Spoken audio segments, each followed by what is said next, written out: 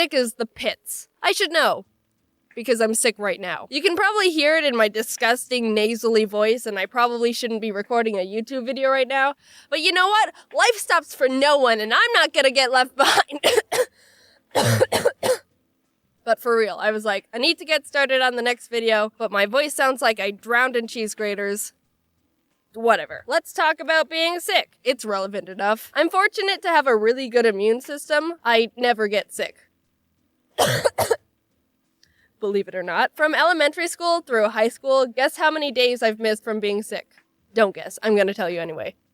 It's 2. And they were back to back, so I was just really dying that one time. I mean, sure, I've gotten sick here and there, and my mom was just like, oh, you're fine, pack your bag, you're going to school. Missing arm? Pfft. If the lizards can regrow their limbs, so can you. So that number doesn't tell everything, but I think 2 is a pretty good score to have over 12 years. I'm not like a crazy germaphobe, though. I don't go out of my way to avoid being exposed to sickness or actively try to kill any bacteria that may give me some sniffles. Sometimes I forget to wash my hands. I heard that kids who are more exposed to germs and stuff when they were young were able to more efficiently build immunities to them. So maybe as a kid I just ate a lot of dirt, but even though being sick makes you want to just give up on everything because your eyes are red and your head hurts and you're tired all the time but can't sleep because your nose is plugged and you can't breathe and everything is agony and life is pain and nothing is worth it in the end, there's some pros that can come from it, like you don't have to share anything. Because no one wants to share anything with your disgusting diseased self. Do you have a pencil I can borrow? I've got a cold. Never mind. Can I have some of your food?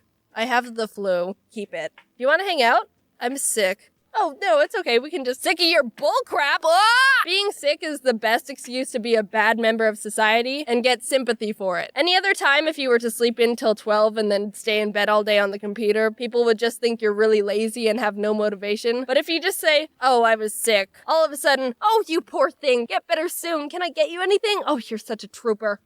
It's great. Also, you have the power to claim anything you touch.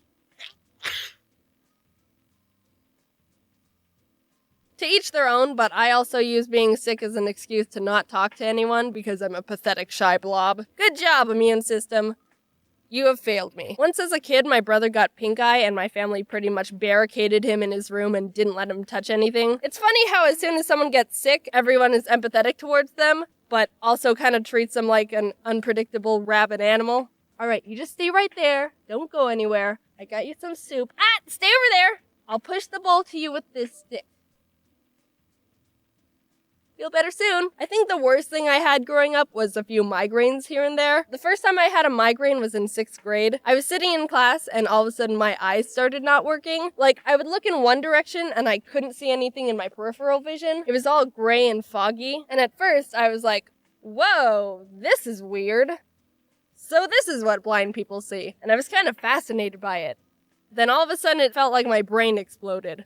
I got to go home early. But I don't count that as a sick day because I was at school for the majority of it. If you've never had a migraine, take a moment to just appreciate that. Because they're one of the worst things ever. I mean, there's worse, but they were up there. I haven't even had any really bad injuries either. The only serious injury I've had was when I was 9. I'm saying serious because I had to go to the ER, but it's really not that bad. For my birthday one year, my parents got me Heelys. Do you remember those? The shoes with the wheel in them? I didn't specifically ask for them, but after a few months, I decided to start trying them out. I'd roll around in the house up and down the halls, and it was pretty fun. Then one time, I decided to take them out on the streets. Our neighborhood was on a slant, so there was a bit of a steep angle to the cul-de-sac, and I was like, this is a good idea. Foreshadowing, it very wasn't. I started going down the road and picking up speed, and like 2/3 of the way down, the tiniest little pebble was like, hey there, friend, and clogged the wheel and threw me forward. I hit my head on the road and opened a huge gash in my chin. My mom was outside talking to our neighbor, so she saw the whole thing and was like,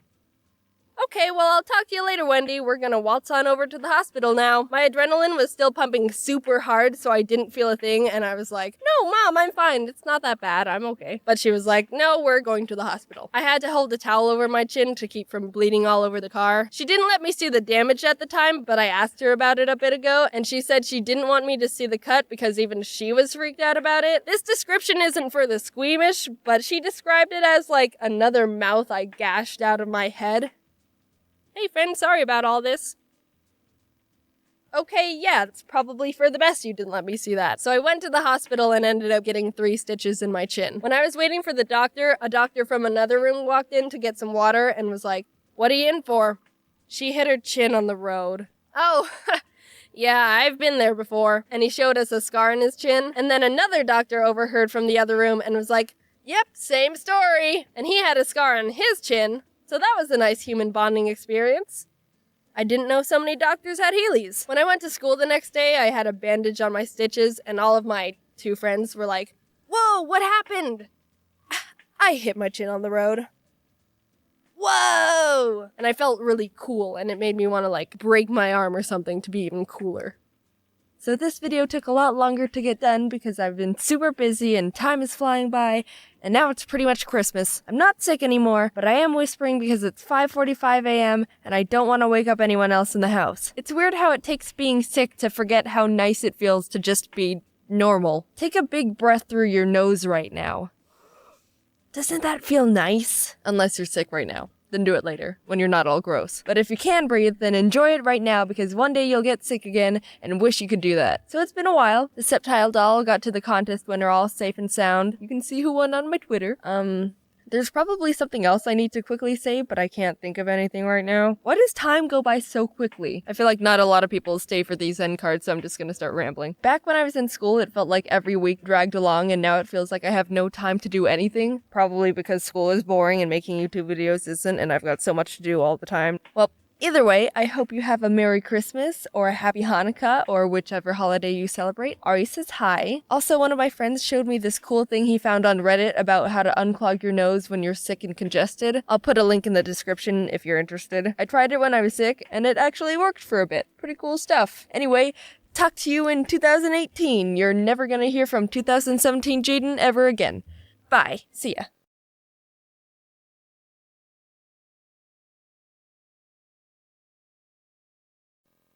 Do you ever think to yourself, man, why is it so hard for me to just do the things I need to do and focus and remember things and manage my time and be organized and remember things and not get sidetracked?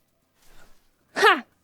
Yeah, me neither. When I was a kid, I was pretty much the picture-perfect depiction of a good student. I was well-organized, always turned in my work on time, got good grades. I even did my homework on Fridays instead of procrastinating until Sunday night. Sure, I didn't like studying and found it hard to focus during it, but who didn't? Saying all those qualities put together, that doesn't sound like the brain of someone with any kind of attention deficit hyperactivity disorder, does it? I was well-behaved, didn't feel like I struggled much in school, and didn't cause any trouble.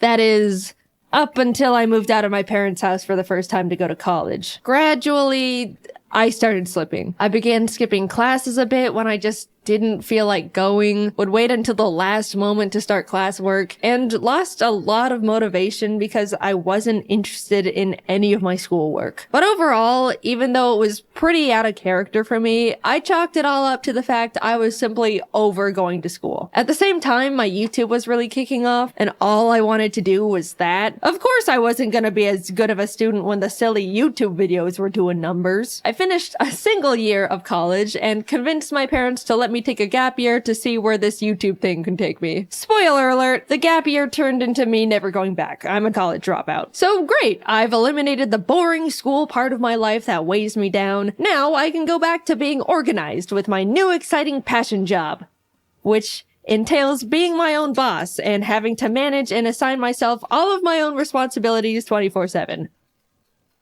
Why are the voices not getting quieter? It's almost like everything was going backwards. I was having a much harder time staying organized and focused. If I didn't want to do a certain type of work, I would have to shackle myself down in basically an isolation chamber to be able to get it done. If I found a new interest, it was all I could think about. And why is it so easy to suddenly be on your roof watching a YouTube video on how to know when you need new shingles? I really didn't get it. Child me had it held together more than current me. What went wrong? I could look back and recognize how everything used to be so perfect and easy. Look at tiny Jaiden and all her ducks in that row. I used to color code every single binder I owned, and now I don't even know where I placed the $20 I literally just had in my hand 3 minutes ago. I haven't even left the room. Genuinely, where could it can go. Despite feeling like I was downward spiraling for multiple years, I never suspected it could be something related to a genetic neurodevelopmental disorder. I just thought I wasn't trying hard enough and being lazy, or applying myself like I used to. Oh, the woes of turning into an adult, I suppose. Maybe the best years of your life truly are in high school. How upsetting. I didn't even enjoy those either. But then one day I got a text from my brother. I got diagnosed with ADHD. It was a pretty big surprise for me because growing up, he never really seemed to show any of the typical symptoms you associate with ADHD. You know, people would always describe ADHD to me as super hyper kids who would run around the room and scream and generally be a lot. That wasn't my brother. He was quiet and well behaved like I was. But when he started explaining his symptoms, the gears started turning. Yeah, I've always struggled a lot with focusing in school and having things hold my attention when it's boring. But like, I could hyperfixate on things I'm interested in and get really passionate about that stuff. Hearing him talk about his personal symptoms of ADHD made a lot of sense, and I felt very freshly educated on the topic. And you'd think that I would immediately start looking into getting a diagnosis for myself, because if you were paying attention, my brother's experiences all sounded very similar to the same struggles I've been having in my own life, but related to work instead of school, because I dropped out. But nope, I was just like, good for you, bro. Happy for you. Or, I'm sorry, I don't know. Anyway, back to struggling to simply open up my drawing program as if 2 blocks of iron were welded to my wrists. Imbalance of brain chemicals? Nah, this just happens from time to time. It's normal. Just the laziness kicking in. I hate Mondays, am I right? Even though I didn't instantly think there was a possibility of me also having ADHD, the mental seed was planted. It's genetic, so I knew subconsciously it ran in the bloodline. It took a few years after my brother was diagnosed for me to really sit down with myself and consider that I, too, could have ADHD. Shocking revelation, I know. Foreshadowing, where did you come from? Things in the focus and productivity department were just getting worse and worse. I had the attention span of a cartoon dog, would completely forget things as soon as they entered my head, would hyperfixate on random stuff like an addict, and there was constant civil war happening inside my head to get one thing done, even though I knew it would only take like 15 minutes. You don't understand. It feels like physical torture to make myself sit down and lip sync a simple scene, like most of the time. You know, the thing I've been doing for 10 years at this point and am definitely used to doing. And yeah, once I've gotten going, then I'm honed in and you have to pry me away from it with a crowbar. I'm aware of that part. But nah, I'm still gonna scrap with myself to plant my ass in that chair because I don't even know why at this point. The biggest thing holding me back from feeling like I had ADHD has always been the simple memory of being in school and having my shit together. I know what it feels like to be on top of things and to be organized. I had it all in the palm of my little child hand. I just needed to summon it again with a bit more effort. But a light switched off in my brain and suddenly I'm just not capable of the things I used to be. And it feels pathetic. Simple tasks are such a mental burden, it feels like I'm out of control but can't do anything about it. So finally, I figured I would try and get myself diagnosed. What did I have to lose? If anything, they just tell me, no, you don't have ADHD, try a little harder and stop complaining. And yes, of course it took me like 8 months after deciding to get diagnosed to schedule the actual appointment. What did you expect? That's like the first checkmark box on the ADHD list. I started seeing a psychologist and he would ask the typical,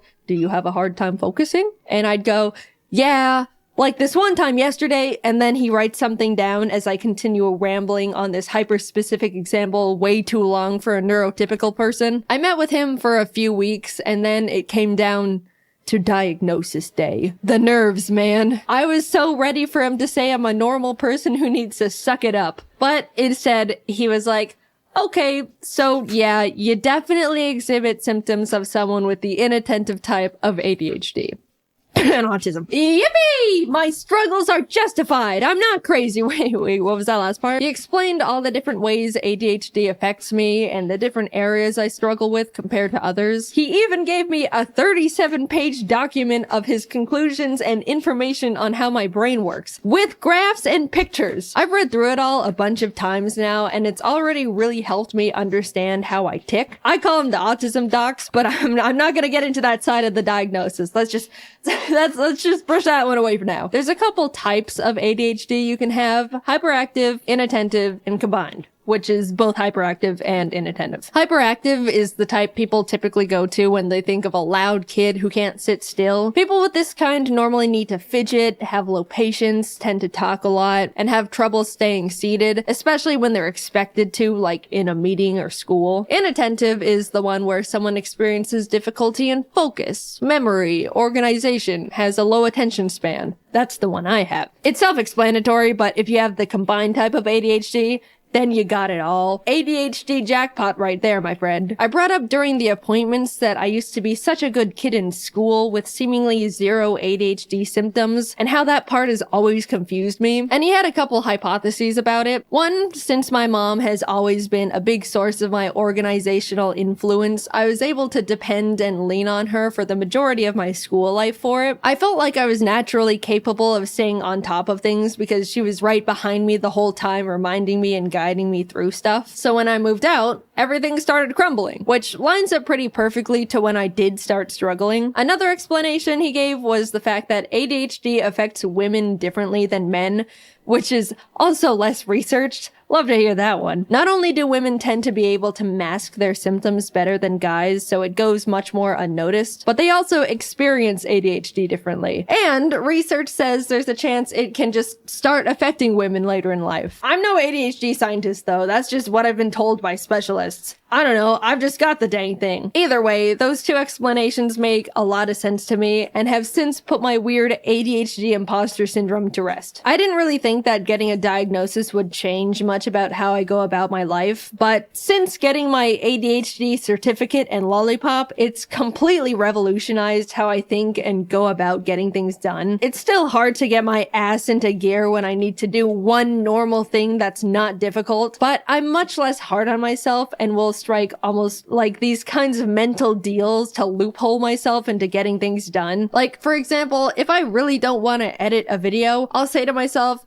okay, I know it's gonna be super hard for me to immediately start that task, so I'll get myself into the mindset of getting things done by doing a simple other task I don't find difficult, like cleaning my room. That way, I'll feel productive and can transition that into tackling the original task much easier. It doesn't always work, but it's the mindset change and overall understanding that sometimes I'm gonna have to go about things in different ways that's helped me a lot. Also, after being diagnosed with ADHD, I didn't have much desire to get medicated. I figured just knowing I have it would be enough to get things into gear, and I didn't really need medication that badly. But the content creator in me also thought, well, if I'm gonna write a script about having ADHD, it would be nice to be able to talk about what it's like to be medicated, even just for a day. So I got prescribed good old classic instant release Adderall. Instant release means I don't have to take it every day. I can just take it when I need to get stuff done. It affects me immediately and then wears off after a few hours. There's also extended release, which is the kind you take every day and gives you a constant steady stream of medication. It wasn't until I had the Adderall in my hands when I realized the idea of taking it for the first time made me nervous. Like, what is this thing gonna do to me? I have so many friends with ADHD, honestly a higher ratio than friends without it. That's how it goes in content creation. All these MFs have it. They were all telling me that it's awesome, how you'll take it and immediately feel like a god, and you can do anything and it's incredible. And yeah, that sounds great, but also like, what the hell? What do you mean I take this little pill and suddenly all of my problems seemingly disappear and I gain superpowers? That's scary. That sounds like the thing every adult in a 20-mile radius warned us about when we were kids. Am I gonna feel like a completely different person? I don't know if I'm ready to experience immortality. I put off taking Adderall for so long because I was irrationally scared of the tiny blue pill, but coincidentally, I really needed to get a script done. If I take too long to write a video script, then the team runs out of work to do, and then I have a bunch of people sitting around and waiting for me to give them more work so they can pay their bills and survive and stuff. But for the freaking life of me, I just could not get myself to sit down and write that script. My body and soul found it mentally easier to backflip off a bridge than write words on the computer. After literally 2 months of my brain going, ooh, you better write that script. I won't let you enjoy a single moment of your life if you aren't writing that script. I don't wanna. Get up, go to the bridge. After that constant loop, I finally swallowed my fears and took my first Adderall. I had talked to James a lot about what Adderall is like since he's been on it for a few years now. And after I took one, I was messaging him like, I did it. I ate an Adderall. How long does it normally take to start? How do I know? What do I do? And he was helping me a lot and giving me tips. Then, like 20 minutes later, I felt it. All the non-stop thoughts going on in my brain went silent. I could think clearly and in like a line. My mind wasn't racing a mile a minute. I was able to sit behind my laptop and write. It was incredible. I was messaging all my friends about it the entire time. I can write my script and not get distracted. I don't have to take a mental break every 10 minutes. I can remember things. Kelsey sent me a message and I thought, I'll check that in a bit. And I remembered to check in a bit. And respond! When I opened a new tab to look something up, I didn't go down a random unrelated rabbit hole. I picked up my phone to check something and didn't impulsively scroll Twitter for an hour. I can write words so easily. How am I doing this? What do you mean I can feel like this whenever I want if I just eat the tiny blue pill? I refuse to believe regular people can function like this on a day-to-day basis. No way. It wouldn't be fair. You guys don't have loud, non-stop voices in your heads preventing you from doing normal things? Come on, just admit it. You can't pick something up and immediately keep remembering what you were supposed to be doing with it. You always forget and feel crazy. Come on. Come on. I was so suspicious that on Adderall, either nothing would happen and I just wouldn't feel anything, or I would feel like I'm a totally different person experiencing some higher than life manic episode. But no, I just felt like myself, but with my shit together. And that's the part I couldn't believe. After 2 months of war, I finally was able to plant myself down and write my damn script. You wanna know what script I wrote while experiencing Adderall for the first time? This one. I was struggling to write a script about ADHD, and the thing that finally pulled it out of me was Adderall. Come on, you gotta admit that's funny. Yeah, it was great. I didn't think my head was loud before, or I was that impulsive, or had that hard of a time focusing. But now that I've been able to peacefully sit in one spot for hours and not need to take a break, or check social media, or get distracted by some stupid tangent I don't actually care about, yeah, this changes things. I still can't believe what I was able to accomplish. Writing a script in 3 hours. Compared to my typical 12 hours. AKA one mediocre thing with no struggle at all. And you want to know what I did right after I wrote this script?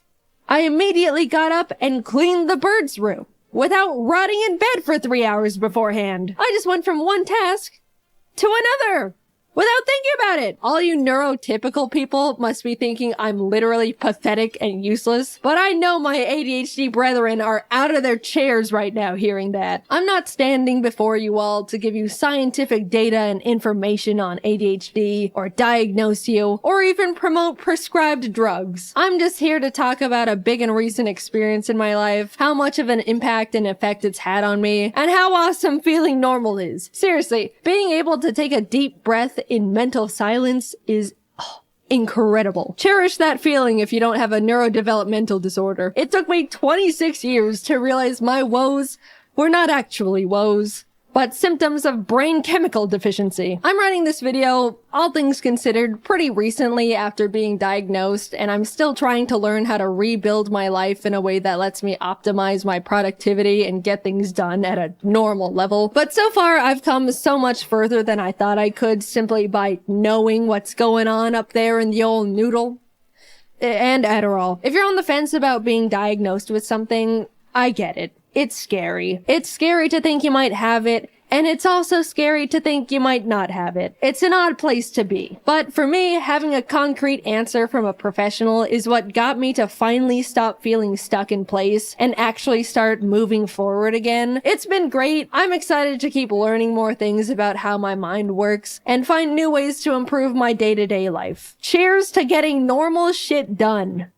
In case you missed it, I have new merch! For a limited time, you can get yourself a new and improved Ari plush and a completely new soft Ari jacket. I love both of these products, and up until June 23rd, they could be all yours! If you miss it, you'll never know how fluffy and pillowy the jacket is. Oh, it's like a cloud. Or how cuddly and friend-shaped the plush is. Plus, it's a great way to support both me and the team while we continue to make animations for you. Check them out at JaidenAnimations.com. Thanks for watching the video, and good luck simply existing to all my ADHD brethren out there. I'm right there with you. I believe one day you'll respond to that message in your inbox. Hang in there. As of now, Jaiden Animations is officially 10 years old. Yes, I know I technically made the channel in February, but shut up, I don't count that. On July 23rd, 2014, I uploaded my first ever animation to YouTube.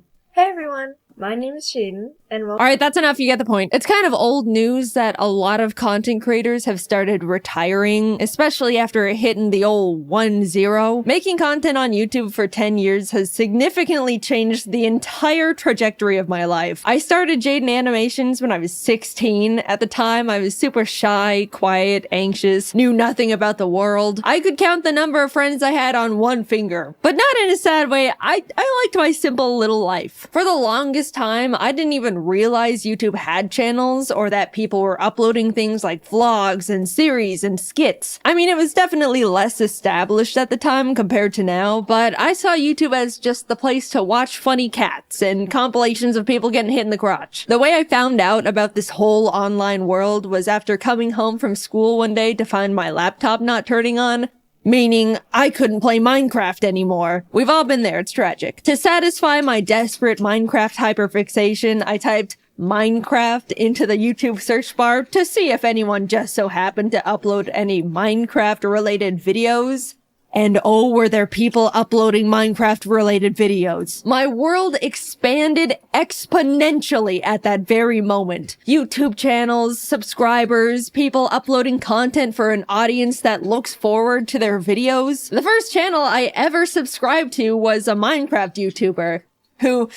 I don't even, I'm blanking on the name, but I was now aware of YouTube as an actual community beyond funny fail compilations. Watching videos became a huge part of my day-to-day life. I put stuff on when I wanted to relax, laugh, needed background noise. If I was having a tough day, I would lock myself in my bathroom, lay on the floor, and watch videos on my phone, and I'd feel better. Even before making content myself, YouTube was an essential part of my life. I branched out from Minecraft to general gaming videos, even the occasional vlog series, until I stumbled upon a very special video in my suggested feed. An animated story time from a YouTuber called Domix. It was his emails video, I remember it so clearly. After watching it, I immediately binged his whole channel. I loved his animated stories, they made me laugh so much. For the first time ever, I thought to myself, I want to do stuff like that.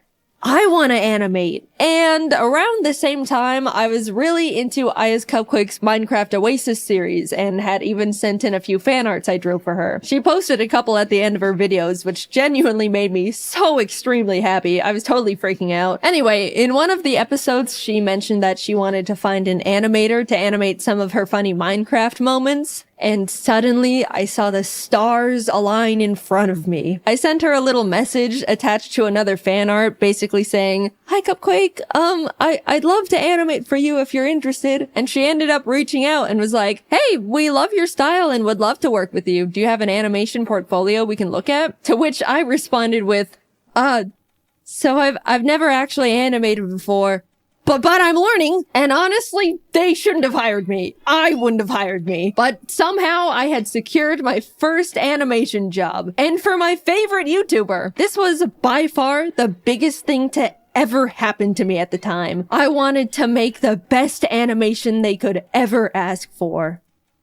Now, I just had to learn how to animate. No joke, I literally typed how to animate and Adobe Flash tutorial into the YouTube search bar. That's how I learned. No class or school or nothing. I vividly remember opening Adobe Flash for the first time and wishing I could just skip forward in time to when I already knew how to even use the program because I was so confused. Humble beginnings, what can I say? And honestly, that's all it takes. People ask me all the time how I learned to animate, how I do this and that, what program to use. But you already have the biggest source of free online information at your fingertips. Just type whatever you want to learn into the search bar and people will literally teach it to you, no strings attached. While working on the animation for Cupquake and her husband Red, I talked to them about how I also wanted to make YouTube videos, that I wanted to animate little stories but was too nervous. They were both really supportive and encouraging, saying they'll put a link to my channel in the description of the animation to help me and stuff. I'll be completely honest, if Cupquake and Red didn't hire me and offer to help give me that initial push to start a YouTube channel, I wouldn't have made Jaiden Animations. Like I mentioned, I was quiet and soft-spoken. I didn't even get picked on because nobody knew anything about me to bully me with. They had nothing. In what world would a tiny little 16-year-old dust mite of a girl feel confident enough to start an animation YouTube channel where she talks about her life? Especially for what would be a single-digit amount of people for who knows how long. I'll tell ya, she does it in a world where she feels encouraged and inspired by the people she looked up to. There's so many timelines where none of this ever happened. So much had to come together just for me to start. And against all odds, it did. I finished the animation, they posted it, and I spent pretty much the entire month reading every single comment. Everyone loved it. It was doing really well. I remember messaging Cupquake a giant soppy thank you paragraph when the video hit 1 million views. By the way, the entire animation was made on only 3 layers because any more would make my brain confused. I genuinely cannot believe they hired me. At the same time, I posted my very first video as Jaiden Animations, introducing myself and announcing that I'm gonna try out making animation videos. It's funny looking back at because if you don't know all the context, you'll watch my first video and be like, who is this dumbass talking to? She just started the channel. There's no audience yet. The shout out Cupquake gave me in the description gave me the boost I needed to shake the second thoughts. I gained 2,000 or 3,000 subscribers right out the gate, and ever since then, I wanted to keep making more content, and I was really excited about it. I made more animations for Cupquake for a couple years alongside posting my own stupid little videos until eventually parting ways with them to focus entirely on Jaiden Animations. Working with them was amazing, and those animations did overwhelmingly well at the time. Like, I look back and am still shocked. I apparently peaked with that damn 2014 FNAF animation.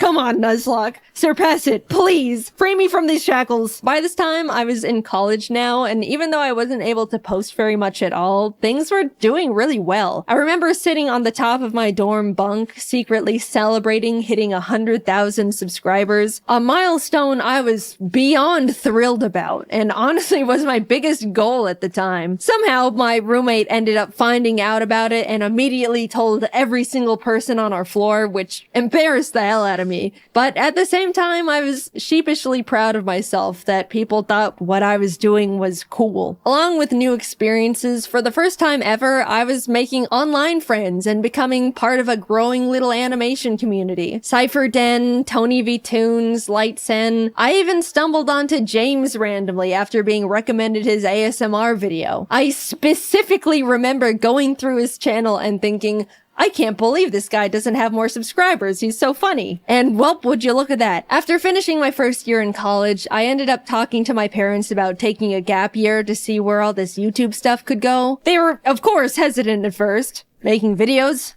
on YouTube for money?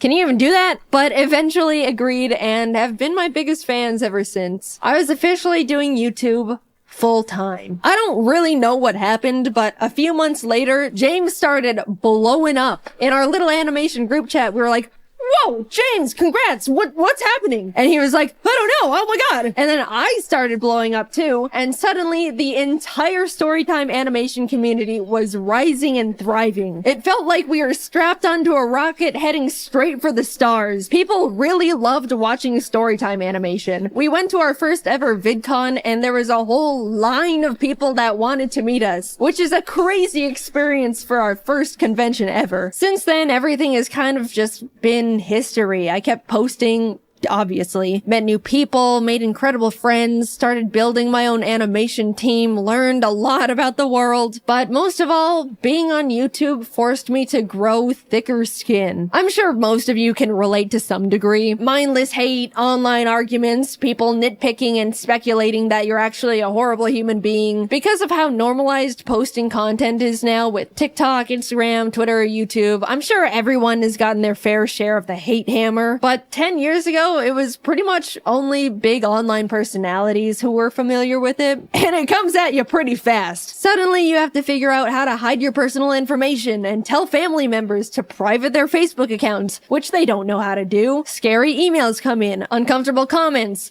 lots of uncomfortable comments. I got doxxed one time because someone speculated I was a narcissistic liar because I claimed to be shy and introverted, but would get loud sometimes when reading scripts. Also, fun fact, I never planned on being public with my full name, but the reason it got leaked is because my old high school published an online article about my channel and dropped the full government without my permission. I'm still pissed about that one. And I know, this is genuinely what you just have to expect when you make content online. It's awful, but it's the truth. I didn't want to quit, so I adapted to the horrible things, awful videos made about me for attention. There's nothing a passerby hate comment can say that could surprise me anymore. If anything, they're all the same and it's just annoying at this point. Not saying I'm happy that I went through all of it and it should have happened. People can be genuinely awful. But I'd like to say I've come out of it all a version of myself that wouldn't have existed otherwise. Not because of all the shitty things, but in spite of them. I've learned how to stand up for myself, grew my confidence, learned how to separate myself from my work and not take comments personally. All things you learn out in the world over time as you grow up.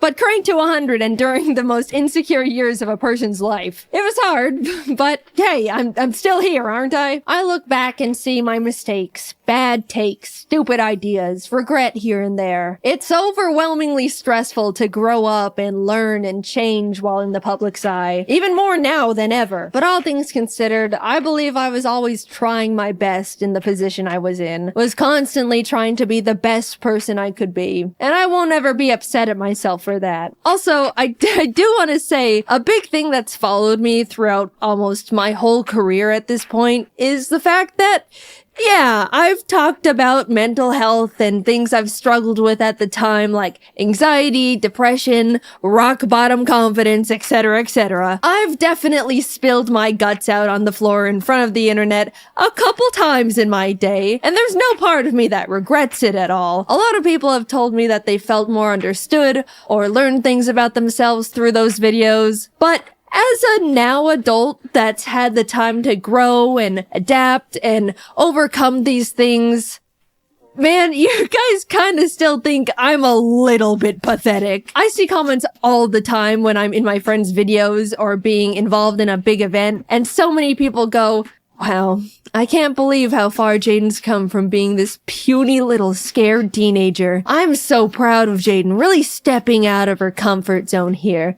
She is just so brave for showing her face after dealing with such low confidence. That one's always funny because it can definitely come off like I should still be self-conscious, which I'm not, by the way. I get what those comments are saying, I really do. But guys, not everything I do has to be brave. I'm just doing fun things with friends on camera. We don't need the 24/7 Jaiden cheer squad busting out the trophies and medallions every single time. And we also don't need the Jaiden defense squad scrapping with anyone that says anything non-positive about me. It's the internet. People have the right to not like me for whatever reason. I promise, it's okay. I'm an adult. I'm doing fine. I appreciate the concern. At this point, it just comes across like I'm very pathetic pathetic and puny and can't do anything. Now, somehow, a decade has passed. I'm not the tiny, small 16-year-old who's afraid of everything and can't talk out loud for more than 15 minutes without straining her throat. That's true, by the way. I spent 15 minutes recording audio for my first video and my throat was dead afterwards. It was pathetic. Now I can record for an hour,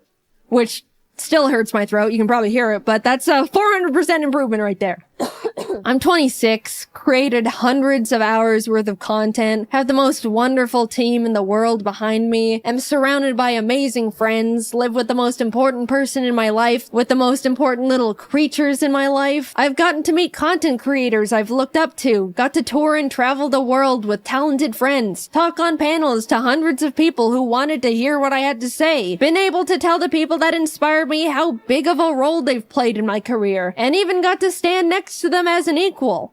I'm happy. Sure, it's always been and still is difficult dealing with the stress of being in a big spotlight. I went through some bad stuff, navigated rocky mental health, trusted people that hurt me, had to pretend not to be affected by things that were genuinely hurtful just to not empower people that wanted to see me break, all while in the eye of the public where one wrong step could crumble everything I've ever created. But I'm really happy with the place I'm at, the person I've become, and the environment I've built around me. So, what's that leave me with now? A full decade, man.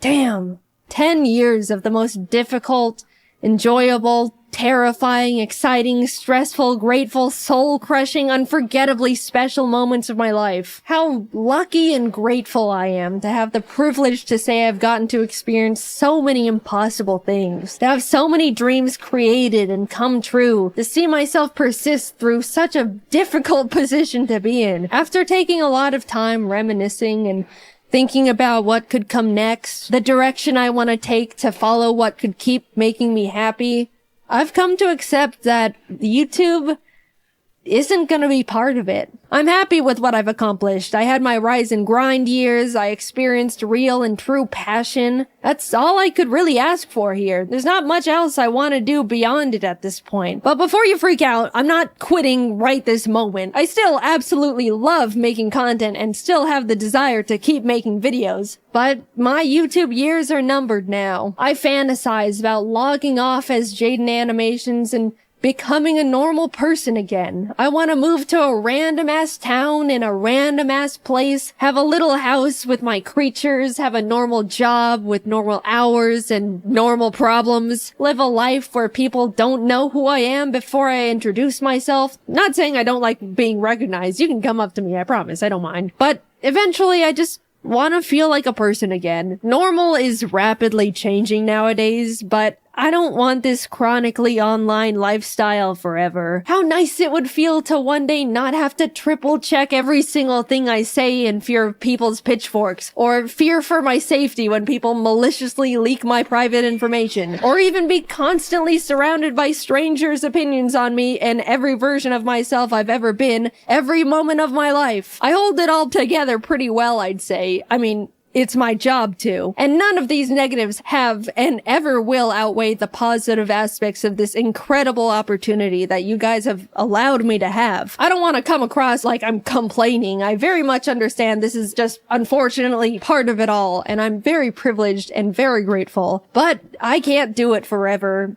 And I don't want to. I want to feel like I have the time and mental energy to pursue new hobbies, experiment with other things that can make me happy. Making content for YouTube never leaves my head. It's the case for every single content creator on the platform. There's no clocking out, there's no weekends, there's no breaks. You can't just leave an office and not think about it. You're constantly brainstorming ideas, managing everything, schedules, employees. Sure, you can work and live anywhere you want, go on vacation at any point, build your own schedule, but it's always there. Like a black hole in your mind, it's just so exhausting. I haven't felt like I can sit back and enjoy something in 10 years because I simply do not have the time if it isn't for a video. Yeah, that's just how self-employment works, but don't forget about all the other fun stuff I've already mentioned on top of it all. I don't know what I want to do career-wise after retiring from YouTube, but I romanticize the idea of just getting to rediscover myself. Maybe I want to learn how to make custom plushes and open my own little shop, take art commissions, be a teacher, maybe an art director. It's gotten to the point where I think about that little life every day, and I'm actively aiming and walking towards it with every decision I make. Oh, let me tell you, I genuinely cannot wait to live it one day. But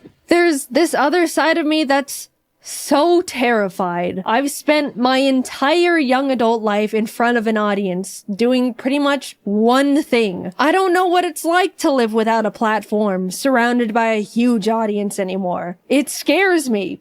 Like a lot.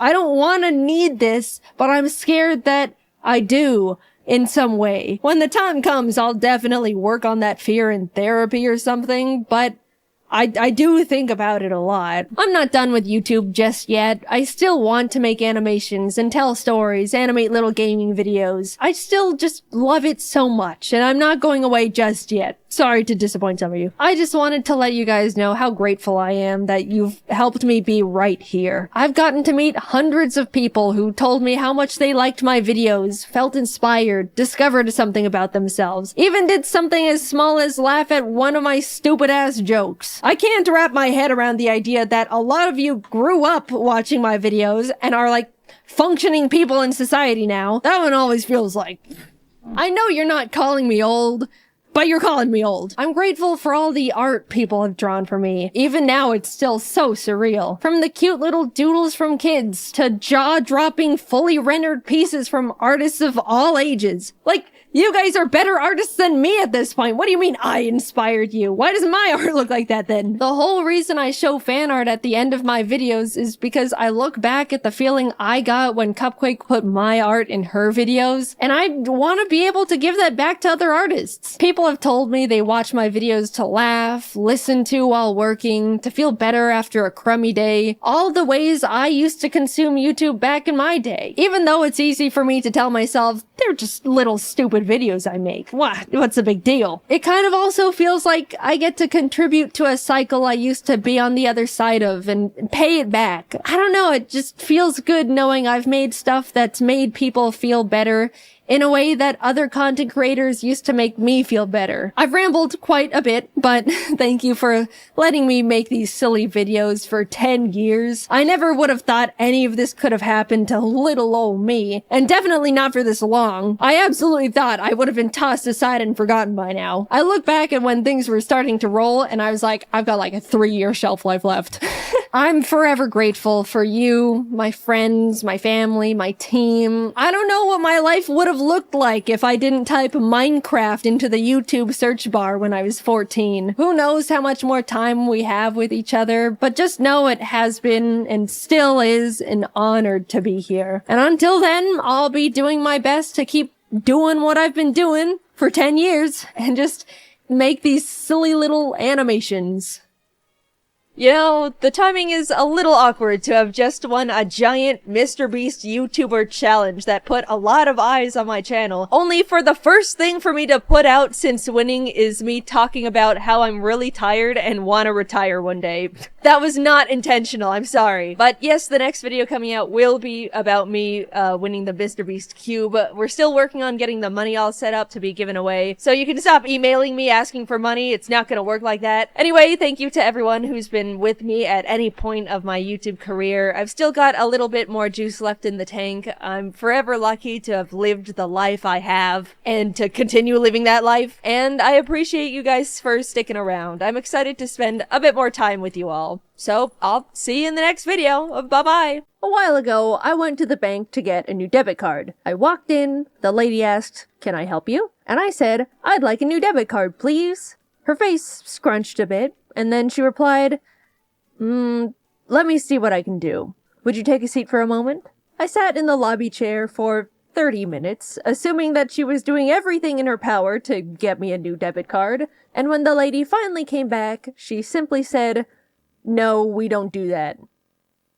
But you're the bank. For the longest time, I've been tossing around this little thought. I don't know if it's just me, but it kind of feels like the world around us doesn't quite work anymore. At least compared to, say, a decade ago, it seems like everything has gotten less efficient, and dare I say, stupid. Anytime I go out to get something done, I come back 3 hours later with nothing accomplished and a fresh desire to punch a wall. I've tried to gaslight myself out of it. Maybe I'm overreacting here. Humans have always been flawed creatures, so of course it's doomed to bleed into the construction of our society. But I just keep thinking back to those 30 useless minutes in that bank chair.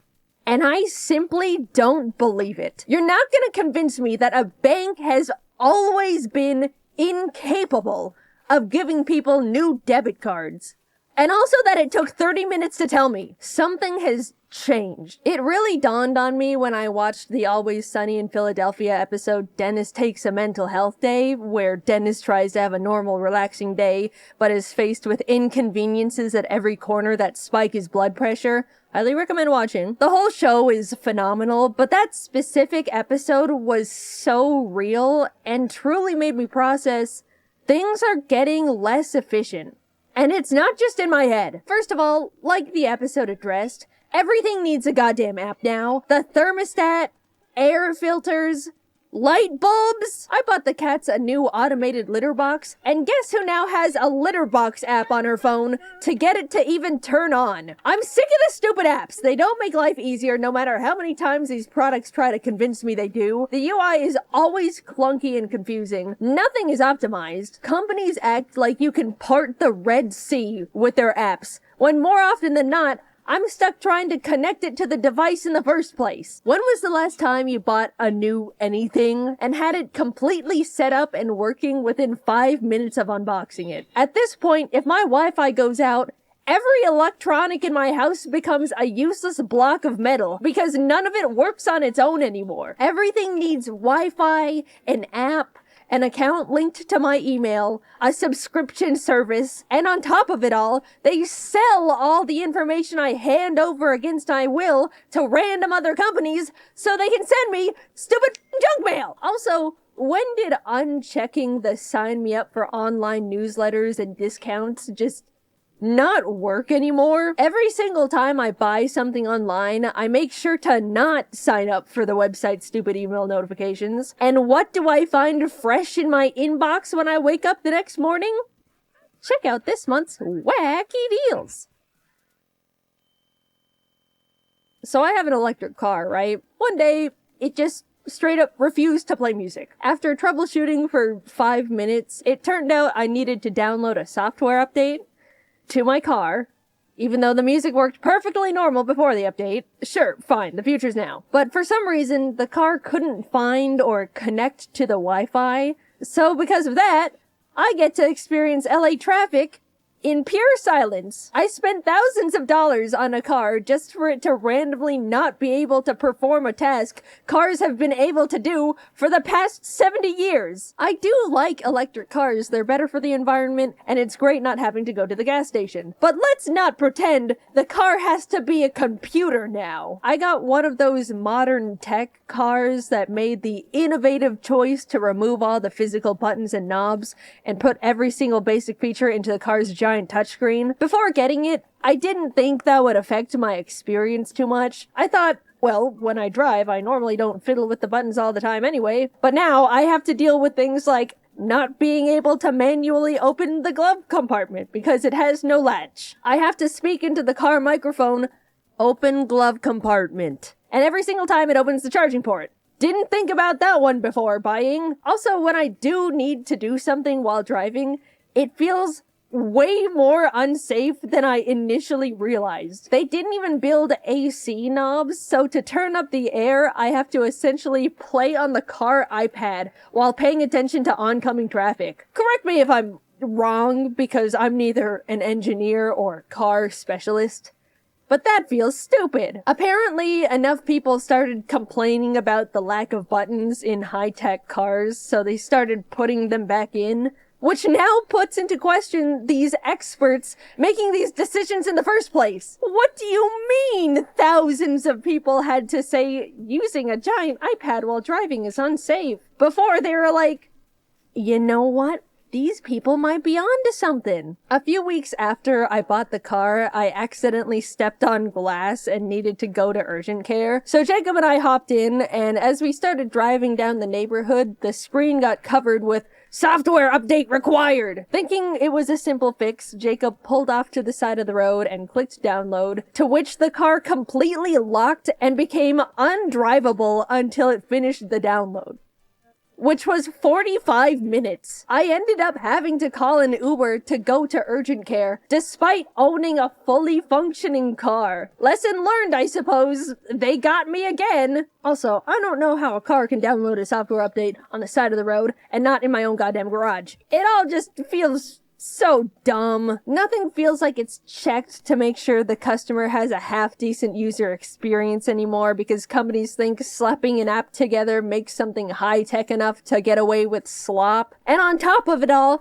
everything is a subscription service. Why can't I simply buy my stupid computer car and have it come with the tech that's already built into it? Subscribe to be able to connect to the internet. Subscribe to enable auto steering. For a while, companies were thinking about turning the seat warmers into a subscription. The heating coil is already in the car that I bought. Just leave us alone. Imagine pitching to someone 15 years ago, "Oh yeah, the car you bought? Yeah, it's all yours. But you have to pay money every month to use the windshield wipers." It's become so common for us to buy products and not even actually own them, and you need to pay money every month to keep using them.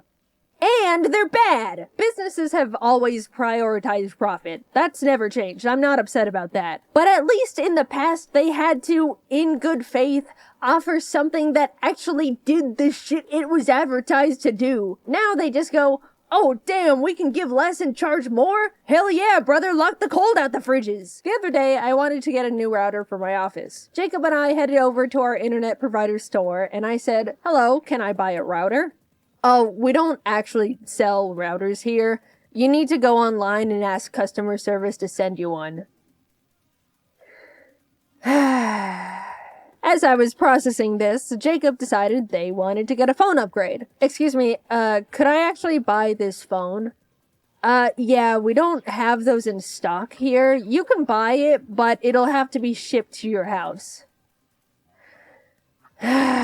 We went to the internet and phone store and left with no internet and no phone. What are the employees being paid to do at that point? What's the point in any of it? I get that a lot of shopping has shifted to online, but I really, really miss simply having the option to go to the store. They're becoming empty husks with a logo on top. Also, excuse me, but I need to ask customer service to buy a router? Just let me exchange my money for the item that you very obviously sell. Anytime I'm told I need to contact customer service, I consider it a lost battle. Nothing exists in this world that is worth descending the trenches that is a customer service phone call. Companies have put it together that if they make everything inconvenient and frustrating, set up enough cryptic hoops to make people jump through, waste as much time as possible, people will just give up.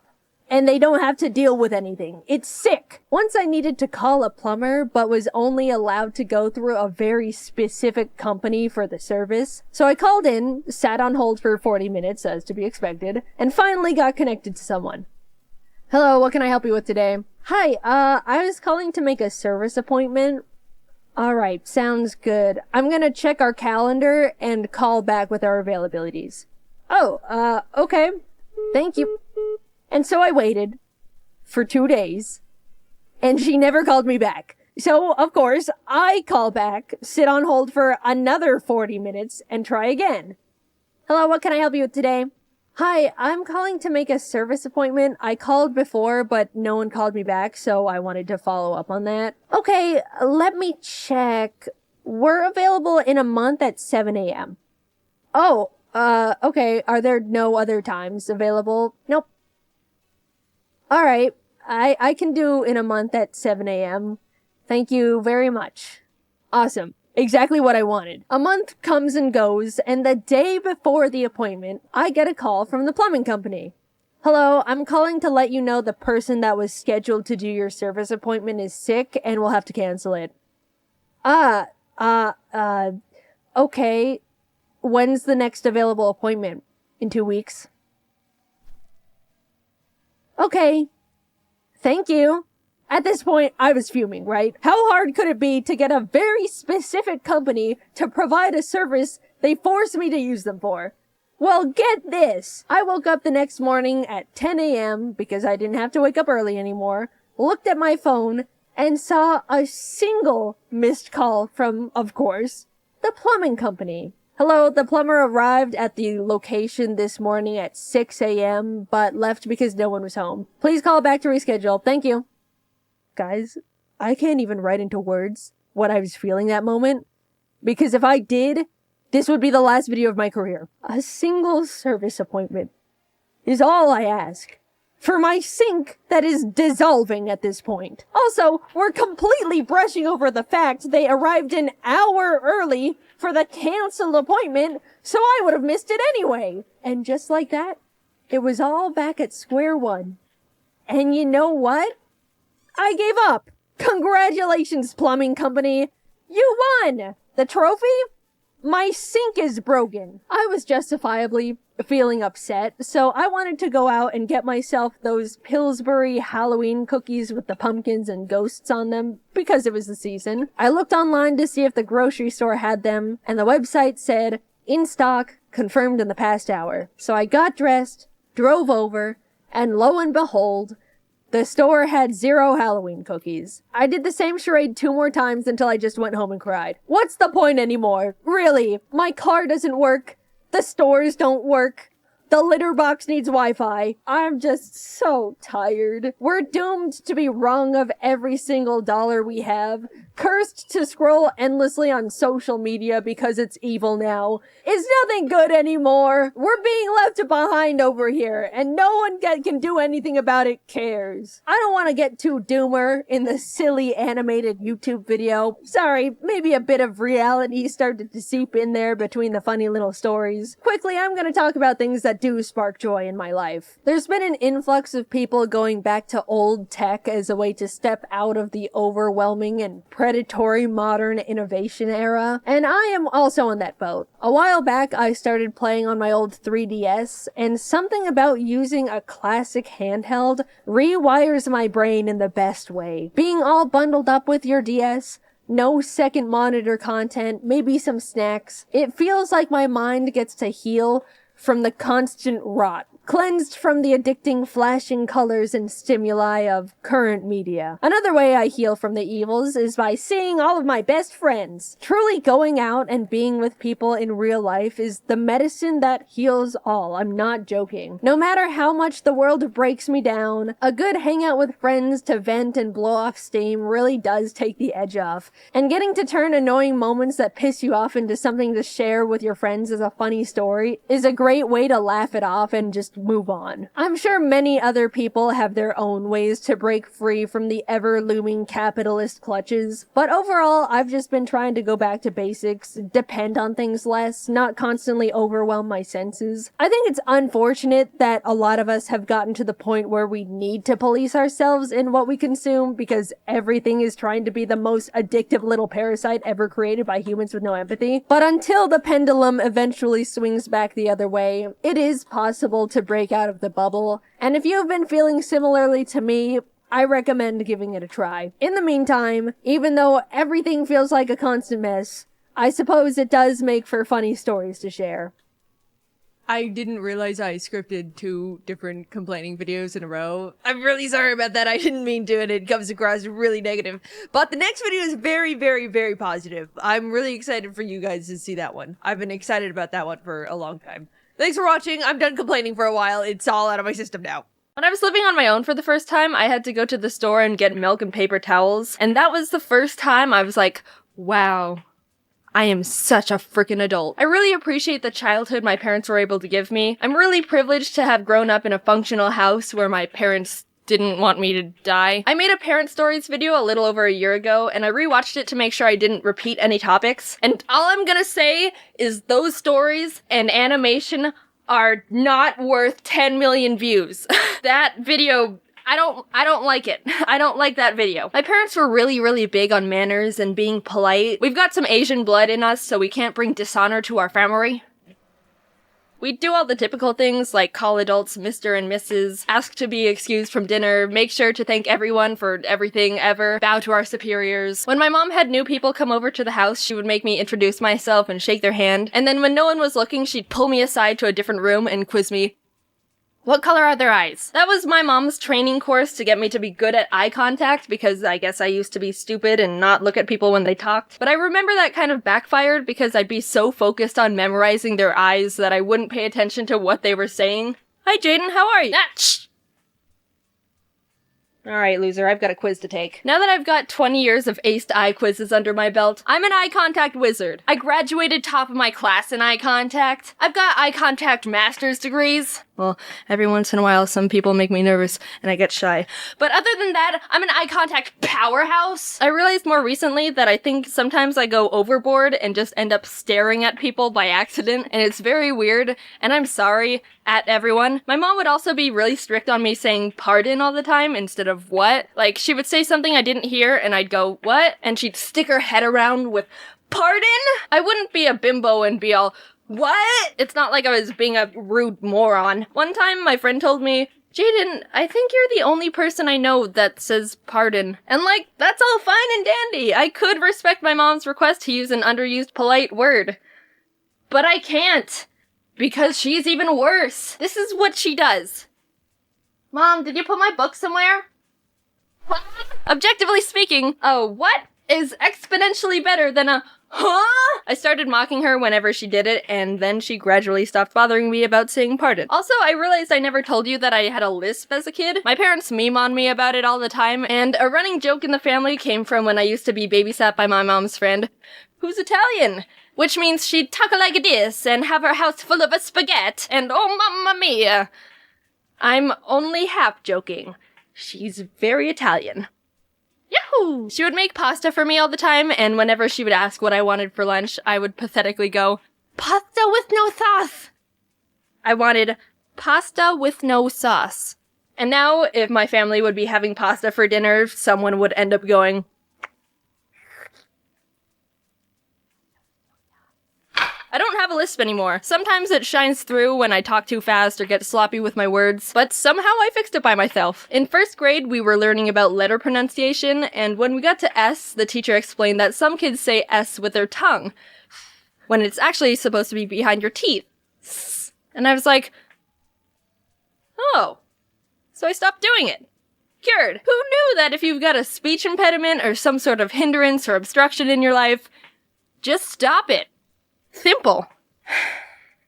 You've got cancer. No, it's okay. Just stop it. When I was learning how to swim, my mom and her friend, who also had a daughter my age, hired a swim instructor for us, and I don't remember a single thing about it except that she made us hang off the edge of the pool and just shimmy across the side. But I was terrified of these filters against the side and always refused to go across them because I was scared of being sucked in or something. I don't know how I passed that class because I refused to do the exercise. But at least I knew her eyes were blue. And then at the end of each lesson, she'd give us a piece of licorice, like we were dogs. I didn't like licorice. Oh yeah, and also this one time I almost drowned and died. So my parents were having a bunch of their friends over who also had kids for a pool party. There were a handful of pool toys like blow-up dolphins and beach balls, but we also had this floating foam mat. I was doofing off doing my own thing, and at one point when I was underwater, the mat drifted over top of me. When I had to go up for air, I hit the bottom of the mat, and I was like, uh-oh. Time for advanced critical problem solving. So if this mat is over top of me, I can't get up to the surface to breathe. So what do? I got it. I'll simply become a child Hercules and lift 3 6-year-olds from underwater into the air with my twig arms. Rather than using one of my 4 brain cells and swimming 2 feet to the side away from the mat, I decided to try and just bench press my way to survival. One of the adults realized I was being an idiot and also dying, and instead of being like, well, survival of the fittest, he dove in and saved me. So I didn't end up drowning of stupidity. Thank you, Mr. Chad. And now I'm here, on my own, moved to California, in my own place, not dead at the bottom of a pool, staring at everyone. Being honest, I love my family so much, and they've done so much for me. It takes a lot of effort to raise a person. Just think about how helpless and stupid babies are when they start out. They can't do anything. You can just put a baby on the ground and do nothing. Just leave it alone, and it'll just... pathetic. I'm so thankful and lucky my family's so supportive about everything I've been able to do, because I know not a lot of parents are like that. They even helped me sell merch at VidCon. They were so happy about it too. They came up to me after every day like, "Oh my gosh, Jaiden, everyone's so wonderful. The people who watch your videos are so sweet. Someone asked me to sign their shirt, so I just wrote Jaiden's mom." I was really nervous to pursue this career path because it can be a bit unpredictable, but the fact that they're so proud and encouraging has helped me do so much more than I ever would have thought I could if I was alone. So thanks, Mom and Dad. Brown, Hazel. So I just got back from VidCon Australia, and I wanted to say that that was amazing. I've never been upside down before. I was on a few panels with some friends like James and Jazza and Maz, and got to meet a bunch of really amazing, nice people. Maz, Jazza, and I were in the opening show, and I ended up having to draw a wombat with my elbows, which was very difficult, especially since I didn't know what a wombat looked like. If you want to see that, you can check it out on Jazza's channel. He posted that whole thing. I got to hold a snake and pet a kangaroo. It was kind of cold and windy and rainy, but I also got to meet an owl and a whole bunch of you.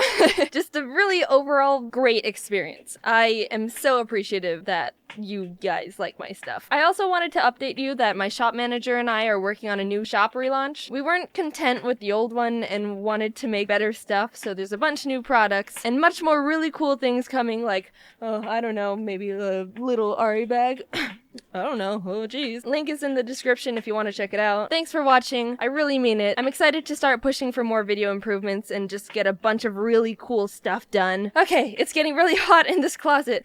See you later. Bye. Thanks for everything. I love you. So, this is a weird video to follow up with after I just talked about how much I don't like reading for like 7 minutes. But I guess it kind of works out because since you've obviously seen that video, right? We don't have to talk about my tragic reading backstory that's left me in soul-crushing shambles. So what book could someone like me who's been forever ruined from the past haunting memories of reading call a favorite? Harry Potter? Lord of the Rings? Grapes of Wrath? Nope. None of these revolting pieces of literature hold a candle to the masterpiece. Leave It to Pet, The Misadventures of a Recycled Super Robot. Is this a joke? I'm not sure yet. I read this book in 6th grade when I was 11, and I'll preface it with, yes, it's a manga. Do I want to get into the debate if manga, comic books, or graphic novels are considered real books? I don't think so. I don't actually remember how I stumbled onto this book. I remember owning it, so it might have been a gift from my parents or a friend, but your guess is as good as mine. We can say it's a gift from the Lord. Leave It to Pet, The Misadventures of a Recycled Super Robot, is about this 9-year-old boy, Noboru, who recycled an orange juice bottle. The recycling plant wanted to say thanks for recycling and sent this little bottle robot called Pet to rescue him whenever he needs help or is in danger. Sounds great, but the catch is, Pet is actually trash. Just kidding. Pet's childish, easily distracted, and overly confident in his abilities, which results in him making situations comedically worse and not being able to fix anything. Also, I don't know if you picked up on this, but this is not a high reading level book. Don't make fun of me for liking it. The book starts off with Pet introducing himself as Noboru and his friends are being picked on by bullies, but when he arrives to save the day, no one understands what Pet is, or is supposed to do, or why he's here. Obviously. What would you do if this thing walks up and starts talking to you? So Pet explains, I'm the orange juice bottle you recycled the other day. And Noboru's like, I don't know what you're talking about. And Pet's like, I can't believe you don't remember. Freak. And the dynamic grows from there. There's not really a specific story. It's more episodic chapters where the characters are in different everyday scenarios that just get a little out of hand. And Pet, of course, is being a little bag of trash, complicating things that should have been an easy fix or weren't even problems to begin with. Chapter 7 is a good one. Noboru's out fishing with his friends and his line is caught on some rocks, so he calls for Pet. Leave it to Pet, what seems to be the problem? And as Noboru's explaining, Pet gets overpowered by the current. Not a problem. It's like it never happened. Pet assesses the situation. I see your hook is stuck at the bottom of the river. Ka-ching, ka-ching. I know exactly what to do. Whoosh. And he cuts the line off. Nomura's like, what the heck, dude? And Pet's like, what, you wanted that old thing? And he's like, yes, of course I wanted it. More characters are introduced later on, but my favorites are P2, where in his debut, when he's describing how he's the new and improved pet model with his 200% faster speed, larger body, but lighter weight. He blows away because he's so light, and Pet's all, dang, that's awesome, and explodes off his arms and legs to try and be lighter too. I wish humans could do that. Also, Bottle Doggy is a great character. You drag his limp body around on a leash. I think the reason I love this book so much is, frankly, a lot of nostalgia. Not sure a 20-something-year-old would pick this up and deeply connect with Bottle Doggy's character arc. But the author, Sonishi Kenji, also created, in my opinion, a really cute little knucklehead I just want to have in my life. And 11-year-old me was obsessed with. Pet became one of my favorite characters for a bit, and I would draw him all the time. In class, we had our desks arranged in groups, and I had a bit of open space on the side because my desk was on the corner. So I drew a little pet and stuck him on the side for the world to see how much of a stan I was. No one cared. Why are you drawing orange juice? I would make my own little original characters of bottle robots that I would want. I believe the original term might be trash Sona, and recycled extra things in hopes I could have my own pet. I was really big on imagination and stuff as a kid, so anything that played around with enhancing reality in fun and creative ways was right up my alley. And it taught me how to recycle, so you're welcome, Greta Thunberg. I don't think I've ever heard anyone talk about this book. Ever. It seems like it slipped under the radar for some reason. And I think it deserves more love because the humor in it was suitable for 11-year-old me, and I bought the book to read through again, and the humor is still suitable for me. So either it's fun for all ages, or I haven't mentally progressed since grade 6. Of course, naturally, there's nothing wrong with having things targeted towards certain age groups, but I think there should just be more things like Pet, The Misadventures of a Recycled Super Robot, bringing families and people of all ages together with his charm, froggy hat, and massive glistening samurai muscles. I'm telling you, there's something in here for everyone. Sure, the story is pretty simple, but the humor, which I always value the most, is great for all ages and doesn't try to dumb anything down to baby younger readers. I think it's easy to think kids are children until they're not, but they're still people and can tell when they're being talked down to. Now go file your taxes, pathetic little boy. Anyway, I just really like the book. It's cute, funny. Pet reminds me of Ari if Ari was a recycled super robot made from an orange juice bottle. You can read the whole thing in like 20 minutes, if not faster. If I were to critique one thing, I wasn't too keen on how they kept introducing new recycled robots, and the crew just started getting a bit too crowded by the end, in my opinion. I liked when it was just a few characters, and would have liked to see them play around with more ideas instead of just bringing in a new character to depend on new ideas for. But Bottle Doggy was a masterpiece. He can stay. There's actually 3 other books that come after it, but I haven't read them because I'm worried that they won't be as good, and I want to remember Pet as the example of perfect literature it is. Are there hundreds of books that I would probably enjoy more than this one if I gave a chance? Yes. But am I still gonna end the video without giving a reasonable explanation for me not trying to find them? Yep. Hey again, it's me. Thanks for watching the video. I wanted to say thank you to everyone who stopped by the charity live stream the other day. I was blown away the entire stream, and you can probably tell by the fact I couldn't get myself to do anything the first 30 minutes because I was so blindsided with support. If you missed it, I was hoping to raise $30,000, and we raised $260,000 in 4 hours. So thank you to everyone who was there, participated, donated, everything. And thanks to Sean for putting it all together. I had fun, and wow, you guys are just amazing. But don't let it go to waste. Make sure you still stay inside, stay quarantined, wash your hands, everything. We're all in it together. Anyway, thanks for watching my video about a recycled orange juice. We all know those people, the few dim bulbs of the group. Now, they don't necessarily have to be called stupid, but their actions just make you go, ugh. Now, I'm fine with people not using the full extent of their brain cells to do things, but when their stupidity starts affecting me, then we're gonna start having some problems. The rule disregarder. Someone who either doesn't listen to rules or flat out ignores them. I had a class with this one person. I'm just gonna keep his identity a secret. I don't know what was wrong with him. He did lots of questionable things that made the class just shake their head. One time he asked the teacher if he could use a pen to fill out a bubble test. And if you don't understand how bubble tests work, normally you get a bubble sheet, fill out a multiple choice test corresponding to the letters on the test, and the teacher gives the filled out forms to this machine and it grades the test a lot faster than the teacher can. But the machine only works when you fill it out with a number 2 pencil. Maybe the guy didn't know how they worked, so I guess it wasn't a bad question. But a few weeks later, when we had another test, it turns out the same guy used, a pen to fill out his test. Really, guy? Really? And as the teacher was yelling at him for being so ignorant, it was noticed that he didn't even put his name on the test either. The advice ignore. When you give advice to someone, they ignore it, and they end up in this huge problematic situation that you predicted perfectly and they could have avoided if they just took your advice from the beginning.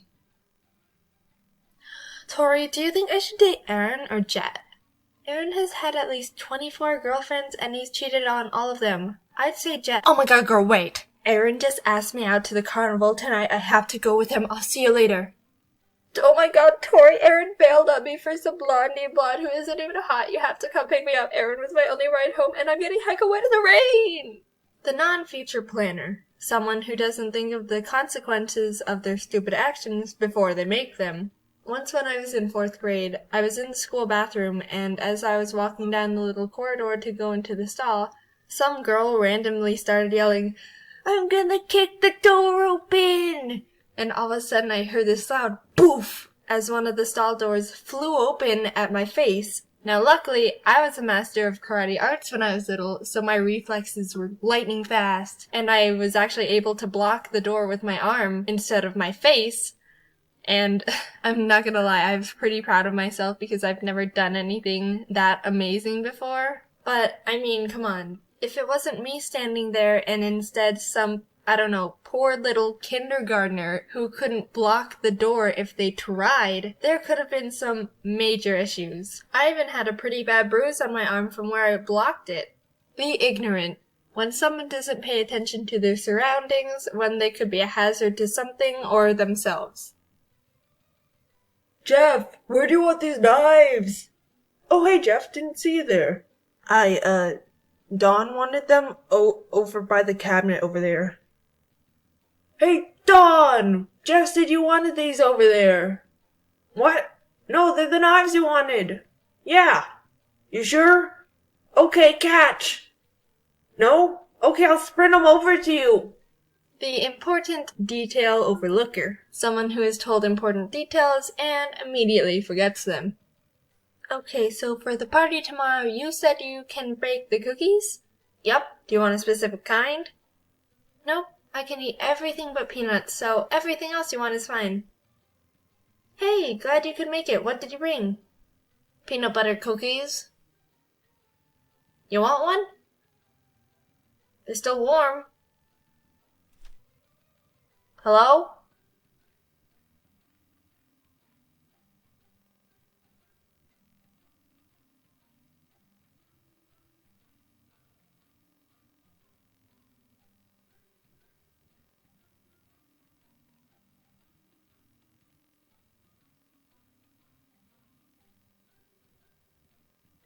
Yo, what's up, homesicles? I'm gonna talk about substitute teachers. I want to say, for the most part, we all like having subs. You walk into the classroom expecting it to be a normal day, and you glance over at the teacher, and boom, it's a sub.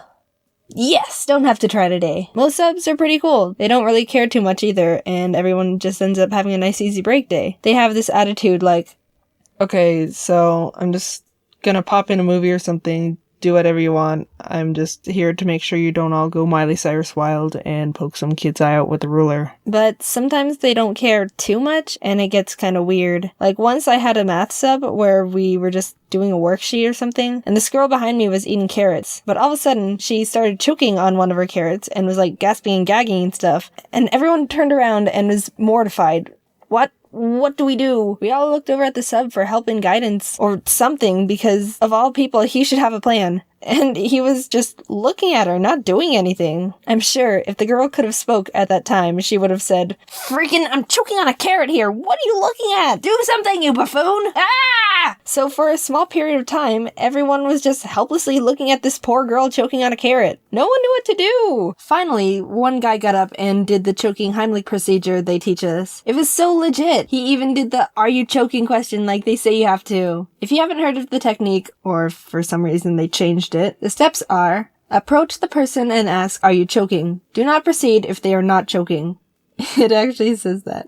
Get behind the person and wrap your arms around their waist. Be ready to support them if they faint. Take your fist and place the thumb side against their belly, just above their belly button. Grab the fist with the other hand and thrust into the belly. And the final step is repeat thrusts until the object pops out or until the person faints.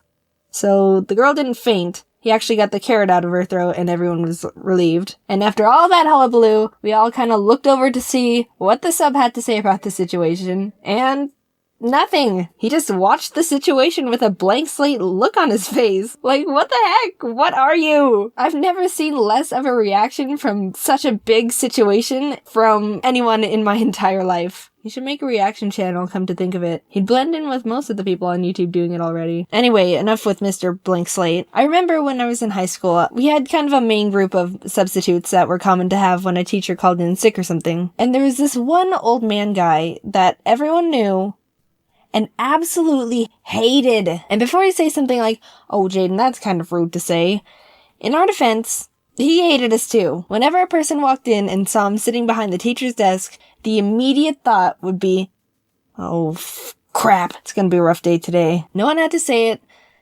but we were all thinking it. "Okay, Jaiden, so what was he like?" "Oh, stand up so you can sit down because I'm getting started." Take the strictest person you know and throw them out the window because this guy is now that person. I think he saw himself as a military instructor leading juvenile delinquents because he wanted every child to be behaving perfectly, to a T, no funny business. And yeah, that's not gonna happen in a high school, so there's problem one. He would start every class with the same lecture.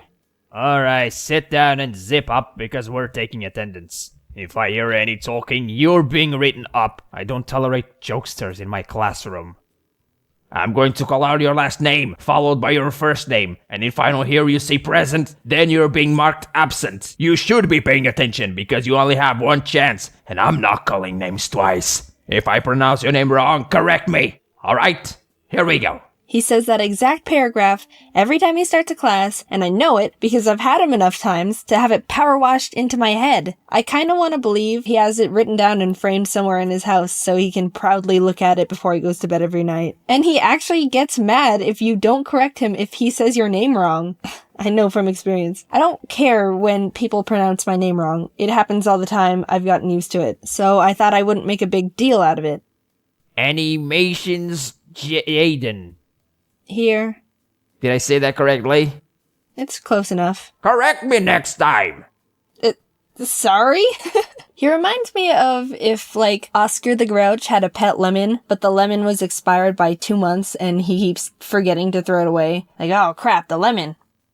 I'll do it tomorrow." And he doesn't do it tomorrow. So I'll call him Mr. Yet to be Thrown Out Lemon, just for simplicity. I truly don't know why Mr. Yet to be Thrown Out Lemon worked as a substitute teacher, because you could just see the child hatred in his eyes. Somehow he made everyone in the class feel uncomfortable just by existing. So let me tell you a story about Mr. Yet to be Thrown Out Lemon. We had him in a biology class once, and we were just gonna work on a paper he had to pass out. Alright, we're gonna be doing a worksheet today. If I hear any talking, you're being written up. This is an individual worksheet, so there's absolutely no reason to talk to anyone at all during this hour. Everyone come up to the front of the room right now and grab a paper. Mrs. Grapes does it so each person at a table has a number, and she calls out a random number, and that person just gets up and gets the paper for the rest of the table, so it's easier to— I will not have slaves in my classroom! What did he just say? This man just compared picking up papers for other classmates to slavery. Slavery! Good God,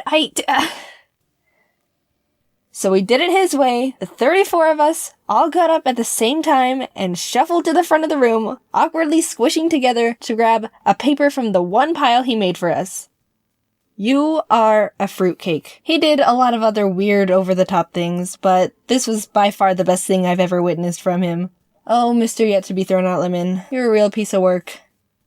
No talking. I'm going to call out your last name, followed by... This is an individual worksheet or reasons. I will not have slaffles in my classroom. I don't know what those are. This is an individual worksheet, so there's a person... I'm gonna... Metal Gear. Jaiden. Is there a Jaiden here? Jaiden. Jaiden. With animations of Jaiden. Is there a... Animations Jaiden. Jaiden. What the fuck? Jaiden, what is this? 2 Pokemon videos in a row? Yeah, and you clicked on it, so I've already won. Back in April, I went back to Japan and had the pleasure of being invited to the Pokemon Cafe alongside Jacob, Braden, Captain Kidd, and his girlfriend too. Courtesy of Pikachu himself. And the Pokemon Company. Legally, I have to disclose that, but it was mainly Pikachu. Apparently, we were the first creators who have ever been personally invited to the cafe, which absolutely blew my mind. That's insanely special, and I felt so honored. So naturally, I thought, why not channel a bit of Emily's aura and make a video about the experience? We walked in and were greeted by a wall of the cutest cafe-themed Pokemon merch. Chef Pikachu plushes, plates, cups, decorations. Oh, it was beautiful. We'll come back for you, my beloveds. Let us feast first. The staff brought us to our table, taught us how to order food from the little tablet, and our Pokemon experience began. We decided to start with the drinks first, and there were genuinely so many to choose from. Cute character soda floats, tea sets, flavored milks. How could you even decide? Basically, between the 4 of us, we ordered almost one of everything. I think visually, my favorites were the Paldea soda floats. Sprigatito was melon flavored, Fuecoco was apple, and Quaxley was Ramune soda. I know I'm saying it all American-like, but I'm embarrassed to try it the Japanese way. Ramune. I don't know. Personally, I absolutely love soda floats already, but put a cookie of a little guy on top, and I'll definitely pay for that. Fuecoco is my favorite Pokemon of the 3, so I've convinced myself that it was also my favorite flavor-wise, but all of them were actually really nice. I also tried the Pikachu float as well, which looked the prettiest. I'm not really a big fan of lemon flavor things, so I only took a few sips, but if you like lemon and also Pikachu, I think you would really enjoy it. There are also little choose your Pokemon lattes where you sift through a giant menu of practically any Pokemon you wanted printed onto the foam of a latte. Everyone chose their respective favorites. Of course, I got me a little Aggron. Look at this guy. He was born to be on top of a latte. Delicious. Jacob also got the chocolate Moo Moo milk, and it was super cool because they brought out a little set of like Moo Moo milk, chocolate, and a shaker. So you basically make it yourself. Jacob said it was good, so I'm sure it was. I can't confirm. I didn't try it. Last but not least, we ordered one of the Poltergeist and Sinistea tea sets. I don't really drink tea, but the pot and cups were so cute. We ended up buying them when we left. This is just genius merch on their behalf. Well done to them. I love it. On to the food. As you can see, there were a decent amount of options here too. Unfortunately, as some of you guys know, I don't eat meat. And even more unfortunately, since vegetarian diets aren't very common in Japan, every food item on the menu included some kind of meat. We called over Pikachu and his employees to double check and see if they offered something to fit my diet. And after flipping through their menu, they came to the conclusion there was nothing. And oh my gosh, I genuinely felt so bad because they looked devastated and like personally disappointed in themselves for not having anything. Like I frantically told them it was completely fine and not to worry about it. It's okay. But as they left, they gave us a very deep bow and Oh, I just felt really, really bad. Pikachu, if you're watching, I'm sorry. I'm so sorry. Please don't be upset with yourself. I promise. It's really okay. I'm really sorry. Luckily, I came up with a solution. Their Eevee mixed rice plate included a lot of various vegetable sides, so I ordered that and just avoided the tiny little meat part. Normally, I try not to spend money on any meat, even if I don't plan on eating it. But yeah, if you're vegan or vegetarian and really want to make something work, that's the best option you've got currently. No disrespect to anyone at all. That one's just a difference in culture, and I don't expect to be catered to my specific diet just anywhere, especially Japan. Anyway, I ordered the Eevee rice thing. The full government name is the Last Resort Japanese Mixed Rice Plate with Eevee and Colorful Friends, according to the website. And I just think that's wonderful. Taste-wise, it was decently good, very colorful and pretty to look at. I didn't know most of the things I was eating, but it was tasty. Jacob, Brayden, and 2 got the other items, which also all turned out super cute and fun to look at. There were 3 types of Pikachu curry, all respectively themed around the Kanto starters. All of them were pretty much the same thing besides a few ingredient changes and different Pokemon cracker on top, of course. The Snorlax lunch plate was a chicken and rice dish. Jacob said it tasted good. Also, for a limited time, they were offering a special Tatsugiri bento box set. I think this one looked the best. Genuinely beautiful plating right there. I loved it, even though I could only pick at it.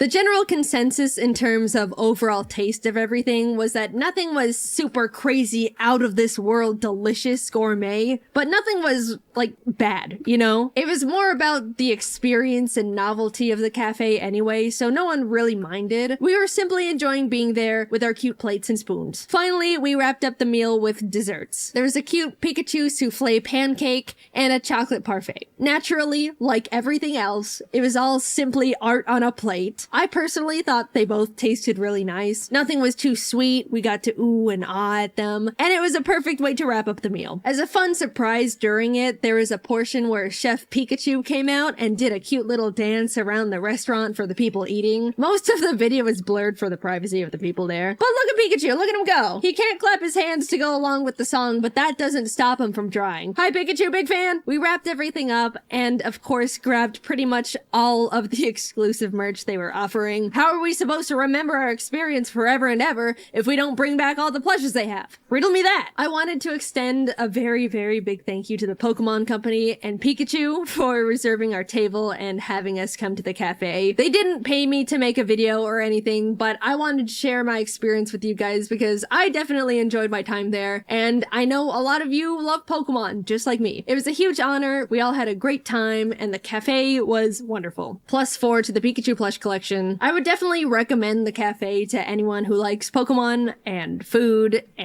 shaped like Pokemon. Due to its popularity, you absolutely have to get a reservation to eat there. You can't just walk in and expect to be seated. And double unfortunately, reservations are also very difficult to get because, again, so many people are reserving tables all the time. So good luck to anyone trying to get in, but I'd say it's very worth it. Alright, that was my thoughts. I had a great time. Thank you, Pikachu and company. My next stream, I think, is to visit the Chikawa Cafe.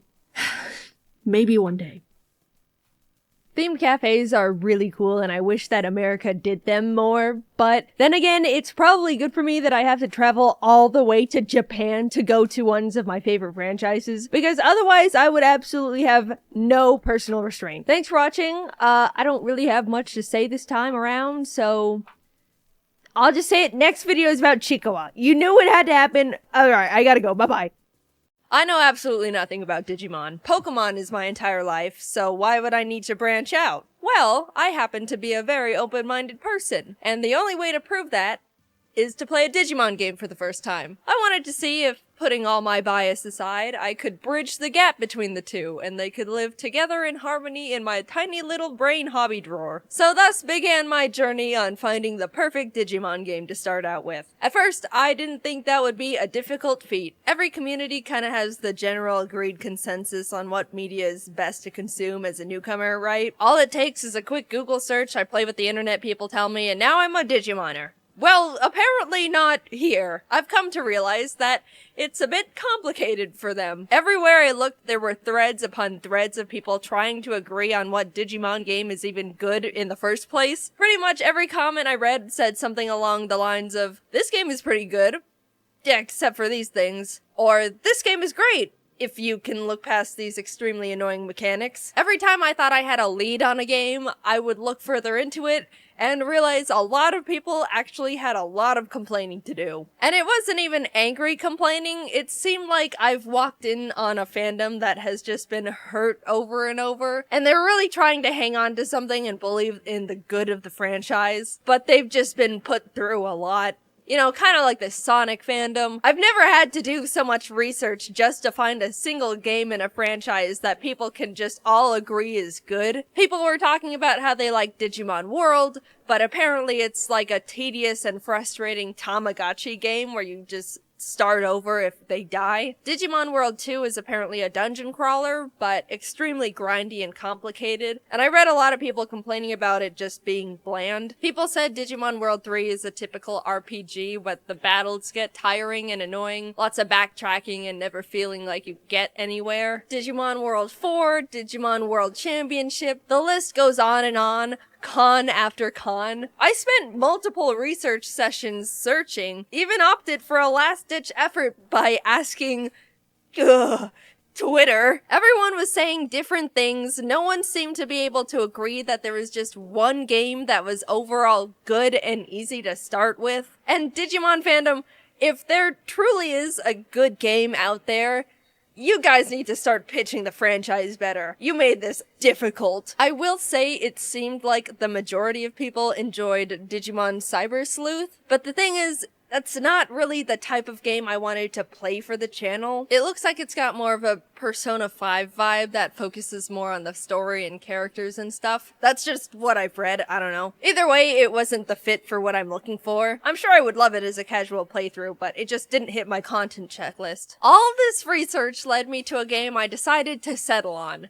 Digimon World Dawn. It didn't seem perfect. I saw complaints with it, but I thought, you know, it seemed like the same amount of complaints other Digimon games were getting, and there were enough people talking positively about it. I figured I could look past the criticisms, maybe even if I was aware of them beforehand, they wouldn't bother me too much. And plus, I thought it looked nice. I like the pixel art, and I'm a sucker for good pixel art. So after all that, all the research, knowing the flaws beforehand, having a positive mental attitude, I settled on a good enough Digimon game, right? Something at least playable, right?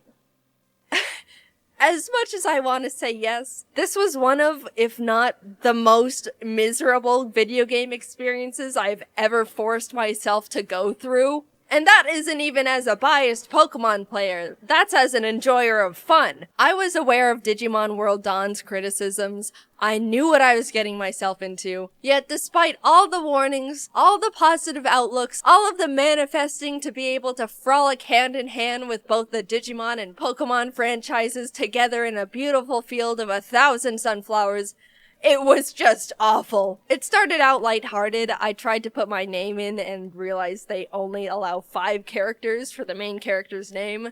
So I'm Jaiden. Before any gameplay, I'm given 4 different packs of 3 Digimon. The Balance Pack, Attack Pack, Speed Pack, and the Japanese Pack. And honestly, I was shocked to see how huge and powerful they all looked. Look at these big men! Pokemon starters don't look like this. This is awesome! I chose the Attack Pack because the big worm guy was my favorite, and then the game forces me to nickname all my Digimon. It's not an option, and if I try to name them their original Digimon names, I can't, because they don't give me enough characters. Again, out of everything I read about this game, this is hilariously not mentioned in anyone's criticism list. I don't know if it's a Digimon thing, or I don't know. So here I, Jaiden, am with my Charmon, Tony Tiger, and Big Worm. I'm not even given a chance to breathe before I'm thrown into this Digimon gang tournament, having to fight for my Digimon and friends' lives and glory, in an environment I'm not even sure how to comprehend. Like, first of all, where are we? This sure doesn't look like the States. Or Japan, I think. Also, what is a Digimon? I win by figuring it out, kind of, not really. Still don't know what's going on. And then win a few more times before the tournament is over, and our team or gang or something, Light Fang, is the winner. Yay, Jaiden! You won the tournament for us! What's going on? Oh my god, what the f is that? In a complete twist in story direction, a genuinely terrifying virus of death spawns and starts turning all the Digimon into Digi-Eggs, including mine. I checked my guys, and Charmon is the same. Tony Tiger is a bit smaller, but Big Worm is a dinosaur now. He's not a big worm anymore. Now his cleverly tailored nickname doesn't make any sense. How was I supposed to know I was getting fully grown Digi-Guys, and they were gonna turn them back to small Digi-Guys again, and Big Worm starts off as a lizard? That's like the opposite of how evolution works. I knew I didn't know anything about Digimon, but after the past 5 minutes, I've realized I am completely out of my element. I go up and fight the horrific demon virus that I'm IRL scared of, and despite still not knowing what the hell I'm doing, I end up winning, even with my little Digibabies. The virus deuces out, and the head of the Lightfang clan, this Glare guy, that's his name is Glare, is like, this is so weird. Go climb a mountain and look around or something, I guess. I'm sent out to look for virus clues at Login Mountain and run into my Lightfang friend, Kenpa, who's like, I don't know what happened. We got here and all the wild Digimon started attacking me and the other members. They left me behind to be mauled with no escape equipment. I'm fine now, but I think I'm just gonna go back to the city. She does that, and I start traversing the mountain. And this is where I experience my first complaint that everyone was talking about in this game. All the dungeons and areas and stuff are mazes. They're all mazes with absolutely bonkers wild Digimon encounter rates. You don't have a mini-map to know where you're going or where you even are any point of the dungeon. And there's no item to avoid the random encounters. Basically, I am realizing this is like playing a Pokemon game, but the whole game is a maze. You never know where you are because maps don't exist. Everything is wild grass, and there's no repels. I think I chose the wrong game. I end up stumbling my way to the top of the mountain. At least I think it's the top. I have no idea where I am and never will. And the other two guys who left a defenseless little girl to be roasted over a Digifire are getting beat up by a Digi-Eagle. I knock the bird in the head hard enough to make him come to his senses, and he apologizes for being mean, which is more than I expected, to be fair. And the guys are saved. By the way, I didn't know that Digimon spoke. I didn't know that they spoke to the people and talked and interacted. It's weird to me. And I never quite got over it. We return to the city and everyone's like, great job, Jaiden. And then suddenly I'm left alone with absolutely no idea what to do or how to continue progressing. I'm trying to figure out if I have to like talk to someone or walk into the right room and someone's like, Jaiden, we're all being traumatically and irreversibly turned into Digi-Eggs over here. Or something, I don't know. And I do want to make sure you guys know that even the main hub is a maze. The amount of time I spent trying to figure out where I even am in the supposed safe space of the city overworld was pure comedy and frustration. Why is everything in this game perfectly designed to try and make me never open my DS ever again? I am just wandering around, walking in what I am 60% sure is a circle, left in the dark on what actions I need to take to keep playing a game I no longer want to play. I look it up and figure out that if I want to progress the story, I need to earn it. I have to walk into this building, talk to the Digi-Clerks, and complete multiple useless side quests that have nothing to do with anything to unlock another chunk of the main game. And let's not forget, all the dungeons are mazes. I said that already, but I want to reiterate. I have to go through mazes, sometimes multiple times, to unlock the important maze, but only for a little bit after I earn just a biscuit, just a crumb of that sweet, sweet story nectar. I'm humbled yet again by being told to go play more errand boy in more pointless mazes as the cycle continues. Surely this game is not serious. Surely this game didn't get an overall average to decent rating on multiple game review sites. Surely the people who said this game was pretty good, all things considered. We're secret enemies hoping to pull innocent victims into their dark, dark digiweb, looking to either break the weak or torture the strong. What is going on? Am I the only one who thinks this game was meant to be given to hostages to torture information out of them? I'm 3 hours in and I'm straight up ready to spill my mother's maiden name. And I still don't even know how to play the thing or what a Digimon is, because no, I do not want to read a Bible's worth of tutorials. I'm gonna do it.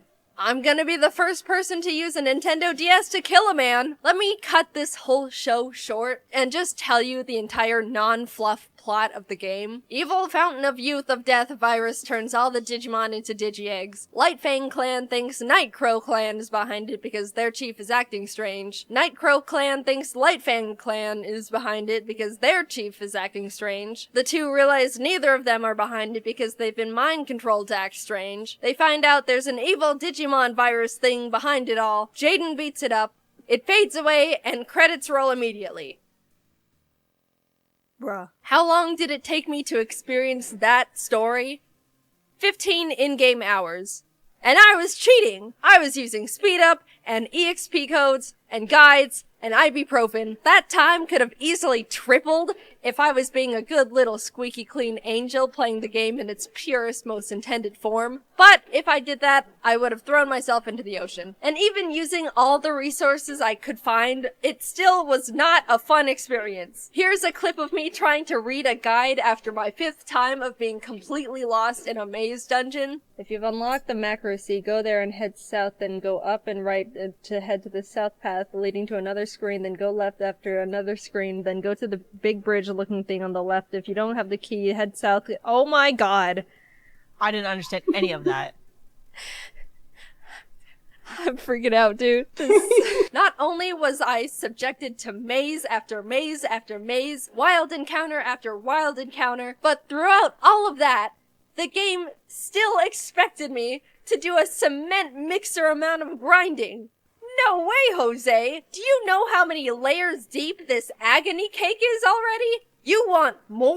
Sir, I am but a husk. As you can see, there is not a molecule of serotonin, dopamine, or endorphins in this lifeless body. There is nothing left for you to take. You have created a human raisin. I'm really sorry, Digimon fans. I really have nothing against Digimon as a whole. In fact, I absolutely loved a lot of the Digimon designs. When it comes to monsters and creatures, I have to admit, I am an edgy bitch. So I absorbed those guys like they were a little puddle of muddy water in a scorching barren desert. Because metaphorically speaking, that's what they really were to me. Look at all these fellas! I'm surrounded by everything I could ever want in a monster.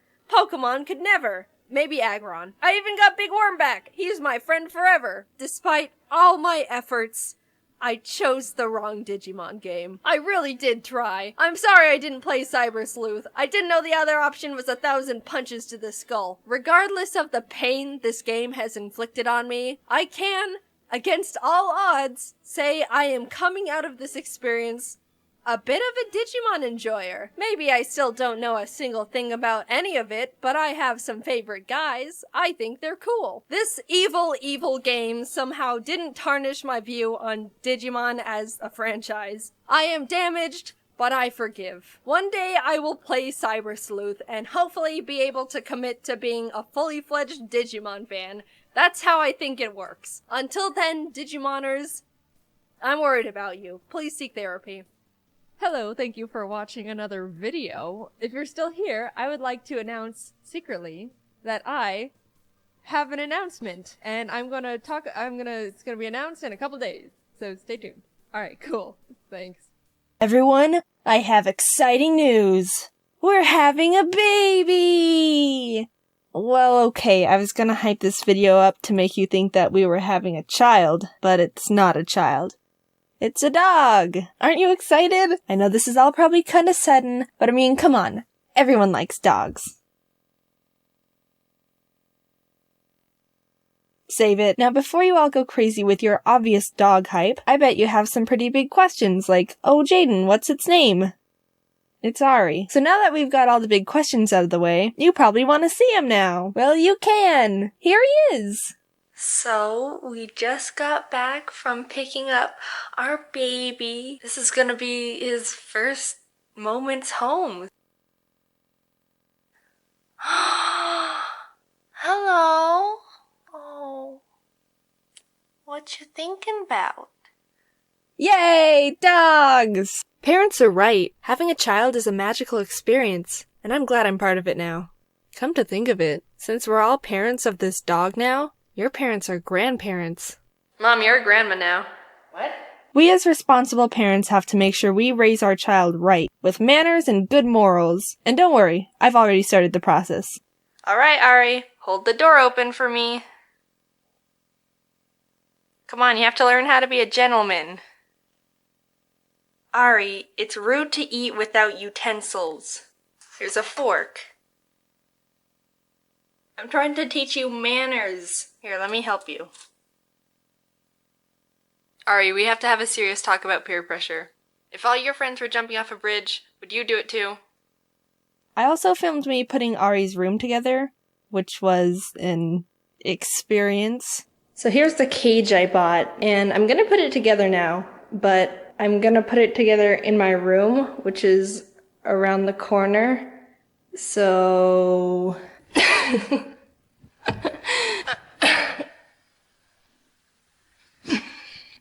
Huh. So I got a screwdriver, and we're gonna put this together. I don't know how it's gonna turn out because I'm not a handy tool guy, but I'll do my best. All right, where's the cut part? I'm gonna try and like open the box now. Oh, here it is. Okay, hold on.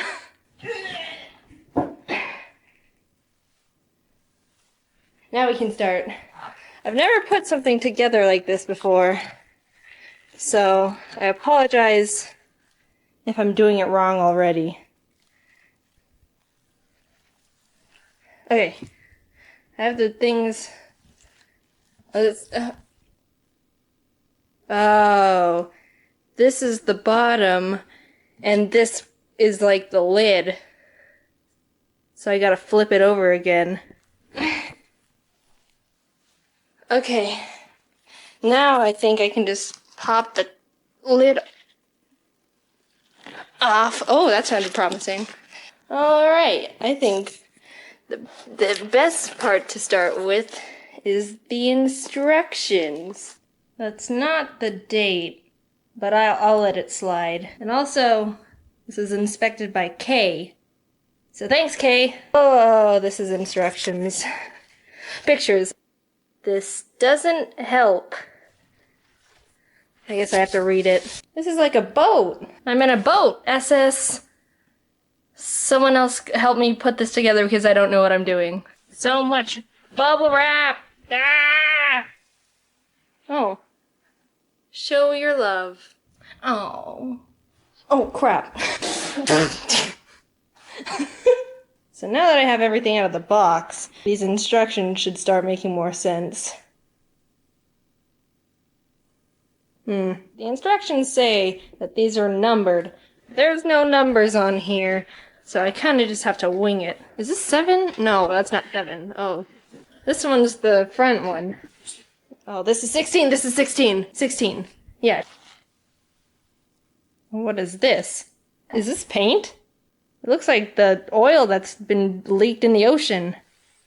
Wait, what? Are these the screws? They sound cool, though. Is this ASMR? Alright, I'm gonna actually read the instructions. Place the main base upside down and insert casters into legs.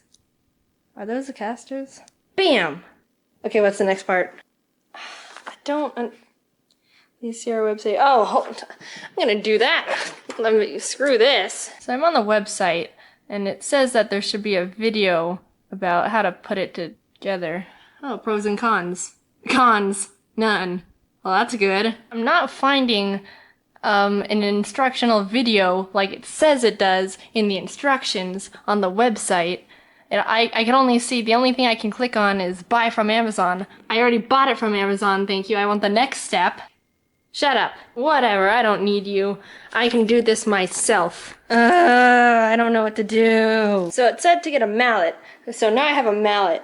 And it says to use the mallet to put the casters into the legs.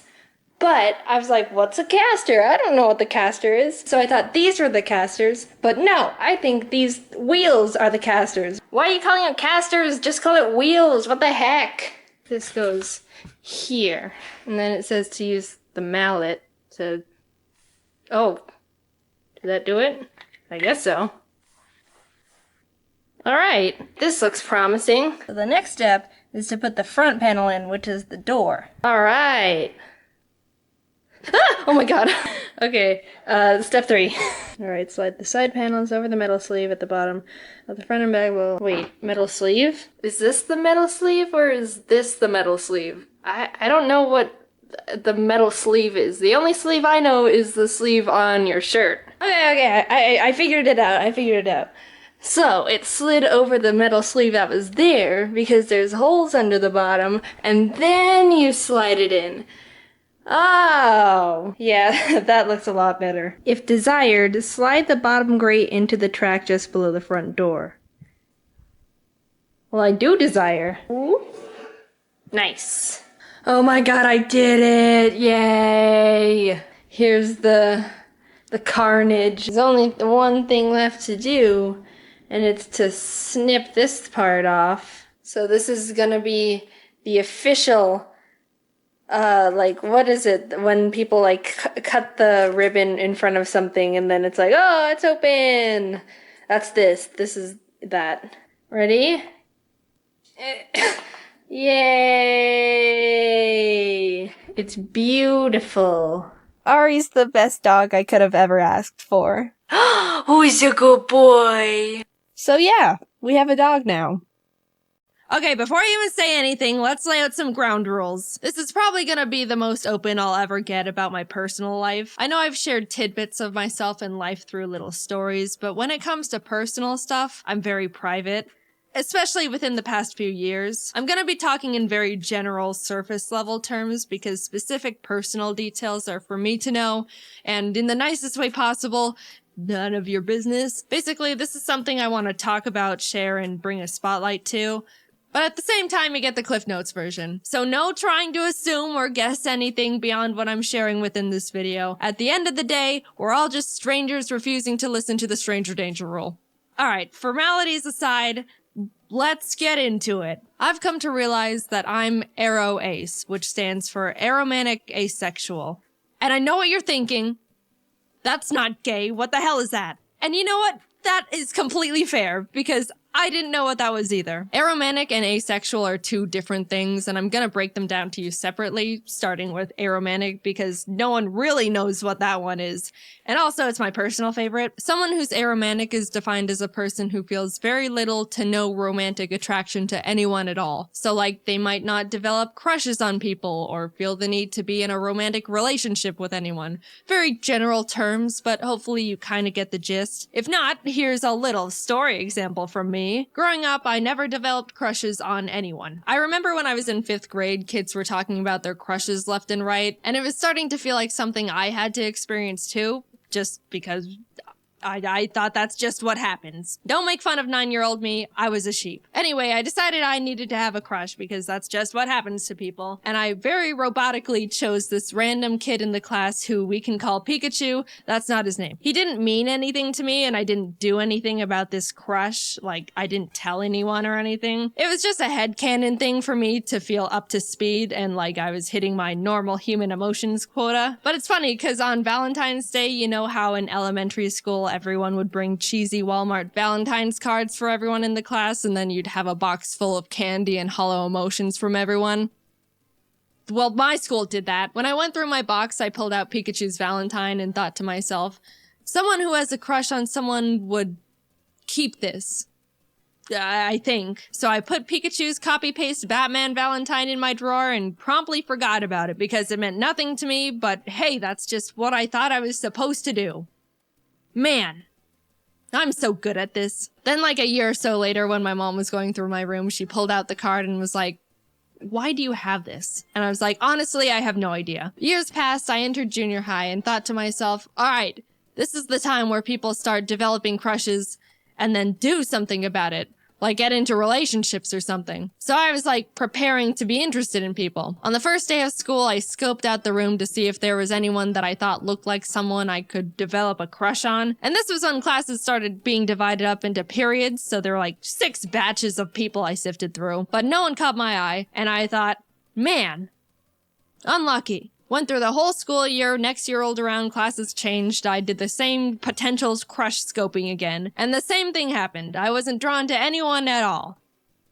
Man.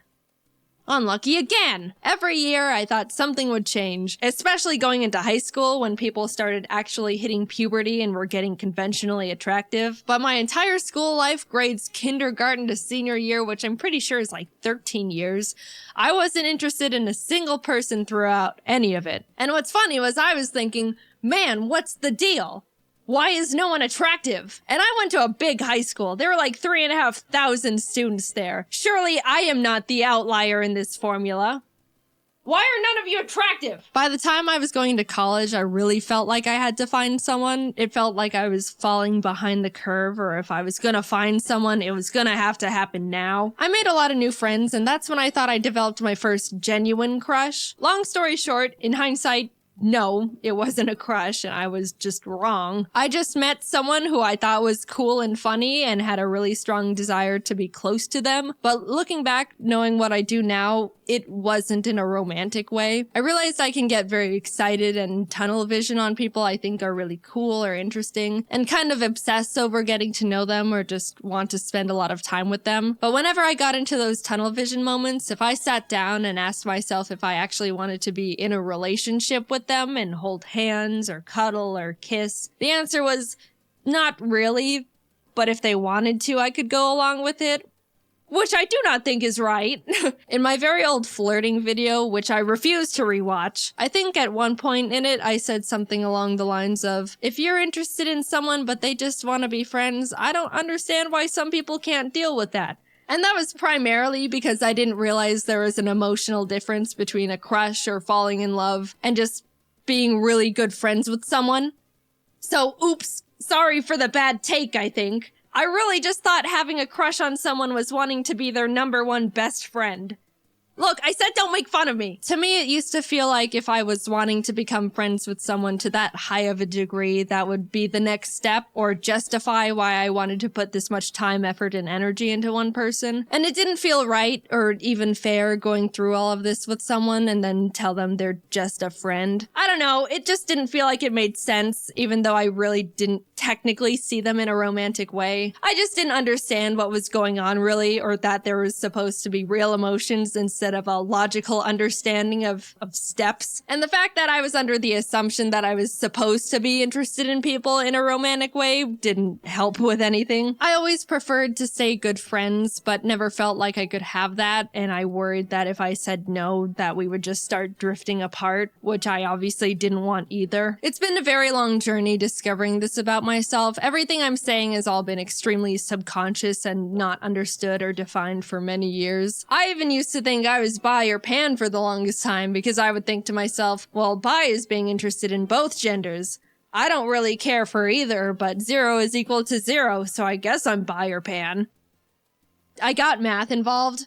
If I knew what aromanticism was when I was growing up, things would have been a lot less complicated for me a lot sooner. I think it's mainly because people don't really talk about it or even know what it is or that it's real. Romance and love is the #1 most talked about topic on the planet. Everything I've been taught or learned through society is that love and romance is everywhere. Everyone feels it, and it's gonna happen to you. Just a funny little note, there was a point where I was listening to some generic romance song on the radio. You know, like all of them. And I just suddenly thought to myself, wait, do people actually feel these things towards each other? Like all these mushy lyrics are real emotions? They're not joking? And that's when I started feeling like something was different. I approached romance under the blanket term thought of, sure, why not? and didn't recognize it was actually a feeling, which might sound stupid, but look, I don't know. No one presented me with any other options. I did a lot of rationalizing. If someone ever expressed romantic interest in me, I would mentally make a kind of logical list of their pros and cons and the pros and cons of what a relationship would look like with them based on what I knew about them as a person. I didn't realize there was supposed to be an extra, like, excited feeling, or the fact that you're not supposed to think about it as if it were a business exchange. I understand compatibility is a huge important variable when it comes to sharing a relationship with someone, but at the end of the day, it's still, apparently, still a very emotionally driven thing. And I literally had to make that discovery and teach it to myself. Now, I'm gonna talk about being asexual very briefly, and I'm gonna preface it with, let's all just be mature about this, alright? We're all pretending to be adults here. I've got my eye on some of you. Behave! Okay, this is definitely treading into uncomfortable personal boundary territory for me, but yeah, I do want to share that I'm asexual too, which is defined as someone who feels little to no intimate attraction to anyone. Look, I know we said we're all adults, but I'm still gonna dance around the vocabulary, alright? Yes, there's a difference between romantic and intimate attraction. Little side note, I will say you can experience romantic attraction to someone but no intimate attraction, or you can experience intimate attraction but no romantic attraction. You can be one and not the other. It's not necessarily a package deal. Most people feel both, and I do not feel either. Anyway, I have never been magnetically attracted to the look or shape of a single person in my entire life, and did not realize it was a real thing until very recently. I'm able to identify when someone looks conventionally attractive, like by textbook definition, but I never realized people are genuinely drawn to people they think are attractive. I didn't know that people could just see someone and be like, wow, they're gorgeous. I would love to get to know that person, or maybe go on a date with them, or whatever else you people do. I didn't think it was real. I thought people were exaggerating or something. I don't know. And I also couldn't believe that some people feel that with multiple people. Or like celebrities, which sounds absolutely exhausting. It ties back to when I was in school, like looking around for people to like. It makes sense now that no one caught my eye because that doesn't happen to me. I was just wasting my time for 13 years. I feel like such a fool. Now, there's an easy assumption to make about asexual people and that they all have zero interest in being intimate with anyone at all, which actually isn't true. Some of them are genuinely turned off by it, and some aren't. Some reasons would be that they just don't mind it, or they want to make their partner happy, or enjoy the emotional closeness of it. There's a million different reasons and a million different people. Am I sharing what kind of a people I am? Nope. And you don't know me personally enough in the slightest to be able to try and parasocially analyze where I stand on that spectrum. I'm just here to say I am this. We are moving on. When I stumbled onto the term ace and started realizing I fall into that category, it helped me feel much more confident and sure of myself. I've read a lot about how people say they felt broken or that something was wrong with them. But honestly, I was the complete opposite. Coming from my very biased perspective, I think ace is one of, if not the coolest and most confident orientations out there. Not needing a single gram of romantic or intimate validation from anyone is so cool. All you need is yourself to be happy, maybe friends and family too. And birds. The more I came to terms with the fact I'm ace, the more empowered and capable I felt.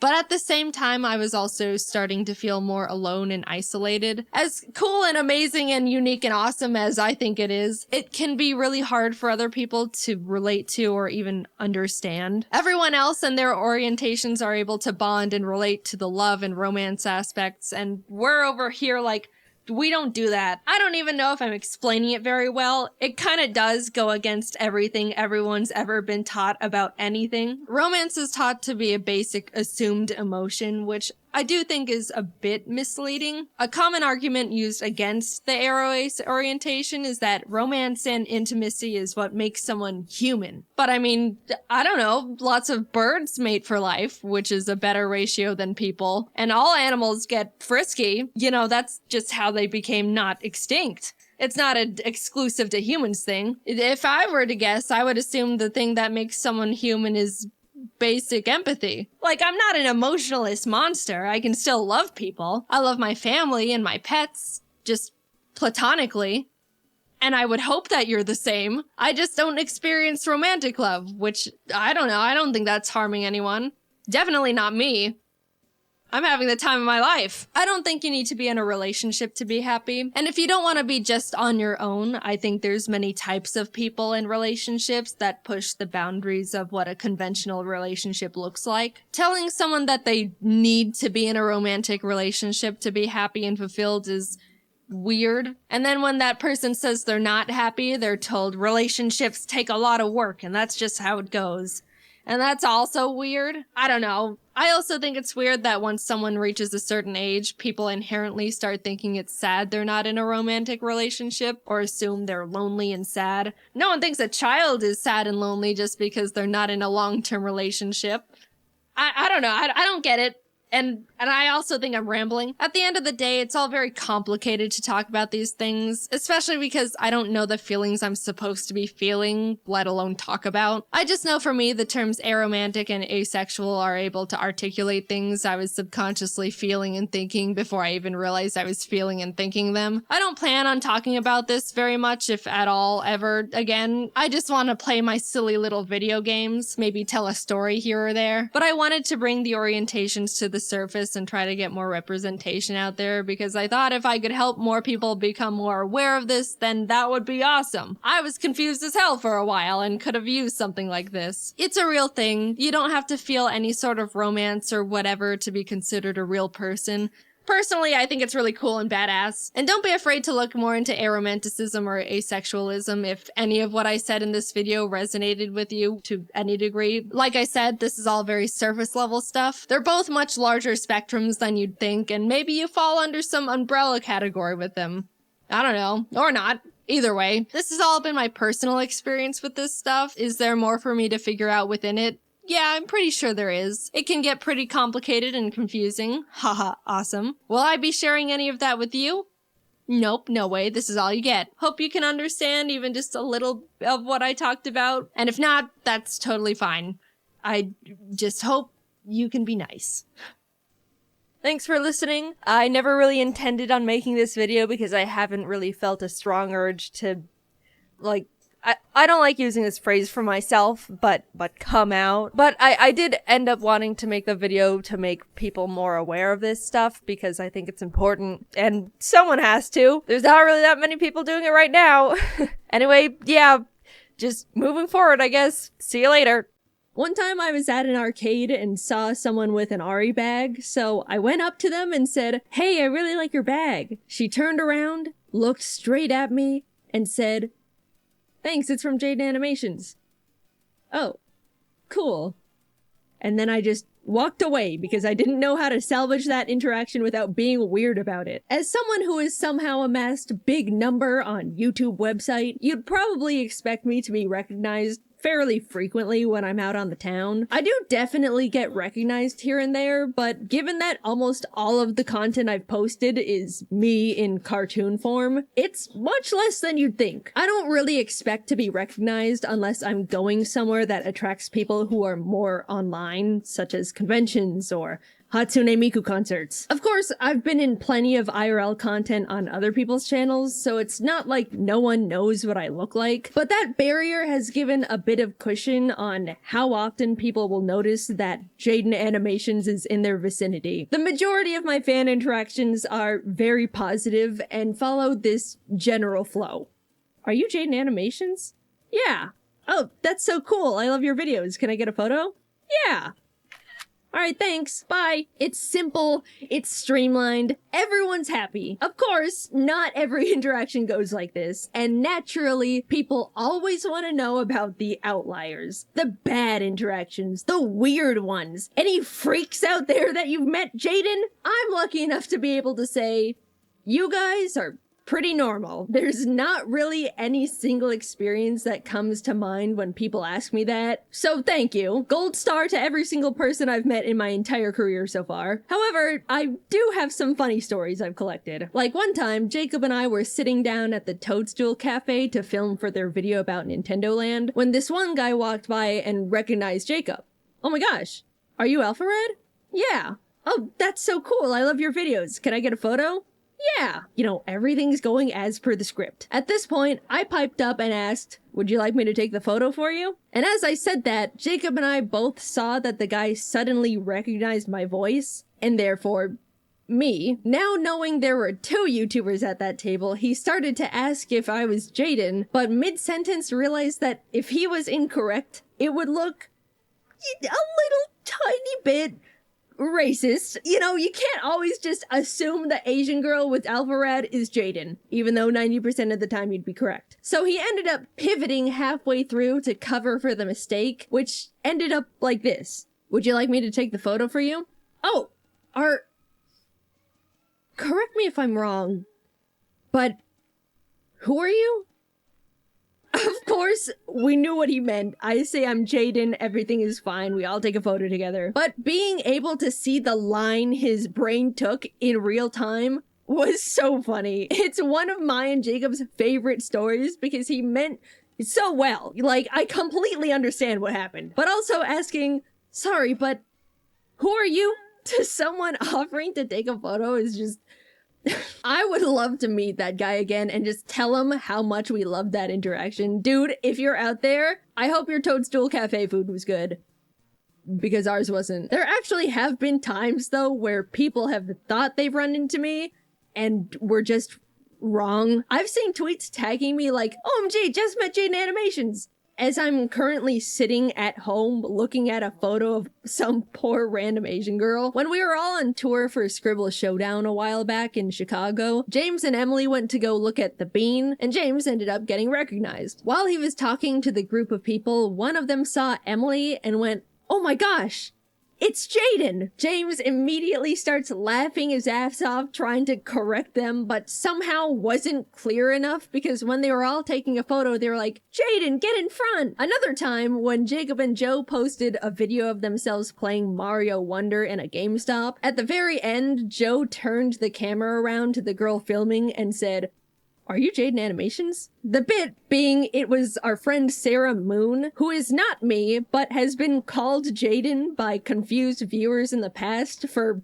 really no reason. But still, hundreds of people in the comment section of the video still thought she was me anyway because Asian girl. Then, to poke fun at that situation, a while later they asked me to record them playing Mario Kart in a round 1, and in it said, huge shout out to Sarah Moon for recording this video, as the camera panned to me. And you'd think people would catch on to the joke, but so many more people were like, okay, I thought that was Jaiden in the other video, but was afraid of being racist. Not realizing they're still not getting it. Sarah and I genuinely look nothing alike, but just pointing at one of us and going, Jaiden, will convince hordes of people in comment sections without fail. It's like casting an inescapable Jaiden spell. On the opposite side of the coin, I was in San Diego for TwitchCon last year, perusing the San Diego Zoo with some friends. And honestly, to hype it up a bit, the San Diego Zoo is awesome. I legit went there 3 times during the 3-day event, which, to the math nerds out there, means I went to the zoo more times than the actual convention. Anyway, someone ended up coming up to me with an, excuse me, that I registered as I was being recognized. So I turned around, expecting the typical fan interaction. Sorry to interrupt, but are you Emaru? I was stun-locked. It threw off my whole script and I accidentally blurted out, oh, no, I'm not. I'm sorry, I'm just Asian. And the guy didn't really have anything to say about that. He just went, oh, okay, thanks. You know, it was a nice little dose of humble for me, though. I got a kick out of Emily and Sarah being called Jaiden, and now I've been struck by the Emaru hammer. Look, I'll be the one to say it, though. None of us look like each other. We're just Asian women on the internet, and not even the same kind. So yeah, if you ever think you see your favorite Asian creator in the wild, make sure you double check. Sometimes I can tell people are secretly Googling me before asking for a photo just to be sure. And you know, if that's what it takes, that's what it takes. I didn't mean to go off on this whole tangent about people accidentally being racist. I'm sorry, there were just a lot of instances of it. We can get back on track now. The very first time I was recognized, not in like a convention setting, was in a random Target. I was walking down an aisle chatting with my friend Kelsey when someone passed by, backtracked, and came up asking, "Are you Jaiden?" Now, this was back in 2017 when I had significantly less content showing my face, so I was completely shocked and not prepared. I was in ugly house clothes, no makeup, hair wasn't washed, literal bridge dweller, and was in the middle of my first public fan interaction. Apparently, they recognized me from my voice, which is nuts. Some people have told me I sound exactly like how I do in my videos, and others say I don't, so I have no barometer on what I actually sound like. The person was super sweet. This isn't like a crazy story or anything, but it's special in my mind because I was so embarrassed and unprepared for it, mentally and physically. This next one was when Jacob, Captain Kidd, and I were in Hawaii for Pokemon Worlds. We'd all just arrived at the event and were checking out all the fun decorations Pokemon set up. Since all of us have made a good amount of Pokemon content, a lot of Pokemon fans were recognizing us and asking to take photos. A well-intentioned mom ended up taking notice of how much attention we were getting and asked us what we did for a living for all of these people to be coming up to us. Jacob explained we were YouTubers and she lit up, saying her son watches a lot of YouTube, pointing down at the young boy hiding behind her leg. In an attempt to connect with the kid a bit, Jacob asked what YouTubers he watched. "I like Mr. Beast." Seeing a way to make the kid excited, Jacob pointed at me and said, "No way! Did you know she was in a Mr. Beast video recently and won?" Instantly, the kid jumped up. "You know Mr. Beast?" "Well, like, kinda. I've talked to him before, but..." "Will you tell him to give me $1 million?" First of all, hilarious situation to suddenly be thrust into. Second of all, now that the kid was suddenly not hiding behind his mom's leg anymore, we could see he had a giant gold chain around his neck, sporting a framed PSA graded base set first edition Charizard. Little dude, do you know how much cash you've got around your neck right now? The card was graded like 9.5 as well. I have no idea where he got it from. Like, you always see those, "Can you give me $1 bajillion?" comments on Mr. Beast stuff, but it was surreal to witness it in real life. Like, it's real. Gold chain Charizard Mr. Beast kid has been cemented in my memories, and he didn't even know who we were. Also, for the record, after I won the Mr. Beast cube, my emails were an absolute wreck of random people begging me for money. "Can you give me money? May please get some money? Hi, JD." Not my name. "Just 10K, thank you." Heart. Someone straight up sent me a PayPal invoice for $10,000 with no message attached. Just an outstretched, grubby little hand in my inbox. Guys, I didn't win any money from that thing. You can stop emailing me. We gave it all away to various artists all over the globe to support them through their art school, which was an incredible opportunity, and I was very happy to support artists, and I wish them all the best of luck with their degrees. But stop emailing me for money! Gosh, I don't even want to know what Mr. Beast's DMs look like. One time my phone screen died on me, not my fault, so I had to take it to a repair shop. This was unfortunately during a time when my car's driver's side mirror was smashed. My fault. So I also had no street legal car to take me back home while I waited for my phone to be fixed. Needing to kill 2 hours, I ended up sitting in a nearby Burger King equipped with my Switch to play Hello Kitty Island Adventure and an iPad as a second monitor to watch YouTube videos. I almost made it the entire time with no issue, but like some sort of pathetic Scooby-Doo villain, my plan was foiled as a nice girl came up to me and quickly said, "I really like your videos," before walking back over to sit with her friends. Now, the interaction itself was completely fine. I'm just embarrassed at what it looked like on her end. Internet personality Jaiden Animations sitting completely alone at a single single seat table in a random Burger King. No food in sight, just a table covered in devices like some sort of 27-year-old iPad kid. She didn't even let me explain my situation. She just said hi and walked off. So, kind girl, if you're out there, or even still a fan, it wasn't as pathetic as it looked. It was pathetic, but it's not that bad. I was just passing the time. Please resubscribe. I feel like I lost you that day. Speaking of unfollowing out of shame, a couple years ago, I went with some friends to my first furry convention. The furry convention isn't the shameful part, though. That itself was great. The actual shame began when my group wanted to check out the 18+ section, mainly out of curiosity and entertainment. I sheepishly followed them in, and just as I was thinking to myself, man, it would sure be unfortunate if I got recognized while in here. Oh my gosh, are you Jaiden Animations? Yeah. So admittedly, there's a single photo out there of me, a fan, and a very colorful background. Quickly moving on from that one. This story is by far the most I've ever been recognized out in public in my entire life. There's probably a teeny little slight possibility I curated it myself by accident, but it was when I went to a Hatsune Miku concert in California.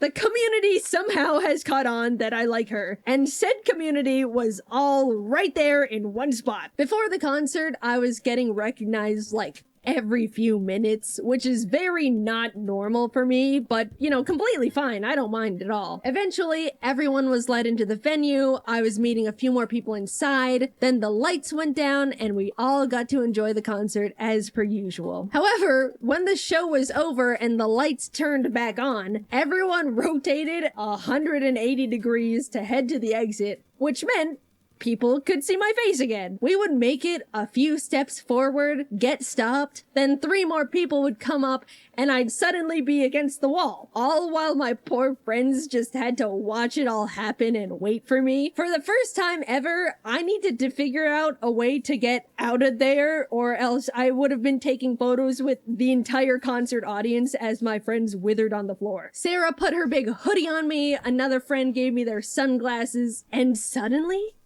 I vanished. No more Jaiden Animations. Poof. She was gone. The Clark Kent strategy actually works. Sarah and I quickly headed to the exit, squishing past unsuspecting Miku fans, and it wasn't until we made it all the way to the parking lot where we turned around and realized we were alone. I was successfully smuggled out, but the downside was the disguise was so overly effective even our friends didn't know who I was anymore. At least now I know if I'm ever in a sticky situation, a simple hoodie and glasses is really all it takes. I will no longer be making fun of Superman's public disguise.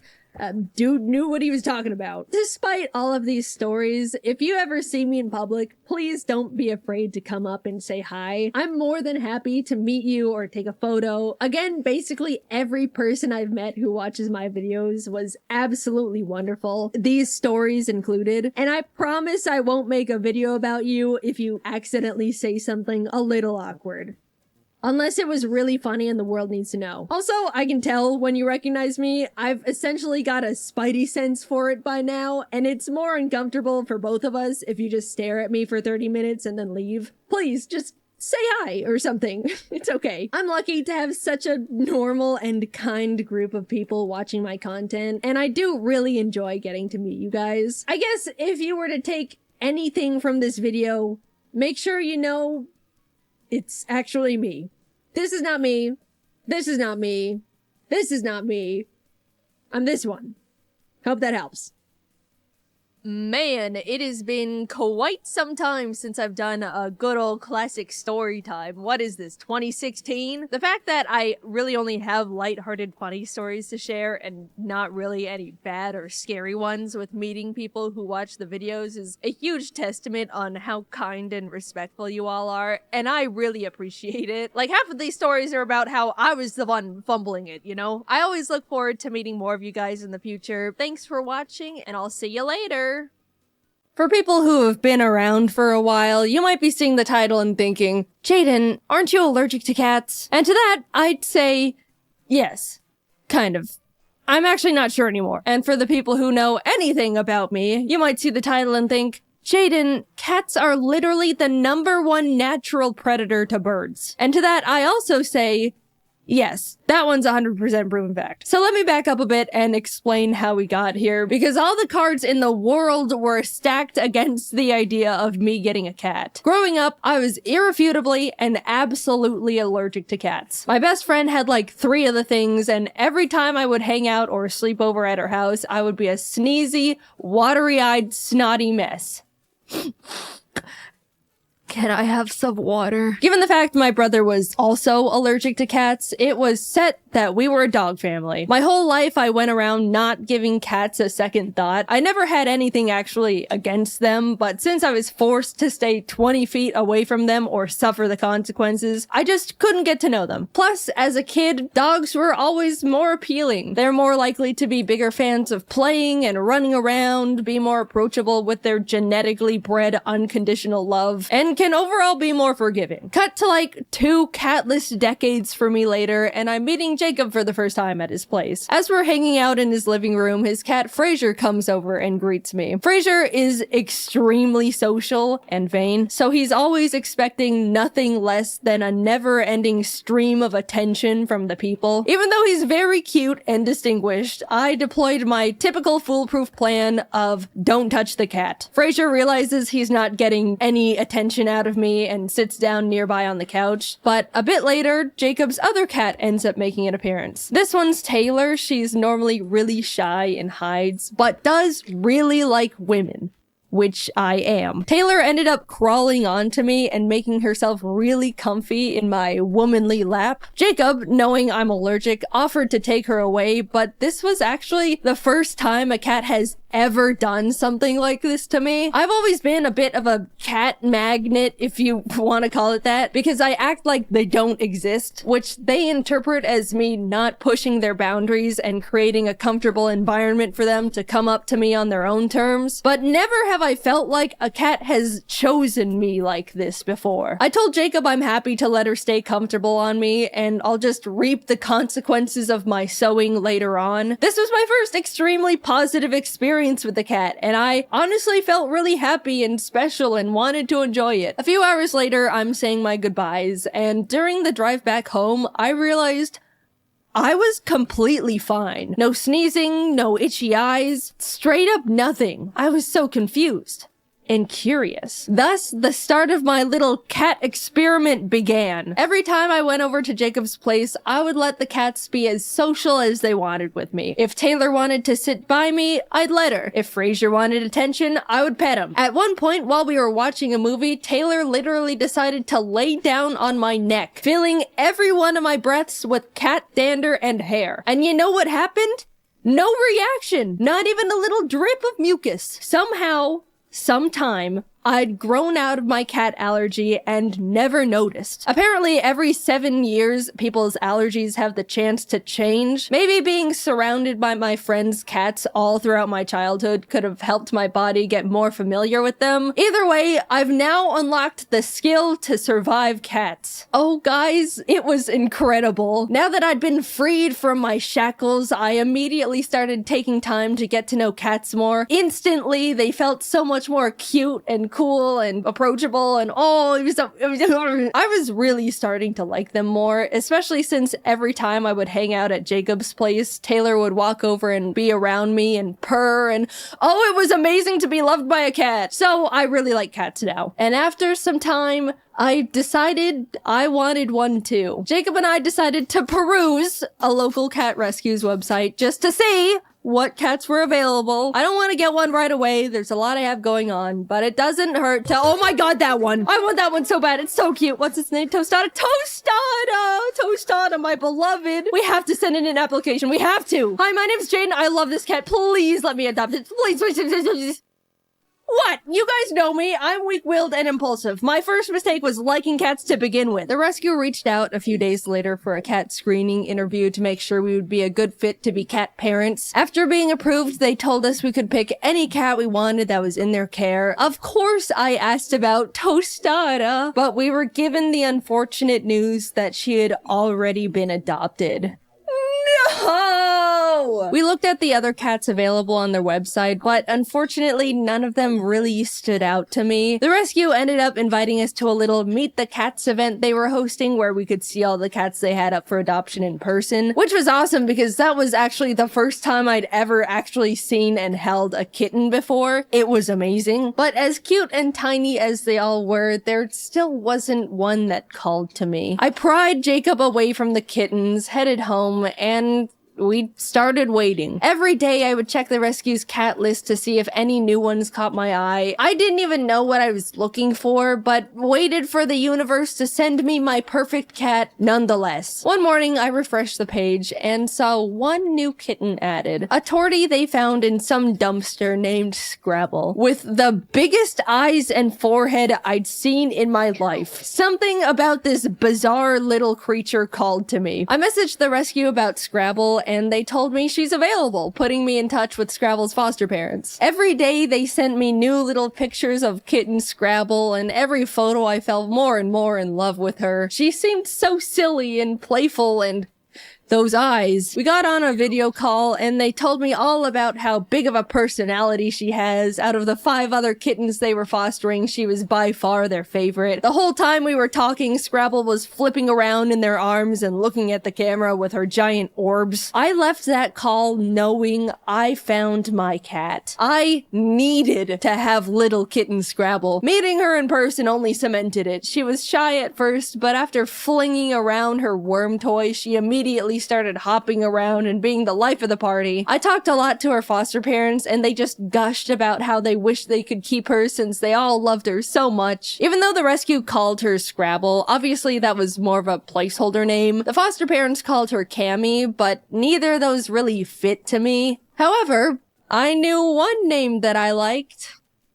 Tostada. Yeah, I stole another kitten's name and pasted it on mine. So what? Big deal. Tostada is a great name. My Tostada is way more of a tostada than the other Tostada anyway. Look at her. I would have left with little Tostada in my arms that moment if I could. But unfortunately, Jacob and I were going out of town for 3 million weeks and had to wait to take her home until after we came back. She was all I could think about the entire time. I was shoving Tostada photos in everyone's face every chance I got. The foster parents were sending Tostada updates every day. I was overflowing with yearning for this cat. She was growing and learning about the world without me. Take me home to my child. Literally, the moment Jacob and I landed, we drove straight from the airport to the foster home to pick her up. I could not wait. We arrived home with +1 Tostada. I couldn't believe it. I have a mammal now. And sorry, other mammal owners, but it's the best mammal in the whole wide universe. Jacob and I spent the entire day playing with her, letting her get used to her new surroundings. She was so cute and so tiny. Here's a video of her eating wet food with a big ol' chomp. As someone who's owned birds for 7 years at that point, it felt so strange to have a pet that was significantly less fragile.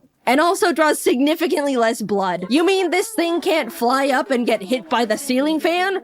Insane! I've had Tostada for a while now. She's 2 years old at the time of me posting this, and let me tell you, this thing has become a creature. First of all, eyes, still giant, and she never blinks. Look at this. She was sitting on my desk looking like that long enough for me to notice, get my phone out of my pocket, pull up the camera app, put the camera in her face, and take a photo.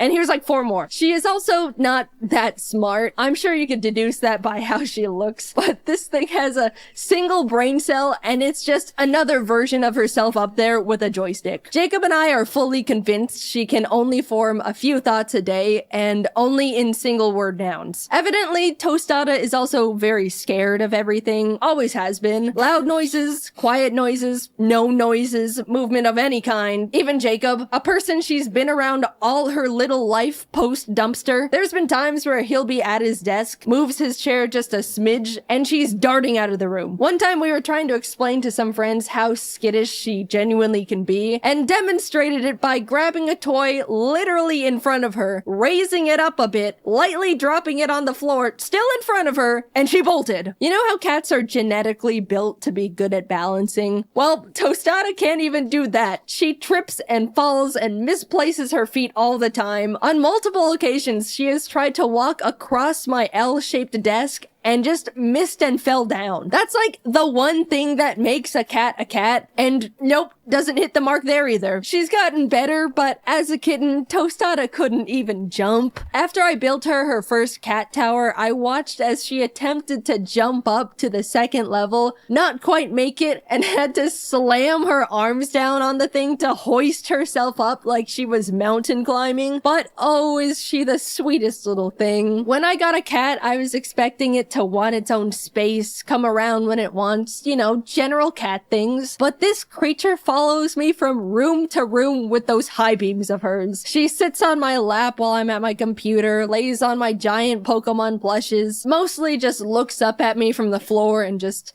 stares. When I'm sleeping, she'll just crawl into bed and tuck herself up right next to me. Look at all these photos of her straight up on me when I'm sleeping. Don't look too close though, I don't have makeup on. Bedtime is sacred to her. She loves bedtime. If I'm working late, Tostada will come into my office around 9 or 10 p.m., aka past Tostada bedtime, and just start crying, scratching on my chair, rolling around on the floor. It's pitiful. And if I still don't move after that, she'll go into the bedroom and drag over her string toy she always plays with. It's just so sad and pathetic. I always play string with her when she brings it over though, don't worry. But lately, she's picked up another routine habit, which is pats. Not all cats like the pats, but Tostada lives off them. It's when you just slap a cat's butt and it looks like you're hurting them, but they actually love it. However, Tostada's really particular about pats. First of all, I'm the only one allowed to give her pats. Jacob has tried and she runs away scared and offended every single time. Second, she has to receive pats on a specific spot on the floor of the closet. If I try to give her pats in like my office, she bolts to her floor spot, staring at me to continue them over there. Also, she begs to be pat every single night. Like clockwork, she'll sit like a gargoyle in front of the closet and cry pitifully until I come over there. Now, when I finally come over for pats, she'll flop on the floor and start horizontally rock climbing her way across the floor with her claws and tangle herself up in the Ethernet cables while I keep up the pats. You think I'm joking, but I'm very much not. This is the only way she accepts pats, and I have to give them to her every night or else she's miserable. Tostada's world is so small. She's really just around me, Jacob, Taylor, and Frasier, but she loves her simple family so much. When Kitten Tostada first met Frasier, she was terrified of him. She'd been around other adult cats before, but she'd never seen a flat cat in her life, and she was mortified. Of course, she's since warmed up to him, and they play together and hang out all the time, and they're best friends, but Tostada loves Taylor. Always has. She looks up to Taylor like a little baby sister admiring her cool, awesome older sibling. Unfortunately, Taylor hates it. They literally have a SpongeBob Squidward type of sibling relationship, and Tostada is so oblivious to it. Taylor has annoyingly swatted at Tostada so many times just for existing around her that Tostada now thinks it's a fun little game they play and will start chasing and swatting back at Taylor happily, not understanding cat social cues. Of course, never in a way that's too far, but just enough to get on Taylor's nerves even more. Between the three of them, they all have such different little personalities and relationships to each other. It's made our lives so much more entertaining. And to anyone concerned about the birds, don't worry. I've got Ari and Tofu very separated from the cats. They're safe in their own blocked off room connected by a double door system that ensures no possible interaction between bird and cat. If anyone is thinking about getting cats and birds as pets, it is possible, but just make sure the two are very separate, especially if you have smaller birds like conures or budgies. I'm sure there's people out there that have trained their cats to be fine around a pet bird, but to me, all it takes is one accident or attack for you to just not have a bird anymore. Plus, having the two of them takes a huge amount of time and commitment. I've said it before and I'll say it forever. I love my birds to death, but they do not make good pets for the very large majority of people. In terms of allergies, I do think I was originally still a little bit allergic to Tostada, ironically. When I first got her, I was sneezy and sniffling. Nothing allergy pills couldn't fix, and it never was as bad as my original cat allergy. But I think I've been growing out of that one too, because nowadays I don't have any reaction to her at all. Bodies are a mystery. I am building my immunity to everything. Next up is rat poison. I didn't think I would make a video talking about this thing, but Tostada's just got such a funny little personality and has become such a big part of my life. She may be the description of autism, but I love her more than the world itself, and I know I'm the center of her little life too. I don't even see her as a cat. She's just a little creature that follows me around looking weird, but I love it, and I'm so glad I grew out of my cat allergy just so I can have her. It really has been so different owning a cat, mainly because I know Tostada won't just bite me at any given chance, unlike some avian creatures. Thanks for watching the video. Heads up, I'm going to be announcing new merch again soon, so be on the lookout for that. The last drop went so well, and I'm really glad that so many of you guys enjoyed it. I'm so excited to finally be getting back into making fun merch, and it really helps me out a lot. Alright, sorry, thanks. Anyway, I'll talk to you later. Bye-bye. Forgive me, Father, for I have sinned. You know how in my last video I said I was an obedient child who never stepped out of line or broke rules growing up? I wasn't lying, but I do have things I've secretly carried on my shoulders for a long time and still feel arguably guilty about to this day. This video isn't just for your entertainment. It's gonna serve as me clearing my conscience and finally being free from these chains of guilt. Also, don't get your hopes up. None of these stories involve murder. Sorry, I didn't kill anyone. Every once in a while growing up, my dad would let us sit in front of the television while we ate dinner. That would be a special treat for my brother and me because Mom wasn't home from work yet and she wouldn't let us watch TV during the week. This is when we were really young, by the way. Don't worry. I'm allowed to eat in front of the TV at least 3 days a week now. We were eating in front of the TV one night and I wanted to have chips for dessert. Our dinner rules were always eat dinner and then get a little treat or dessert afterwards. And I wanted chips. Everyone's favorite dessert. So my dad got the bag of chips, and normally my parents poured us bowls, but there wasn't much left, so he just gave me the whole bag and said, don't eat them all. He got 2 cool parent points that day. It was going good so far, eating chips in front of the TV. This is the height of luxury! I looked down, and I ate all the chips. Dang it! What do I do? My dad gave me one rule. My parents are never gonna trust me ever again. They're gonna disown me. My life is over. I'm gonna be living in a box on the side of the road and I'll have to search trash cans for chips. I might as well pack my things and get a head start right now. I started to panic and my little kid brain started racing to think of some sort of way to avoid punishment. A rat! A giant rat burst through the door, slapped the bag out of my hand, ate all the chips, and escaped out the window. And also stole an extra cookie on its way out. No, they wouldn't believe that. I don't think rats eat chips. Jax finished eating early and went into the backyard to play. So what I ended up doing was going, Jax, do you want some chips? And I gave him the empty bag. Then I went over to my dad and said, Dad, I have something to tell you. I'm sorry. Jax ate all the chips. And I went into my room and hid. I really don't think my brother got into any trouble because I didn't hear anything else about it and my dad probably just threw the bag away. But since I never got caught or came clean, I've held this guilt about that whole situation ever since. There's layers to it. Not only did I lie to my dad and falsely accuse my brother, but on top of it all, I gave Jax an empty bag of chips. A perfect little regret cherry on the ice cream sundae of shame. And I really think that when my dad and brother watch this video, they'll be like, I don't remember this at all. Because I want to say it was like 13 years ago, which makes me feeling guilty even more pointless and stupid because it doesn't even matter and no one cares and I'm the only one suffering from it. This is a pretty effective way to learn a lesson.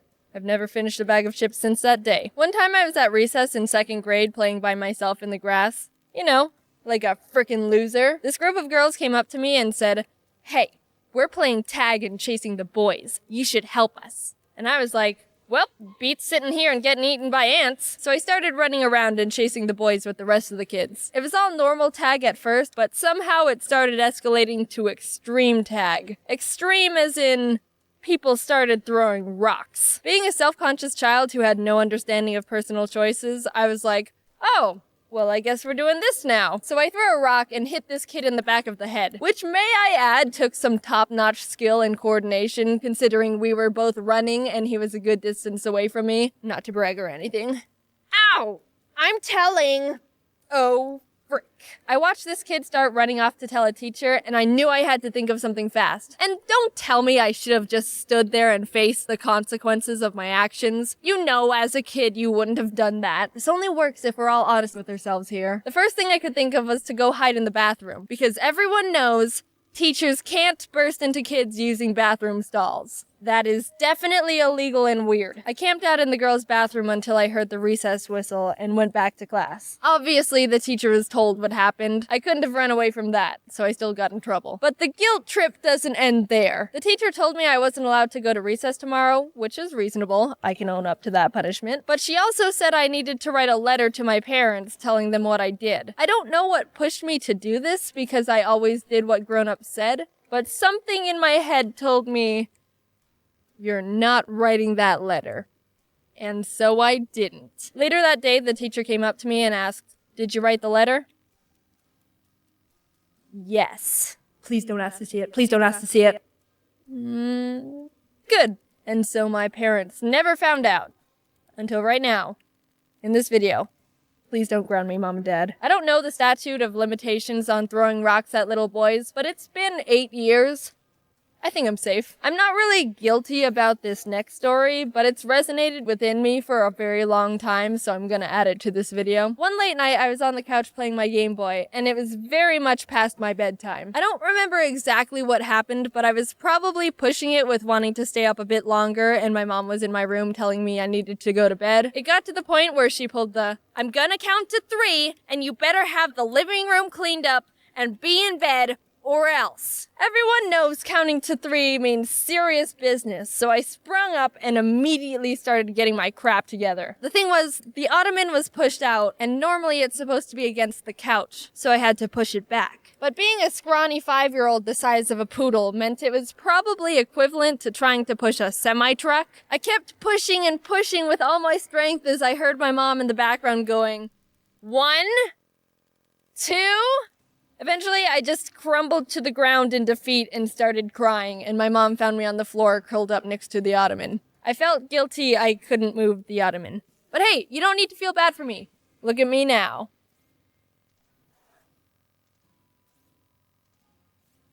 Yeah, it's pretty inspiring. So yeah, those are the types of things my brain flashes back to when I'm wanting to feel guilty. For the record, I've not thrown a rock at anyone else ever since. I've got a pretty good thrown rocks to not thrown rocks ratio going on. Also, thank you to everyone who's been sending me happy birthday messages. That was very nice of you. You can see here I'm trying to squish in as much art as I can because I got so much, it's crazy. Watch this. And with the power of editing, boosh! 2 conveyor belts of art. Whoa! Look at them all, sliding across the screen like they've got somewhere to be. See you later, little buddies. Thank you for drawing me things. It's awesome, and I like it a lot. My birthday is September 27th, so a couple days ago. I'm 20 now. Did I do anything? No. I'm not the biggest person on doing or planning things for my birthday. For some reason, I feel selfish celebrating it. It's, I don't know, my brain's weird. I know that thought process is kind of ridiculous, and I love celebrating other people's birthdays. I just have trouble celebrating me. But some of my friends got me gifts and made me feel special, so that's nice of them. Anyway, thanks for watching the videos. I'm 20 now. I'll talk to you later. I'm hanging up now. Bye. Hello, everybody. Friends. Hello, friends. I've got a special surprise for you all today.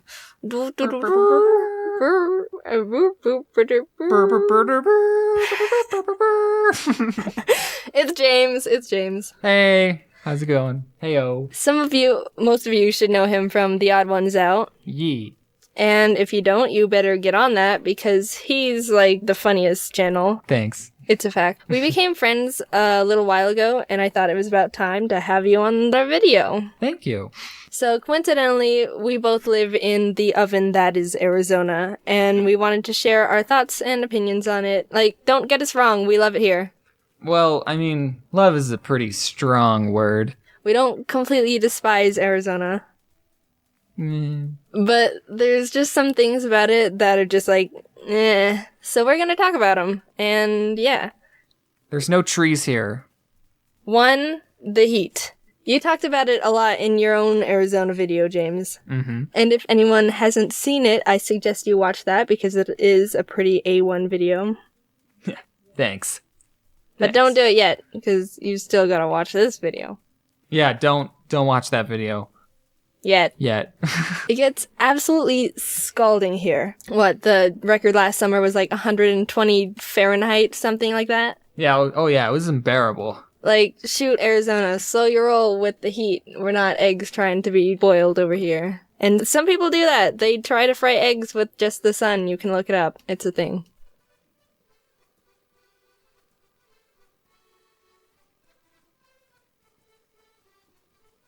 Ah, it's disgusting. You didn't put any salt on it. The heat is so bad, especially in the summer. If you wanted to do anything outside, then you had a 50% chance of having a heat stroke. It's just a risk you had to take. Also, cars become literal toasters. You open the door and you're hit with just a massive wave of just Satan. And you'd sit down with like as little skin touching the seat as possible, and you kind of just have to wait and sit there, wait for the heat to die down just enough to be able to do anything. The seatbelt's too hot, the dash is too hot, the steering wheel's like, holy Jesus. You think we're exaggerating, but no. If your car was parked in direct sunlight, you have to wait for it to cool down because you have to touch the steering wheel to drive. And you don't want to be driving like you're playing hot potato with the wheel. I think someone needs to invent like a little compartment for holding oven mitts or something in the car, because that's really the only way you can actually drive without burning your hands off. If someone actually does that, then we should get 50% of the profit because we came up with that idea. And then when you're all done and you get out of the car and you hear your sweaty back being pulled apart from the leather seats like a sticky note. It's gross. 2. Cactuses. Cacti. Not a lot of places have cacti. Only Arizona, Texas, Nevada, and New Mexico have natural growing cacti. And a tiny bit of Mexico. So some people who visit are like, ooh, look, cacti, cool. Sure, they're cool to look at, but I don't get why they're so excited about cacti. They're freaking everywhere. Yeah, living with them is the worst. When I was growing up, I lived in a cul-de-sac neighborhood where the road looped around a little desert patch. Well, when I was learning to ride a bike, I was pedaling down the road towards the neighborhood, and I didn't turn with the road because I didn't know how. So I rode straight into the desert center and ran into a little cactus patch. I don't remember much about it because I was little, but it was pretty scarring. Literally. Also, there's a type of cactus called jumping cactus, because they jump out and attack you for no reason. Guess who? Cacti are jerks. 3. The wildlife. Everyone always talks about the scary scorpions and snakes here, and yeah, they're pretty sucky to have to deal with. Yeah, one time this big scorpion... But no one ever talks about the friggin' javelinas! If you don't know what javelinas are, they're wild hogs, and they're scary as freak. They're mean, and they'll run after you, and they travel in packs, and they're smelly. I've never had to deal with those before. Well, let me tell you. The only way you can get them to not attack you is to feed them bananas. But then they start coming back because they want more bananas, and you're stuck in this loop forever feeding them all your bananas out of fear. They're like ducks, but worse. If ducks were big, ugly, hairy monsters who wanted to eat your bananas. Me and my siblings used to capture lizards for fun, and we would just hold them, but sometimes we would accidentally pull their tails off. Did you know that lizards' tails still move even after you pull them? I knew that. Also, at night, the cicadas would be really loud and annoying. 4.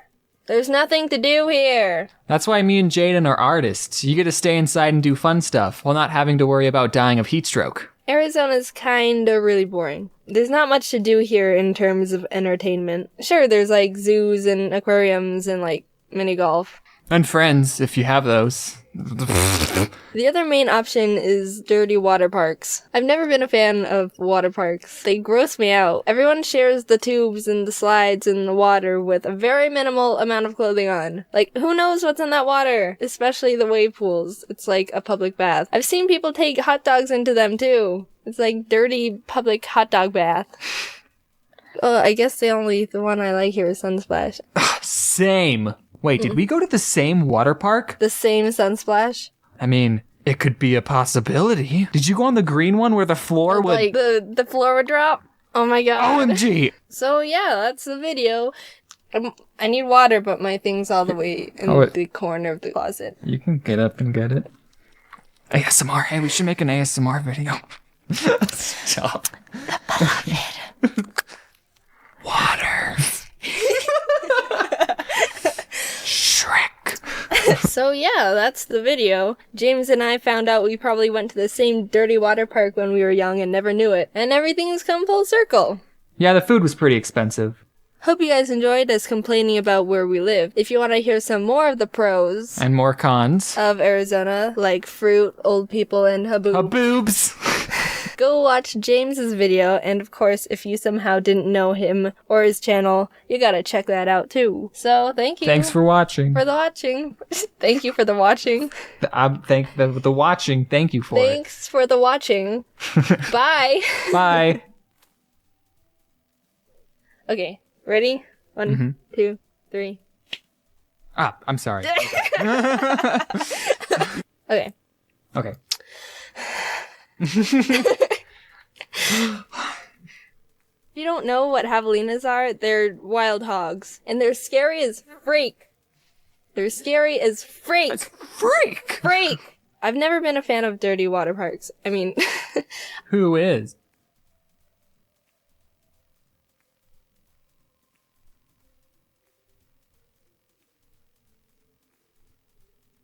So if you're new here, hi. I've done this before. Last year I made a video about my first ever Pokémon Nuzlocke, and the game I played in it was Pokémon Ruby. It was fun, so here I am again, doing another. But this time I attempted to Nuzlocke Pokémon Platinum. I'll explain again super quickly how a Nuzlocke works. You can only catch the first Pokémon you run into per route. If a Pokémon faints, it dies and you can't use it anymore. And you have to nickname your Pokémon so you grow more attached to them. If you still don't understand, that's not my problem. Let's get started. Hoo boy. This was my Pokémon Platinum Nuzlocke. Pokemon! So my friend and neighbor Barry is practically dragging me all over the place with his hyperactive squirrel brain, frantically trying to get a Pokemon as soon as possible from this Professor Rowan he saw on TV. He drags me out to Route 201 and is about to leap into the tall grass when, hold it! You guys know going into the tall grass is practically a death wish, right? What you're doing is basically suicide. Borderline insanity. What absolute moronic lunatics you are. Have you no respect for your lives? Do you have any Pokemon? No. Do you want some? And like that, I have a Turtwig. I named him Turt and immediately used him to bash in Barry's Chimchar. I was making my way through the routes, but right as I was about to nab the Shinx I found on 202. Don't kill it. No! So no Shinx for us. But that's alright. Shinx isn't that great this early anyway. Then I locked eyes with our first trainer. The first battle. Let's see how we fare against youngster Tristan and his level 5 Starly. Oh my god! So in the first trainer battle I ever fought, I almost immediately lose my starter to a critical hit. Why do I suddenly have a very bad feeling about this? Nevertheless, we kept going onward through Jubilife City, where we caught Kronk the Zubat in the cave above Route 204, and Magikarp on 218. Hi, Magikarp. Your name is Puppy. Just outside the city, Barry runs up and demands another battle, so I happily bash in his Chimchar again. And his Starly too. I kept on my way, eventually arriving in Orberg City, and nervously challenged Rourke. I was terrified of his Cranidos, but Turt landed a crit Razor Leaf and one-shot it before it could even do anything. So that's badge number 1 for us. I made it to Floroma Town and was really excited because if you didn't know, outside the Valley Woodworks you can find Shellos. And if you didn't know, again, I love Shellos. I ran straight to the grass to get my Shellos encounter, and... I'm not gonna pass up an encounter, so I very depressingly caught the Shinx and named it Failure to vent my sadness and frustration over not getting a slug. While there, we found Team Galactic messing around, stealing electricity, and this little girl's dad. So I beat up the grunt guarding the door, broke in, beat up the grunts in the building until Turt evolved, then found Galactic Commander Mars at the end of the corridor, who I was scared of because she's got a fat cat that hits like a semi-truck. But I had a plan. Back in the Orberg Mines, I caught Dwayne the Onyx, and I brought him to the fight because in case things got dicey, I would switch him in to buy time and heal up my other Pokemon. Basically, Dwayne was death fodder. Turt took out Mars's Zubat, and when Perugly came out, Kronk plucked off the Oranberry it was holding. But she got hit pretty hard in the process, and since Turt needed a bit of healing before he could get back into it... Dwayne can take a scratch. Look at that. Dwayne is fine. He's fine, guys. Don't pull the sad nose for Dwayne. Dwayne's fine. Don't worry about him. Don't worry about him. Oh my god! Dude! Alright, I'll give him that. Dwayne gets to live. Somehow, when Dwayne was supposed to die, he hung in there on 1 HP. And you know what? I respected the hell out of him for it. I let Dwayne live and Turt was able to take out the Perugly. What a legend. But then I put him back in the box and moved on. In Mount Coronet, I caught a Bronzor I named Big Boy, which I happily added to the team. And right before Gardenia's gym, Kronk evolved, which meant no mercy for those flower ladies. Badge number 2. We slashed the guard bushes in front of the Galactic building and ran up all the stairs where we fought Galactic Commander Jupiter. Let's take a look at how that went. Don't crit. Don't crit, don't crit. No! But, I mean, that won't do... Let's just hit it. Don't crit him. No. Oh my god. We finally were able to beat her, but that fight really knocked the wind out of me. I was shaking on my way back to the Pokemon Center when this lady Cynthia shows up and is like, egg? Yeah. Anyway, even meeting Cynthia wasn't enough to calm my nerves, so to keep my mind off the absolute tragedy we narrowly avoided, I decided to start training up Big Boy on Cycling Road. And then he died. I've practiced this game and... So before you push up your anime glasses and tell me that steel is weak to fire, which I know, by the way, the reason I kept Big Boy in was because not only is his defense an iron wall, but he had heat proof, which negates his fire weakness. But then he got crit. So, first death. I'm sorry, Big Boy. You never had the opportunity to become a big boy. I walked into Wayward Cave and found a Gibble. Gibble is an amazing Pokemon. It turns into Garchomp, which is easily one of, if not the strongest Pokemon in the game that isn't a legendary. Adding it to the team would give us such a huge advantage, and now there is nothing in my way between that and...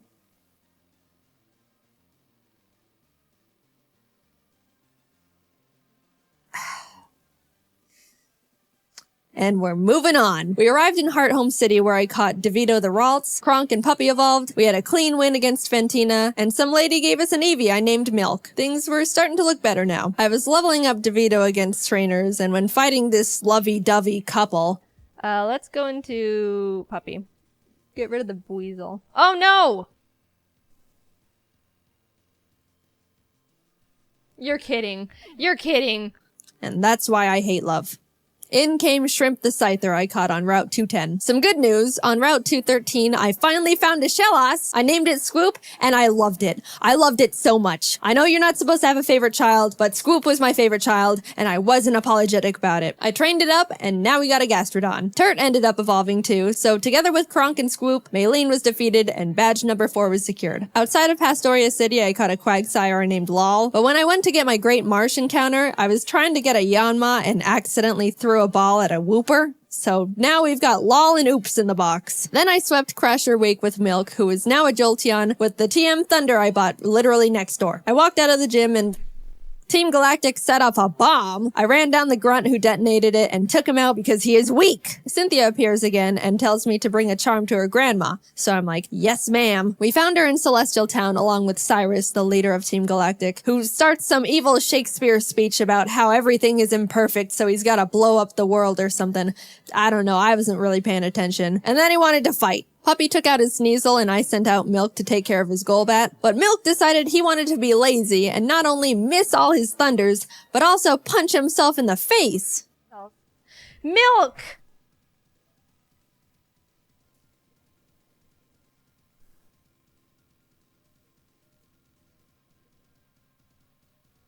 You can't be doing this. Kronk came out and killed the Golbat because Milk was being difficult, but I gave him a second chance and he took out the Murkrow. Anyway, here's your dusty charm. I went out and caught a Magnemite named C, then arrived in Canalave City where we barged into Byron's gym and demolished his team with Scoop and Turd. Then Team Galactic sets off another bomb, this time at Lake Valor. So Barry, Professor Rowan's assistant Lucas, and I split up to check on the lakes. As I'm strolling past all the flopping Magikarp, I run into Galactic Commander Saturn, who we swept the floor with. After that, we headed over to Lake Verity where we did the exact same with Mars. There was a part where Turd got crit and almost died.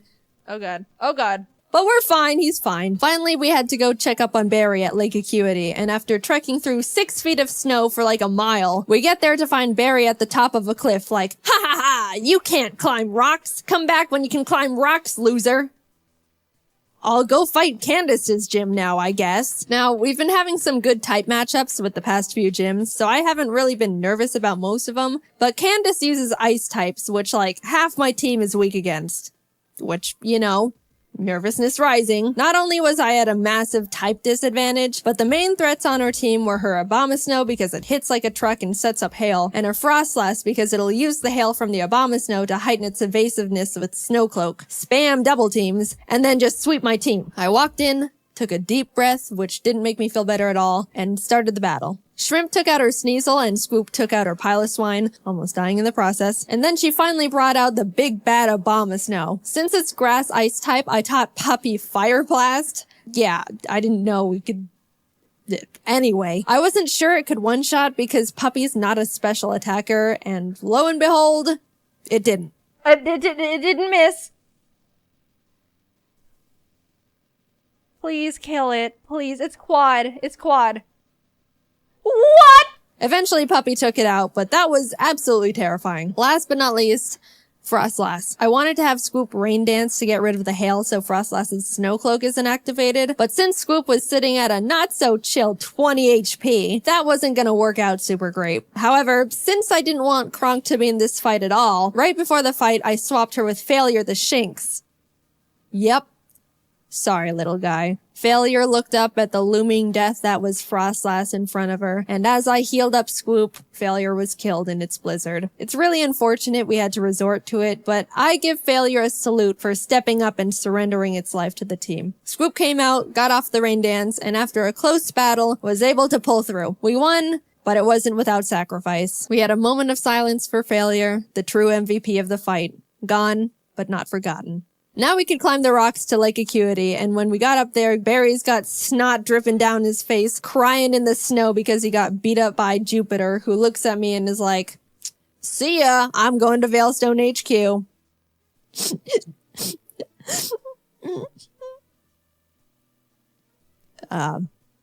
I'm gonna go to Veilstone. We start running through the base trying to find Cyrus, but when fighting this scientist... Psychic. Porygon 2 freaks me out. It is way too powerful, way too bulky, and it's way too weird. I do like Porygon 2 though. I would like a plush of Porygon 2. Very cute. What?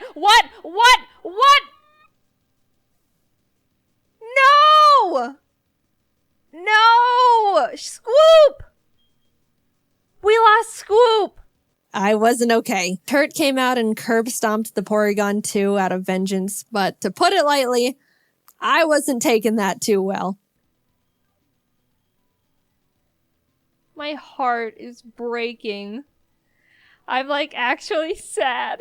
But life doesn't stop when your dog dies, so I had to keep trucking and brought Law the Quagsire to the team. With an intense, blood-curdling thirst for revenge, I stormed into Cyrus's room. Fight! Shrimp and Milk took out his team in no time. I snatched his Master Ball and used his teleport pad to enter the basement where Mesprit, Azelf, and Uxie are all being held captive. Fight! And like Cyrus, Saturn was swept too. After releasing the Lake Guardians, we head to Mount Coronet because Cyrus wants to go there and destroy the planet, I think. And we catch up to him at the Spear Pillar. Before we can run up and attack him, Mars and Jupiter step in. Then Barry arrives. Honestly, I have no idea how he found us all here. And it's like, I'll help. Lal takes out both their Bronzors, Mars's Prugly, and Barry's Munchlax. So I thought, you know, it was all smooth sailing, right? Well... Wow, Barry. Really doing a lot for the team, aren't ya? Oh my god, no, it has Giga Drain? No. No, oh no, oh no!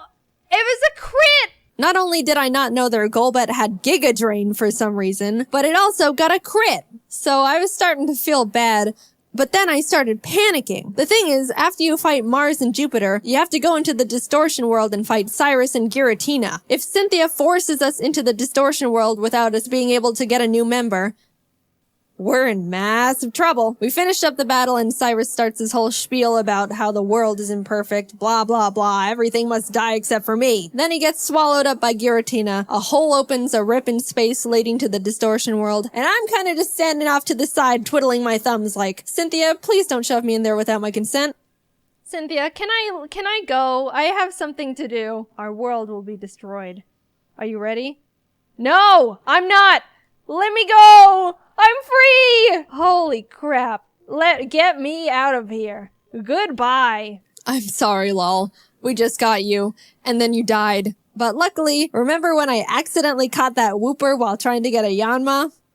It's time, Oops. You were no accident. You're our lucky star who will carry us to victory. We got Oops leveled up, came back to the spear pillar where Cynthia was just sitting there waiting for us, and hopped in. Everything is topsy-turvy and the Lake Guardians are telling me to push boulders into holes. And suddenly I'm on a floating crust of land with Cynthia, who's basically like, Cyrus, get lost and never come back. And Cyrus didn't like that. So he came at me. Oops took out his Houndoom and his Gyarados came out, so I switched to Milk. But I was very terrified because Cyrus's Gyarados has Earthquake. So if Milk misses his Thunder here, he dies. And Milk is notorious for missing his Thunders. But it hit. Milk lives another day. He also took out Cyrus's Crobat and Honchkrow, and Shrimp finished up his Weavile. Cyrus steps aside, and suddenly, it's just me and the Angel of Darkness itself, Giratina.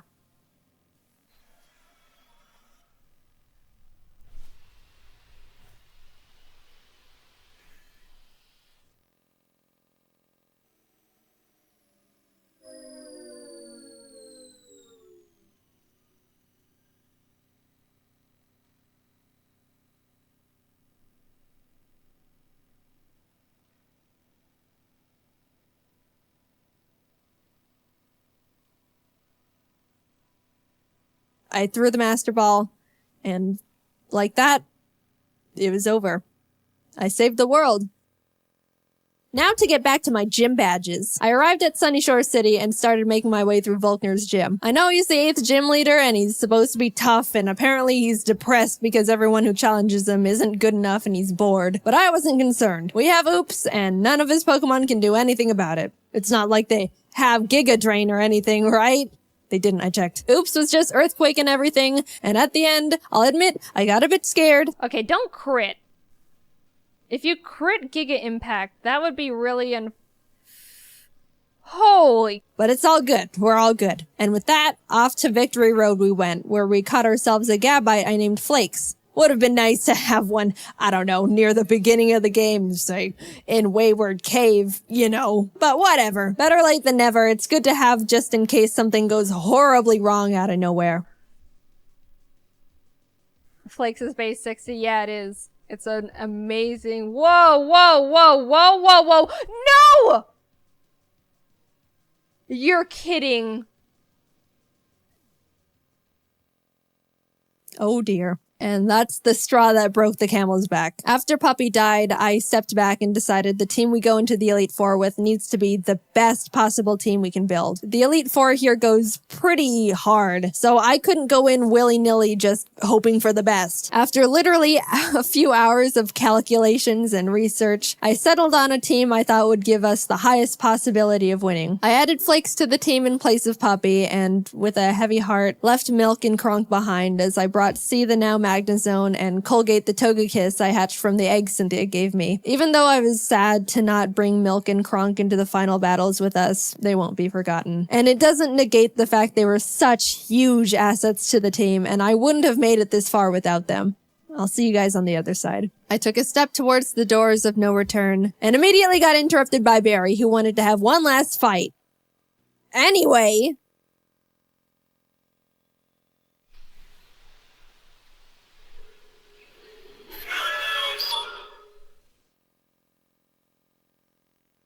Welcome.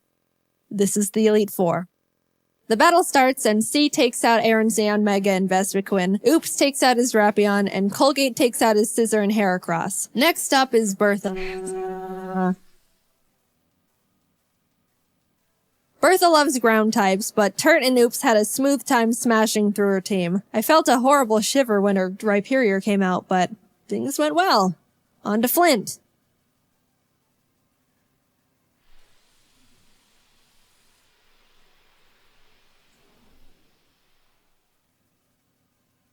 Flint has a pretty scary team, but luckily Oops and Flakes had no trouble plowing through them as well. And with that, we're on to the last member, Lucian. Now, Shrimp hasn't had much time to shine in these fights so far, so I decided I wanted to let her go all out. She set up sword stances and bullet punched everything. Proud of you, Shrimp. And suddenly, I'm at the entrance to the champion. The trainer who's been known to crush dreams in a single battle, and many still fear to this day. I took a deep breath. Things are going surprisingly well, and I don't know how to feel about it. But I looked up, and there she was. At this moment, I have only one last objective. Defeat Cynthia.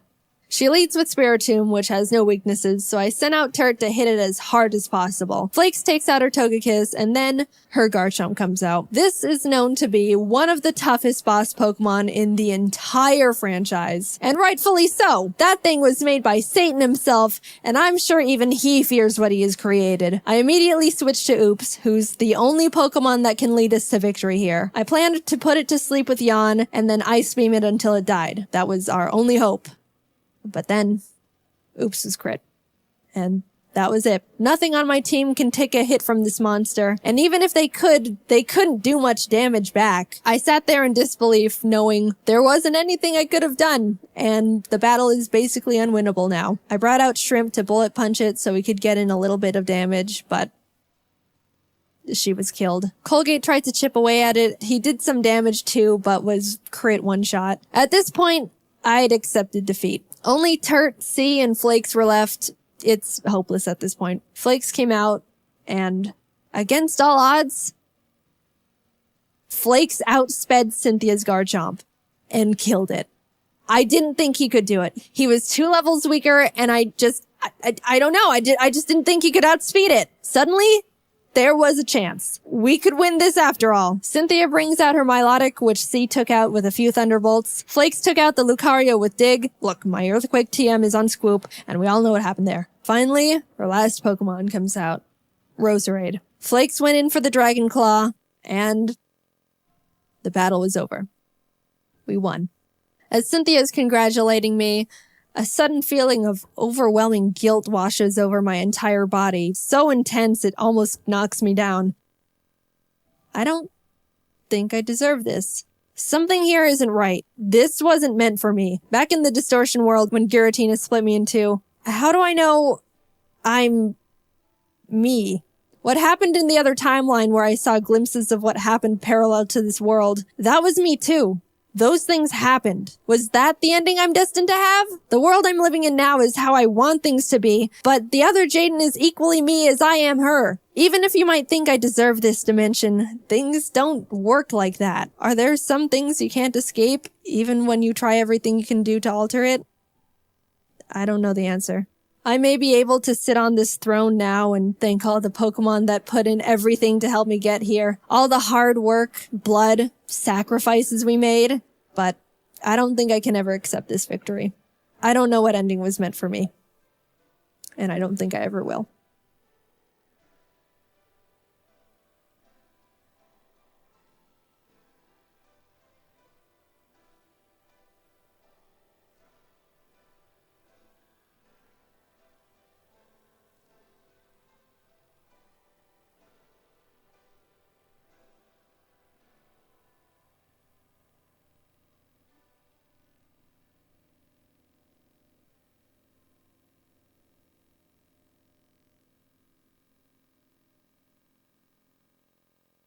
I'm not one to jump on sponsorship opportunities or promoting products. I get a lot of emails from companies willing to give me deals or money to mention their products in a video, and I've always turned them down because I don't think ads fit very well on this channel. But I recently received one opportunity that would be too good to pass up. Samurai Buyer. The reason why this email caught my attention is because I saw the YouTuber I Hate Everything get the same opportunity a while back. He made a really funny video about this and ended up having some fun with Misaki, who's the owner of Samurai Buyer. I suggest you go watch his video, it's extremely entertaining. If you stop by, tell him I say hi. So since Alex had so much fun with Misaki, I thought, you know what? Why not? I want to see what I can do too. And after sending a few emails and talking to Misaki for a while, I can conclude that I love this man. He's the most innocent cinnamon roll of a Japanese man who just doesn't know English very well, and I can't express how much he has won my heart. Misaki's gonna be watching this video because we're best friends, so hey Misaki, how's it going? I'm just gonna show everyone our emails and conversations, and I'll get right into the items you sent me. Thanks, dude. Love ya. Alright, so it all started when I got the first email here. My name is Misaki from Japan. We are currently looking for YouTube partners to work with us and promote Samurai Buyer. And he basically says he'll send me free items as long as I make a video about it. And I was like, alright, I understand that this man doesn't know English very well. Am I doing this? I'm doing this. Greetings, Sir Mizaki. I am Jaiden from United States. I am very in love with many of your store products and fantasize buying them on numerous occasions. I am quite honored that you desire to sponsor me gifts from your shop personally. It makes me feel very special, and I hope I have made you proud, good sir. However, on my YouTube company, I do not create content of unboxing the merchandises. This is a problem, to say the least. Although I cannot produce a short film to upload for my people, if you send me a box of goodies, I am very willing to share with them on my social medias. Hope to hear from you very soon. Jaiden Animations. At this point, I wasn't sure if I wanted to make a whole video about this, so I thought maybe I could get him to send me a box and I could just tweet out the crazy stuff he sends me. But oh, do I have some stuff to share with you guys about this. It would have been a crime not to make a video about what I got myself into. Just stay tuned. It gets crazy. Hello, Jaiden. Thank you for your reply. I understand that unboxing video will not really suit your channel. However, we would like to offer you to make some tutorial video of how to use Samurai Buyer with your wonderful animation skills, which I personally like it. What do you think? Misaki. Dearest Misaki, oh my, that is a wonderful ideas. You are one brilliant man, Sir Misaki. I am blessed to be in your presence via electronic mail. I would love to share your products to the world with my videos through the magic of motion of animation. How many items will you be sending? I want to be able to make a long enough video so that my kings will be satisfied with me. I want to make them proud of me as well. They are my happy. Harambe 1999 to 2K16. Jaiden Animations. Hello, Jaiden! I am reviewing your animation for past 3 days. I just like them. You can just tell me what sort of items you like to get. Maybe something like $120 at first. Misaki. I didn't know what he meant by $120 at first. I thought he wanted me to send him $120 to have him ship the items, and I was like, no, I'm not spending $120 on this. Peace and love, Misaki. I'm not sure what you mean by $120. Are you implying I send you money? I cannot pay money because my money goes to my dog that I have in my house. I have to pay him money to keep him happy. It is a complicated relationship. If you would send me the craziest and most insane things you have to offer in your shop, I will be a happy camper. I myself am quite crazy and most insane, and want to be blown away with the surprises you will be delivering to me. Wow! The more items, the merrier. Send me as many items as your company can. I can handle it, don't worry. I accept the challenge. I shot the sheriff. Jaiden Animations, Jaiden Animations, Jaiden Animation, Jaiden Animation. And then he says, $120 for you to choose the items. Misaki. That didn't really answer my question. Mr. Misaki, am I paying for this? Or are you sending them for free? Just send me what you think I would like. I trust you, senpai. Jaiden Animations, Jaiden Animation, Jaiden Animation, Jaiden Animates, Jaiden Animations. And then he says, hello, senpai!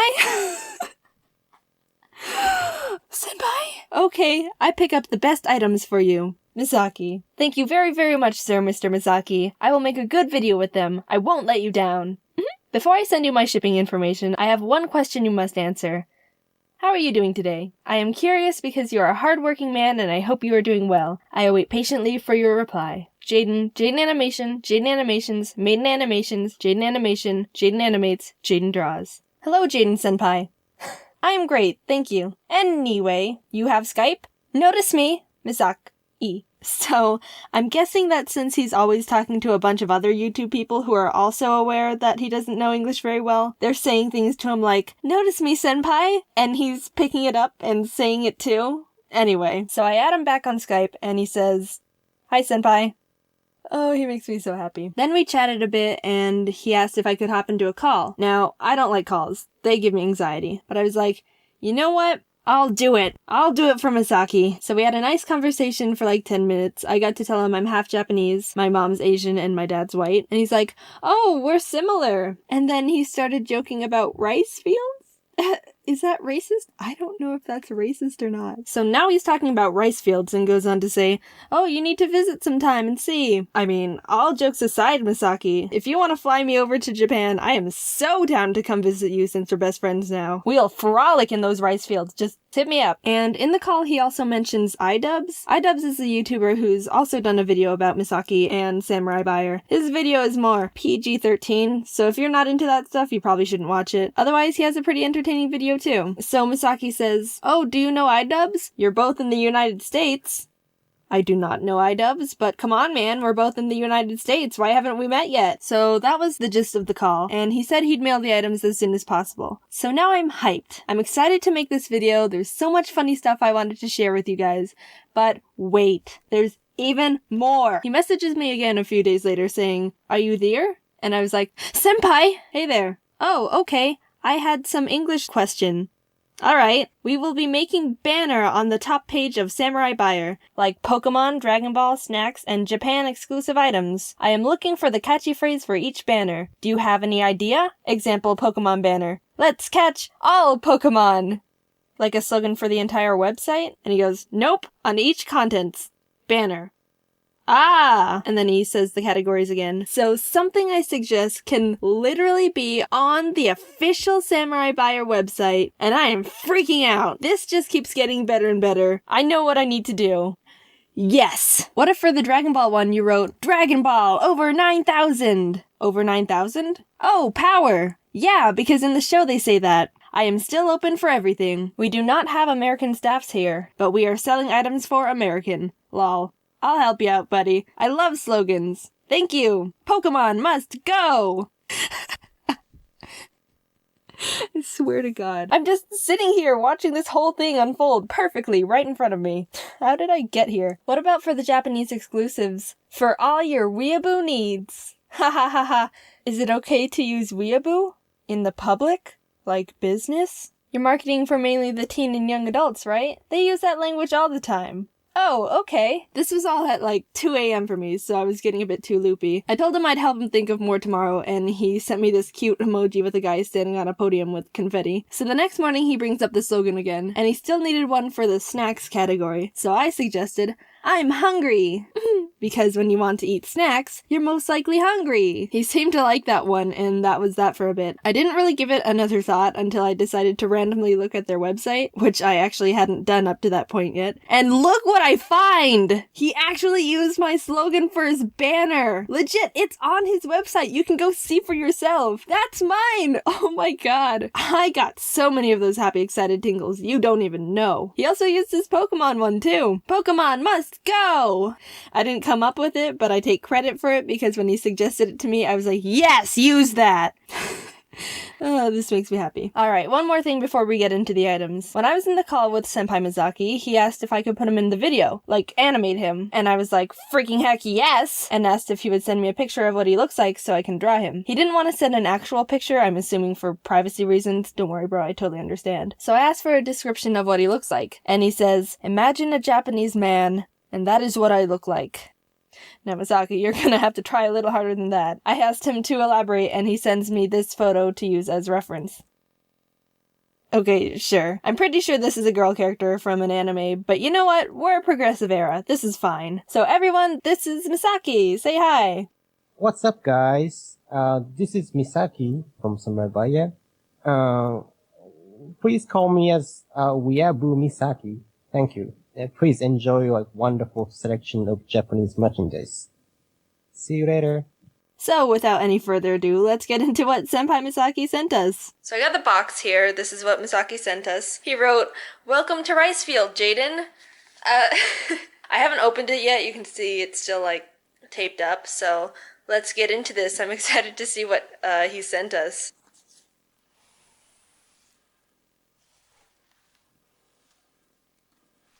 Alright.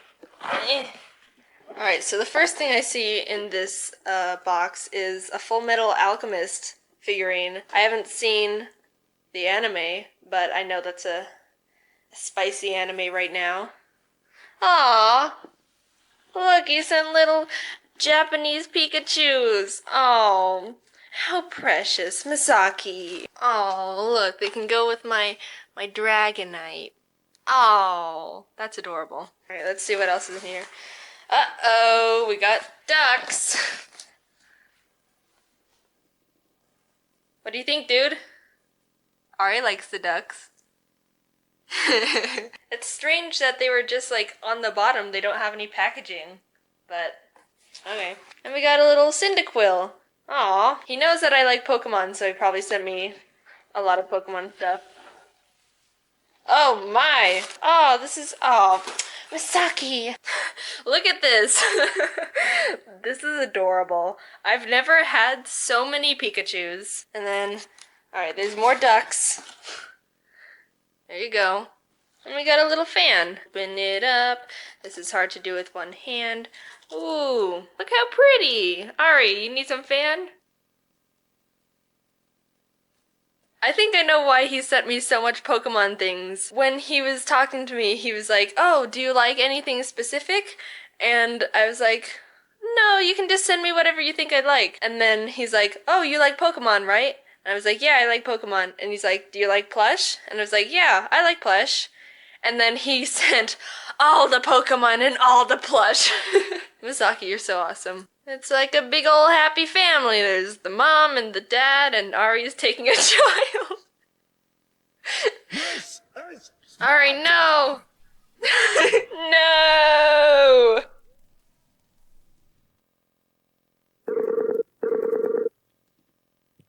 Hello? Good morning. Good morning, how are you? I'm good. How are you today? I'm very good. I'm working on the video. It should be done in the next couple days. Okay, good. Alright, so is it gonna be an epic video? yes, it's gonna be an epic video. Thank you. I like it. Alright, so what I'm gonna do is, I need for your, in the video, you to just say, like, hello to everyone and say whatever you want to say. Okay. Yep. Alright, I'm ready. Alright. Hello guys, this is Misaki from Samabaya. Konnichiwa. Ni hao. Please enjoy like wonderful selection of Japanese merchandise. See you later. Alright, that's perfect. Thank you so much. Should I be like funnier or? Do you want to say another one? I can take as many takes as you want. Yes. So, is there any like funny phrase in English or? You can say like, "Hey, what's up, guys?" Something like that. Okay. Okay. Yeah, I'm ready. All right, let's go again. What's up, guys? This is Misaki. Please call me as Weeaboo Misaki. Thank you. I love that one. Thank you. No problem. Okay, Jaiden. Talk to you later. Bye. Thank you. Bye-bye. Hey guys, so I'm gonna start doing some Q&A videos so we can all learn about who I am and we can all be connected and friends and stuff. Anyway, okay, so the first question is, how old are you and what made you do animations? So, I've gotten so many questions. Are you in college? Are you in high school? How old are you? I'm 17, I'm in my last year of high school, so I'm going into college next year, but yeah. As for animation-wise, I really have no idea how I got into animation. I've always been drawing ever since I was little, and I just all of a sudden wanted to do animation, so I looked it up, I didn't take any classes, and I taught myself, and I'm not a professional at all. I'm pretty sure I'm doing everything wrong, so I don't think you guys want to learn from me. You should probably learn from a professional like I didn't do. When did you start animating? Now, this is a funny story. I'm sure you've all seen that terrible mother animation that I made for Cupquake, right? Yep, that was my first animation that I ever made in my entire life. Like I said, I'm not a professional at all. I just jumped straight into it. I did my best. I had no idea what I was doing, but it turned out pretty well. And I'm so glad that so many of you had such positive feedback and you loved it and you want more. And that's really what helps me grow as an animator. So thank you. Next question. Do you have anything big planned, like a long video or something? For this channel, no. But, as you guys know, I work for Cupquake, and the animation that we are working on right now is amazing. It's turning out so well, and I think you guys are gonna love it, maybe even more than Terrible Mother and Dino Killer, the other ones that we have out. It's different. It's a lot different from the Minecraft shorts, but it's my favorite out of all of them so far. It's probably not going to be out for a couple months because it's different. I'm trying not to give you guys any hints, but you're going to be wanting to watch it 5 days a week. Trust me. Quickly, it's life or death. You have to pick between having hands for feet or feet for hands. Do it at that. Considering that I need my hands to be doing animation and drawing, I'll probably have feet for hands. No, I'm just kidding. Definitely hands for feet, no questions asked. But seriously, I've tried drawing with my feet before, and it is hard. Props to people with no hands, and they have to draw with their feet. Next up, are you ever going to vlog on your YouTube channel? Now, I'm taking this as, what do you look like? And I knew I was going to get this question eventually, but right now I'm only focusing on getting animations out because that's what I think is really important. I guess I can tell you a little bit on what I look like. My dad is white or Caucasian, and my mom is Japanese, and they both grew up in Canada, so I'm like white, Japanese, Canadian, but I also live in the US, so that's a little bit on my background. But who knows, maybe in the future I'll show you guys what I look like, but for now, no. Why do you make videos for Cupquake? Okay, this is something that a lot of you guys probably are wondering. I used to be just a fan of Cupquake. I just watched their videos, I was just a subscriber, that was it. But one day I decided to send in a fan art and they posted it on their channel and I saw it and I was like, oh my gosh, they liked my art, I should send more. And they started kind of talking a little bit about it, and they also mentioned the fact that they were looking into animating some moments in their videos. And I was like, oh my gosh, I don't know how to animate, but I was thinking about learning how to animate. So I sent them a message. I said, hey, I kind of know the basics of animation, and they kind of already knew me by my art. So they're like, okay, what's your email? What's your Skype? Let's get in contact. Let's make this happen. And one thing led to another, and out came Terrible Mother, and you guys loved it so much, we just had to make more, and that's how this whole animation thing started. So that's why I'm telling you guys, you have to get yourself out there, because my whole career basically just started by sending in a fan art, which is a prime example why you don't know what possibilities are out there. You just need to pop your bubble and form the path that you want to take.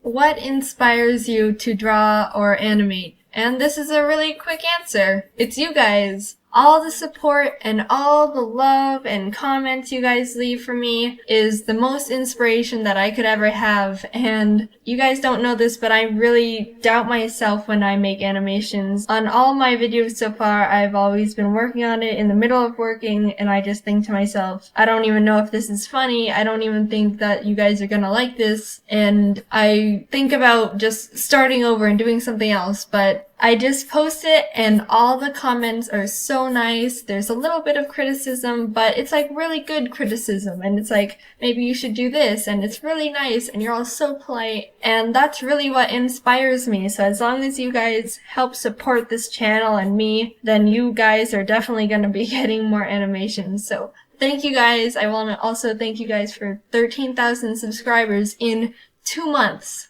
I have no words. That's beautiful. Thank you guys so much. Well, that's all the questions I'm going to answer for this video. Make sure to like the video and subscribe if you haven't. Also, if you want to be updated on the channel, know when I'm taking questions for more Q&A videos, or even getting a day in advance notification on when I'm posting an animation, follow me on Twitter at JaidenAnimations, and check out my DeviantArt where I post some of my drawings. Anyway, thanks for all the support and all the love, and I'll see you again later. Bye! As you know, most games are pretty flexible in terms of getting to go as fast, or slow, if you're lame, as you want. And honestly, it's pretty hard to limit that from players. Maybe you could turn the main character into an old man who has trouble walking or something, but that's not fun. At least in theory, I don't know. But you know the one video game genre that forces everyone to play at the same pace? Rhythm games. Rhythm Heaven is one of my favorite games, especially in the rhythm category. I played it constantly growing up, and I wanted to come up with some dumb excuse to play it for a video. So today I'm speedrunning a rhythm game. How does that work? In actuality, I have no idea, but this is what I laid out for myself. As the video game masochist I am, I wanted to make sure I had some sort of challenge capable of driving me to the brink of insanity, so I'm gonna be running the all medals category, which means I only have a certain amount of mess-ups per minigame before I fall from award-winning gaming greatness into low-life scum. And since I'm not running a game no one else has run before, I have some competition for the first time. There's a decent amount of runs already submitted, so to compete with them, I need to make sure I get first try medals throughout the entire game, every time, all 50.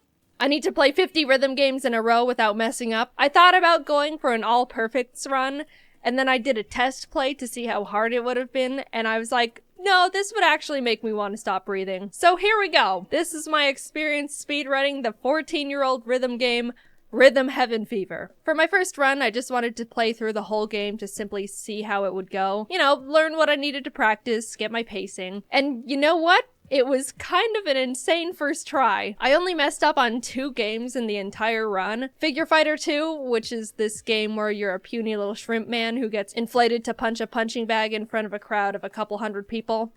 And Remix 10. Of course. If you've played Rhythm Heaven Fever, you know about Remix 10. The game organizes all the minigames into columns, and after you play 4 of them, there's a remix that's like a medley of the whole column. It's genuinely cool, but for the last remix, it's a nearly 4-minute game of every single minigame you've played up until that point. Like I said, very cool, but also terrifying from a speedrun perspective. Anyway, besides getting okays in 2 minigames, that means I was perfectly prepared for all the others. And I was shocked. That's not half bad. In fact, that's 96% not half bad. I even started thinking to myself, oh man, if I get this run faster than anticipated, maybe I can't even make a video for it. I was worried I would get it like attempt 2 and then not know what to talk about. Which, no, I do have a video for it. As you can see, I went into attempt 2 with a very heightened sense of confidence, ready to complete my run second try, and I immediately missed the first beat. Up! Jaiden.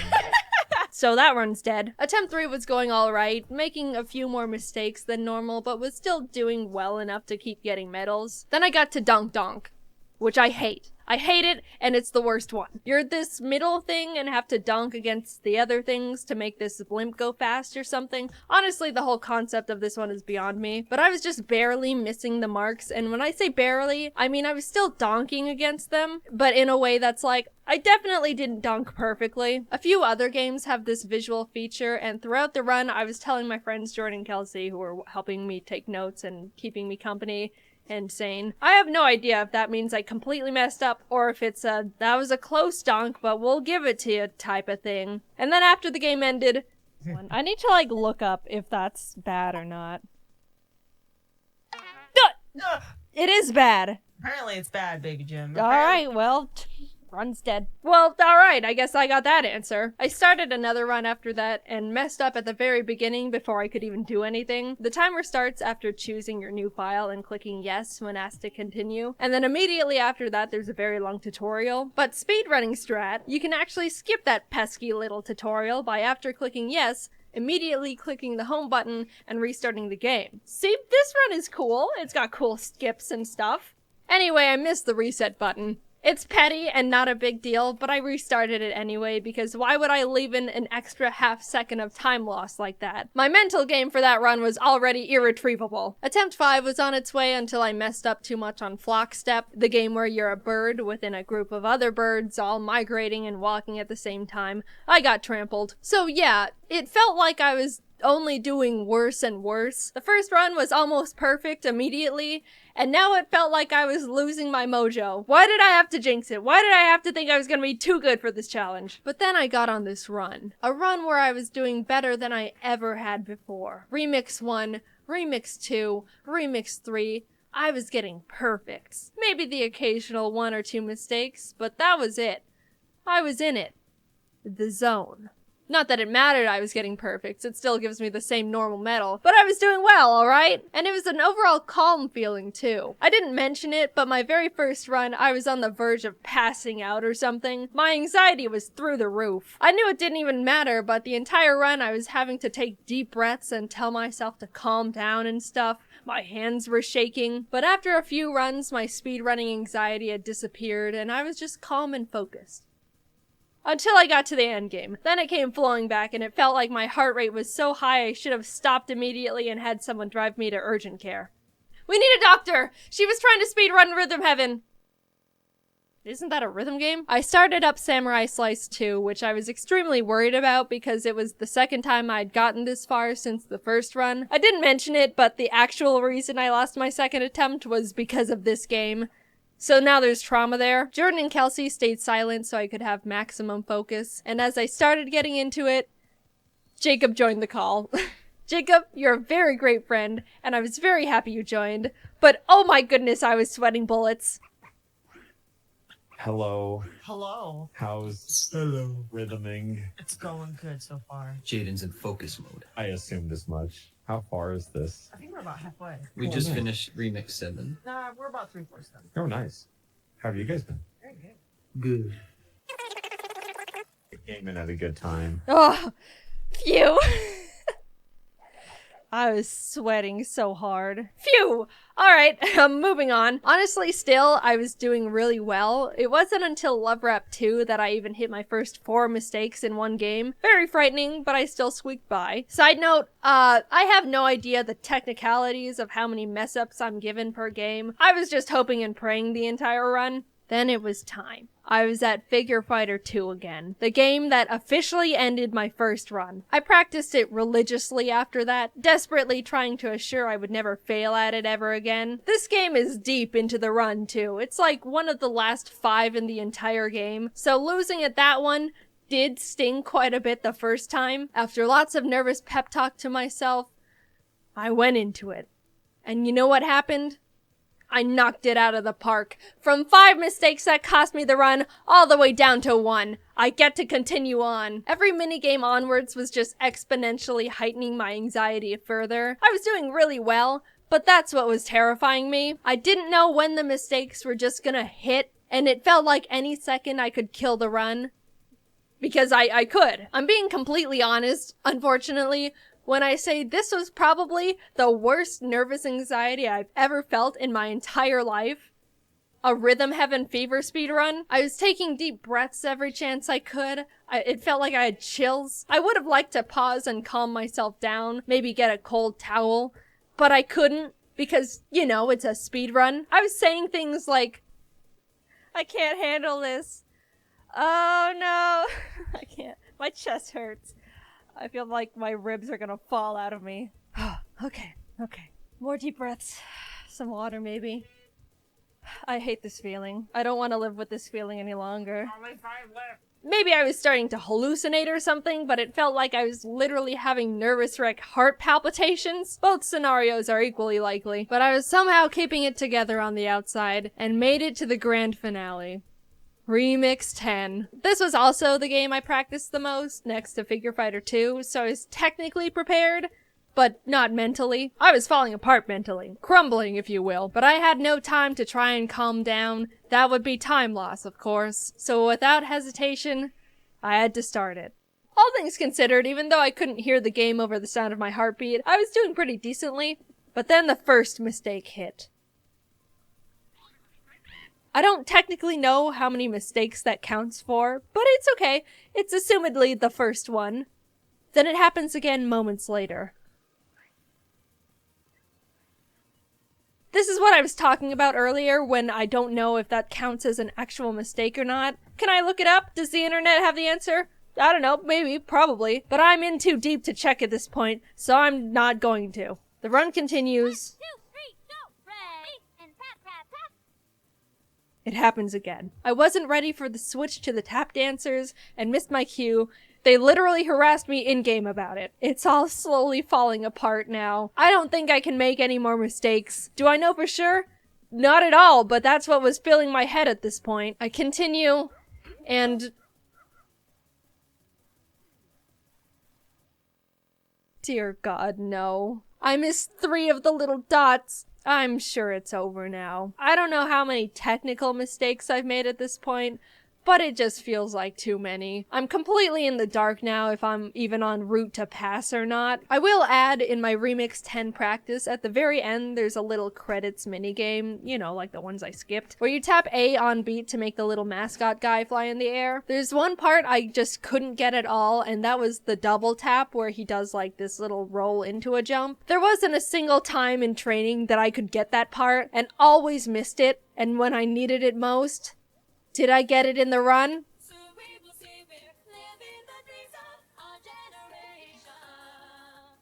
No. That's it. I don't know how many mistakes that was, but it was too many. My heart sank, dude. All that work just to fail at the very end. All that anxiety I'm gonna have to relive. I just didn't know if I could handle it. Like, physically. I wasn't joking about the heart palpitations / hallucinations. All I could do was sit there at the foot of Rhythm God and wait for my judgment. I don't know. I don't know about that one. I genuinely don't know. This one's be like, careful. No, don't say it, don't say it. Oh my God! You did it! I did it! 1 minute, or That- 1 hour and 53 minutes. That was so stressful. Holy Oh my- cow. I don't know how, but I did it. I finished the run. I was free. I officially played all the Rhythm Heaven Fever minigames and didn't fail at earning a medal first try on any of them at all. 1 hour, 53 minutes, and 1 second. That's my final score. How does that compare to the world record? Honestly, not even close. I don't really know how they saved so much time. My main guess is that playing on the Wii is much faster in terms of loading time. I was playing on a Wii U, and that could affect how fast everything loads. I don't know. But also, there's no way I'm gonna play on a Wii for YouTube. Do you know how crunchy that would make this footage? I'd rather take the time loss bullet so I don't have to cross my eyes just to rewatch my footage. So how does my run compare to the people who did the same run on the Wii U? Second best. And you know what? I'll take it. I have no idea how this guy ended up saving like 10 seconds, but being the second best Wii U Rhythm Heaven Fever All Medals runner is fine with me. I am settling, and I am proud. Will I probably lose this record hours after this video goes up? Absolutely. But that's just how it goes. People message me for weeks, months after my Cooking Mama 2 speedrun video being like, Jaiden, you're not the world record holder anymore. And it's like, yeah, I know. Thanks for rubbing it in. I'm trying to cope over here.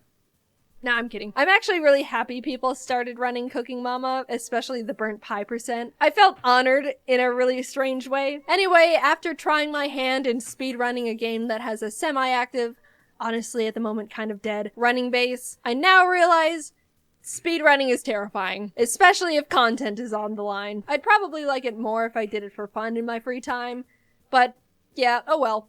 I'm happy I finished my run. Despite everything, I had a great time. And it just feels good knowing I'm half decent at Rhythm Heaven now. A skill that will be very useful absolutely never. I really still can't believe I almost had a panic attack because I was speedrunning Rhythm Heaven, but hey, just put it on the resume, I guess. Sorry the videos have been coming out more sporadic in terms of frequency. Honestly, the reason why is because they're just longer in general, which takes a bunch more time to animate. But they're fun. I like the videos. I think they're fun. Maybe if I just stock up on a bunch of videos for like 6 months, I can post regularly like a normal content creator for like a month, and we can all pretend it's normal and awesome. Just an idea, I don't know. Anyway, thanks for watching, and I appreciate any and all support you guys have for me. Talk to you later. Bye-bye. Hello everyone, I am with Tony V Tunes, Hey guys, Tony V Tunes here. and we decided to do a collaboration, so we have one video here and one video on his channel, so after this, you can head on over to Tony's channel, link is in the description, and watch that. What are we doing? Today, we are going to be doing the funny stories tag made up by you and some questions on Google or whatever. And yeah. Alright, so the first question is, what is your funniest... Okay, cutting that out. What is your funniest gaming moment? I have a really funny gaming moment. I think it may be up on YouTube, I'm not sure. But, I was playing Portal with my friend Gabe, and he's probably watching this. Hey, Gabe. I was playing Portal with him, and we put up a light bridge, if you know what that is. We put up a light bridge, and then we dropped one of those balls down, and the ball was, like, balancing on this super tiny, skinny light bridge, and we were dying laughing because this big ball was, like, rolling all the way to the end of this extremely skinny light bridge. It was the funniest glitch ever, and I thought it was hilarious. I don't really play Portal, so I'll have to try and see if that's up there. You must play Portal. Okay.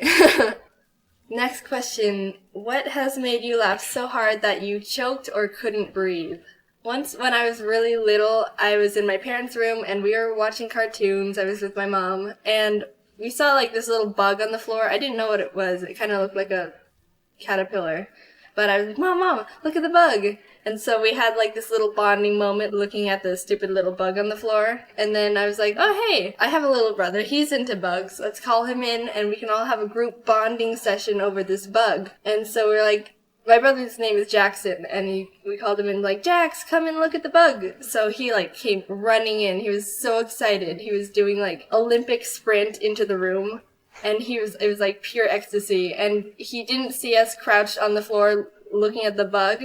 So he ran like through us and managed to squish it as he ran through. Oh and my god. He's like, where is it? And we were dying laughing. Oh my gosh, it was so funny.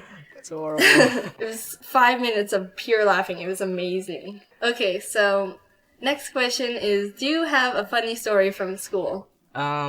Yeah, I have this really funny story from school. Around 4th grade, when I was like 9 years old, we were all in class, and then my friend just started looking at me with these really big eyes and like shifting his eyes to the side.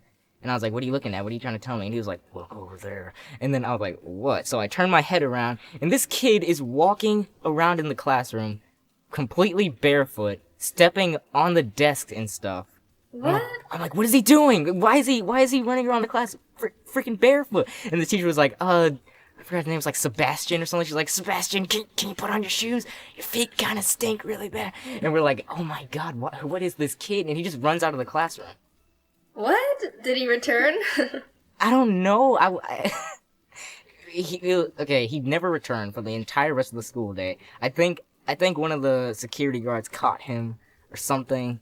It was really weird, really disturbing, and no one needed to see his feet. Was he on drugs or something? Probably mad cocaine.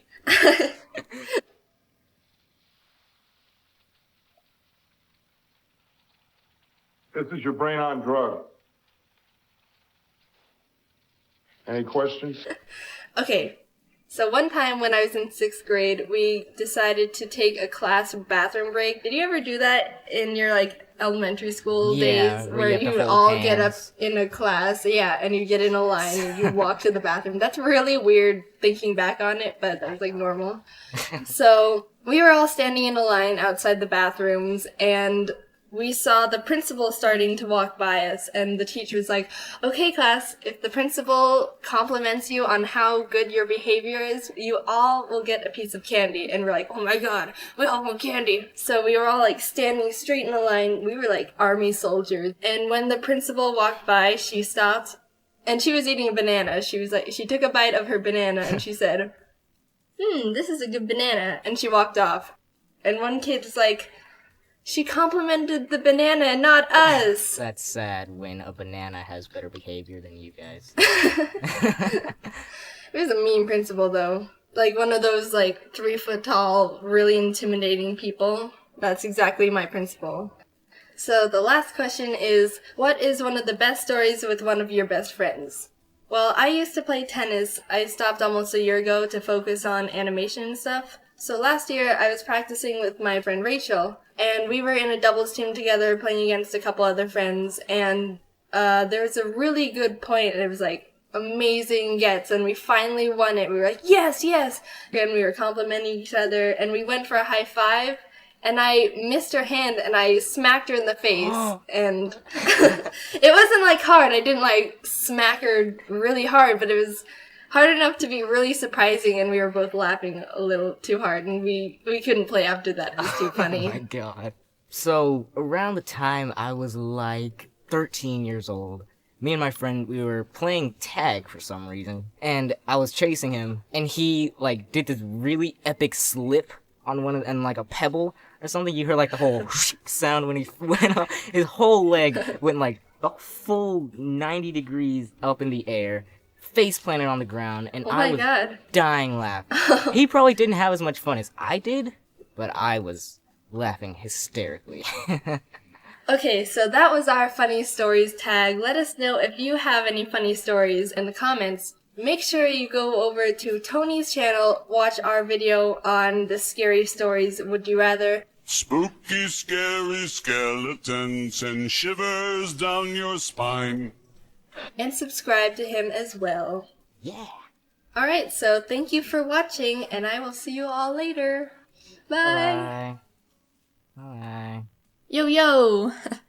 I hope you guys enjoyed this collaboration. Now you can stop leaving hundreds and thousands and millions of comments about it everywhere. So don't forget to click that like button. Also, I would like to say a very happy channel anniversary to everyone. Yes, can you believe it? It's officially been 1 whole year since the birth of Jaiden Animations. So if you made it to this part of the video, because I know that there are people out there who start to hear the end card and say, nope, I'm gone, and leave, then leave a comment or tweet at me with hashtag channelversary and let me know what your favorite moment of the channel has been so far. And, surprise, surprise, I have an Instagram now. I've had the account for a while just to like hold the name, but I haven't really posted anything. So if you want to go ahead and follow me there, it's JaidenAnimations. Thank you guys. We've grown so much together in this 1 year, and I can't wait to see what happens in the next.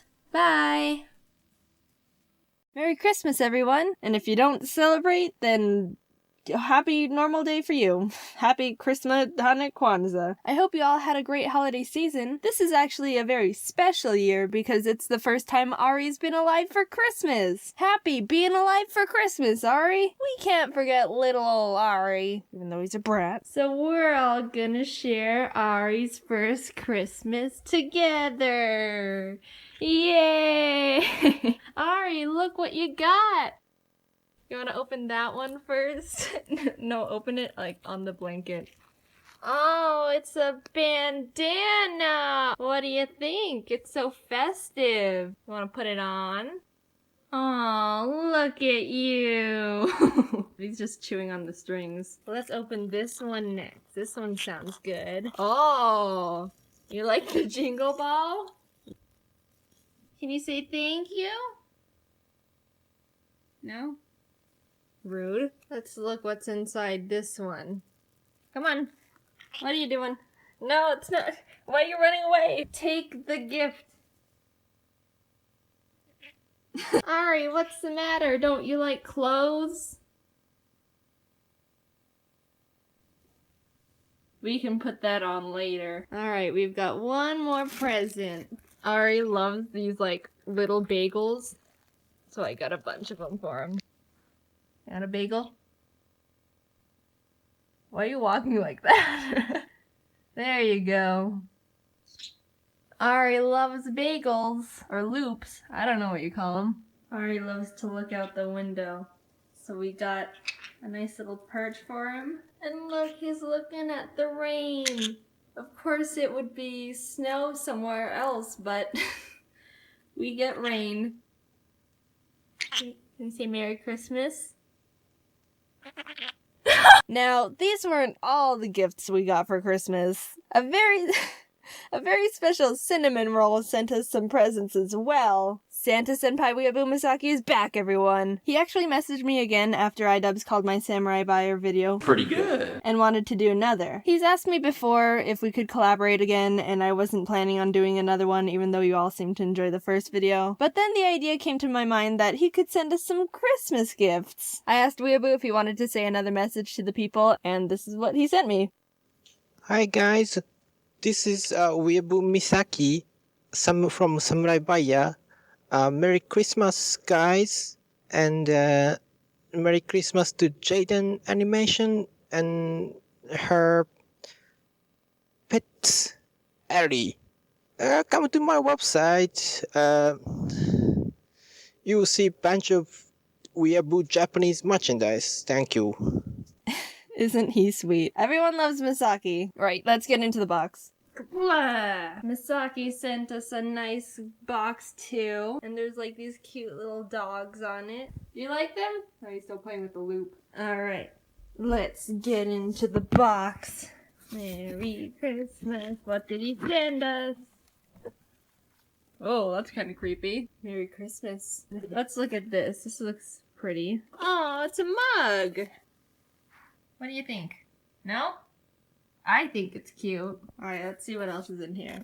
Is this one of those, like, Japanese banks that, like, you press the button and then the thing opens? Do I need batteries? I'll get batteries later. Wow, we're getting a bunch of mugs. Okay. You like this one more? Do you have any input at all?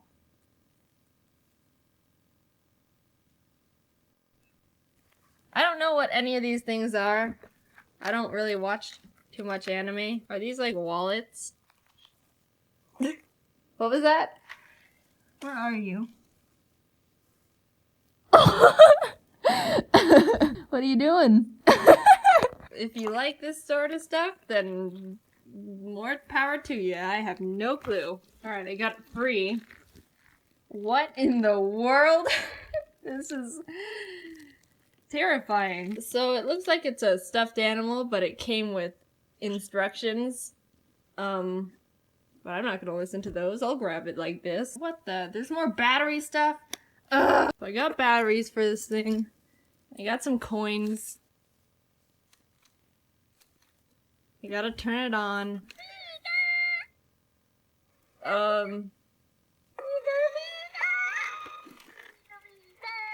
Yeah, I've seen... You done? Yeah, I've seen these things before. I didn't know there was like a Pokemon one. I'll do another one. I don't know, that little hand is kind of really creepy.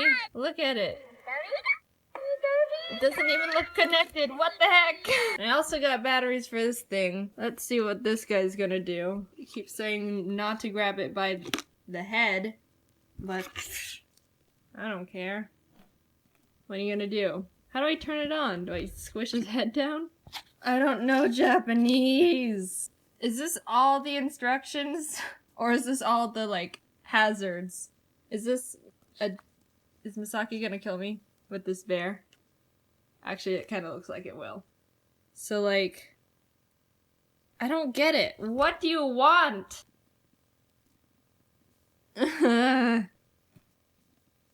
What do you want? Ah! What was that? I got... Oh. I see what this is. That seriously jump scared me. Stop interrupting me. I don't even know what I'm gonna do with this thing. I don't want this. What do you think? Oh, alright. Stop. It's not even doing it like good. It's like terrifying. I can't even say anything. Turn off. It didn't even do it like good. It's just like... So this is the Misaki haul. Not as good as the other one. There's a serious lack of ducks, and even Ari's afraid of this thing. Merry Christmas, Ari. Oh, are you eating that? No. I hope you all had a great season. I'd say I hope you all had a good 2016, but we all know that was an absolute train wreck. Here's to another year together, and I hope we all don't implode as a society next year. Well, would you look at that? The first video I'm posting in 2017. In a year, we can look back at this video and say, we had no idea what we had coming. So another year has passed, which means we're all 1 year older, which means we're growing as people, which... yeah, this is a stretch. I didn't have a transition. As a youngster, I was prone to believing people pretty much unconditionally, as with most children. I just had too much trust for my own good. Like, oh, why would anyone have any reason to lie to me? The world is full of nothing but nice people and purity. Of course, I've grown out of that mentality and am a lot more cautious. But for a while, people could just tell me things and I just believed them. I got thinking about all the ridiculous things people put in my head that I stored as facts, and I decided to make a list of the craziest ones. And also just letting thing you know, I was like younger than 7 in all of these stories. Don't worry, I didn't just find out these things aren't true like a couple months ago or anything. When I was in 1st grade, for some reason my mom told me aluminum foil is poison and if I ever bit it, I'd die. A bit strange, but I think I know the idea behind it. Apparently, biting foil can induce a galvanic shock. Basically, if the foil comes in contact with braces, metal fillings, something like that, the metals will react with each other and create a little electric shock. But all I knew as a kid was teeth, contact with aluminum foil, death. And I was petrified. I didn't even have braces or anything metal in my mouth at the time, so nothing would have even happened if I tried it. I also remember going to school the next day and telling my friend, "Did you know that if you bite aluminum foil, you'll die?" And she goes, "I think I've bit foil before." And I was like, how are you not dead? Grasshoppers spit acid in your shoes. This one probably needs explaining too. I was at recess with some friends and we were running around in the grass without our shoes on. When we went back to put them on, there was a little grasshopper sitting at the bottom of my right shoe.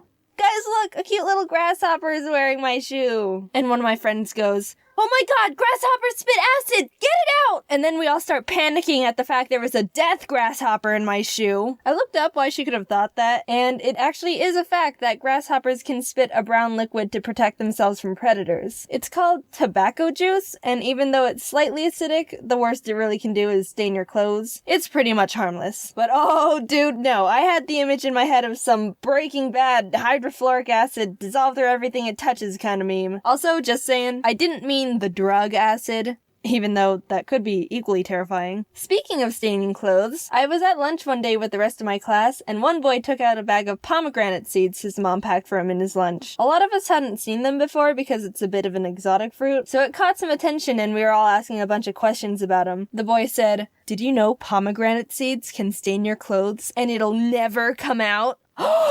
Whoa. That must be one powerful fruit. It never comes out? Never, ever, forever? Not even with the power of OxiClean Laundry Stain Remover. It gets the tough stains out. And then we watched the kid eat a bag of pomegranate seeds sitting sideways with the seeds on the space next to him because he didn't want to spill them on himself. Looking back, it was definitely just his mom exaggerating because she didn't want to have to deal with the stains in laundry. A sly parenting trick if I do say so myself. It's weird to think she's out there somewhere and she doesn't even realize she accidentally taught me that lesson too. This one's actually kind of common to believe, and I think a lot of people have been passing this myth around for a long time. Sitting too close to the TV is bad for your eyes. I did research on this one as well, and even though it might seem like it could be true, there's apparently no actual evidence that sitting in front of the TV is damaging to your eyes. But oh, little old Jaiden believed it, and you know what I did with that information?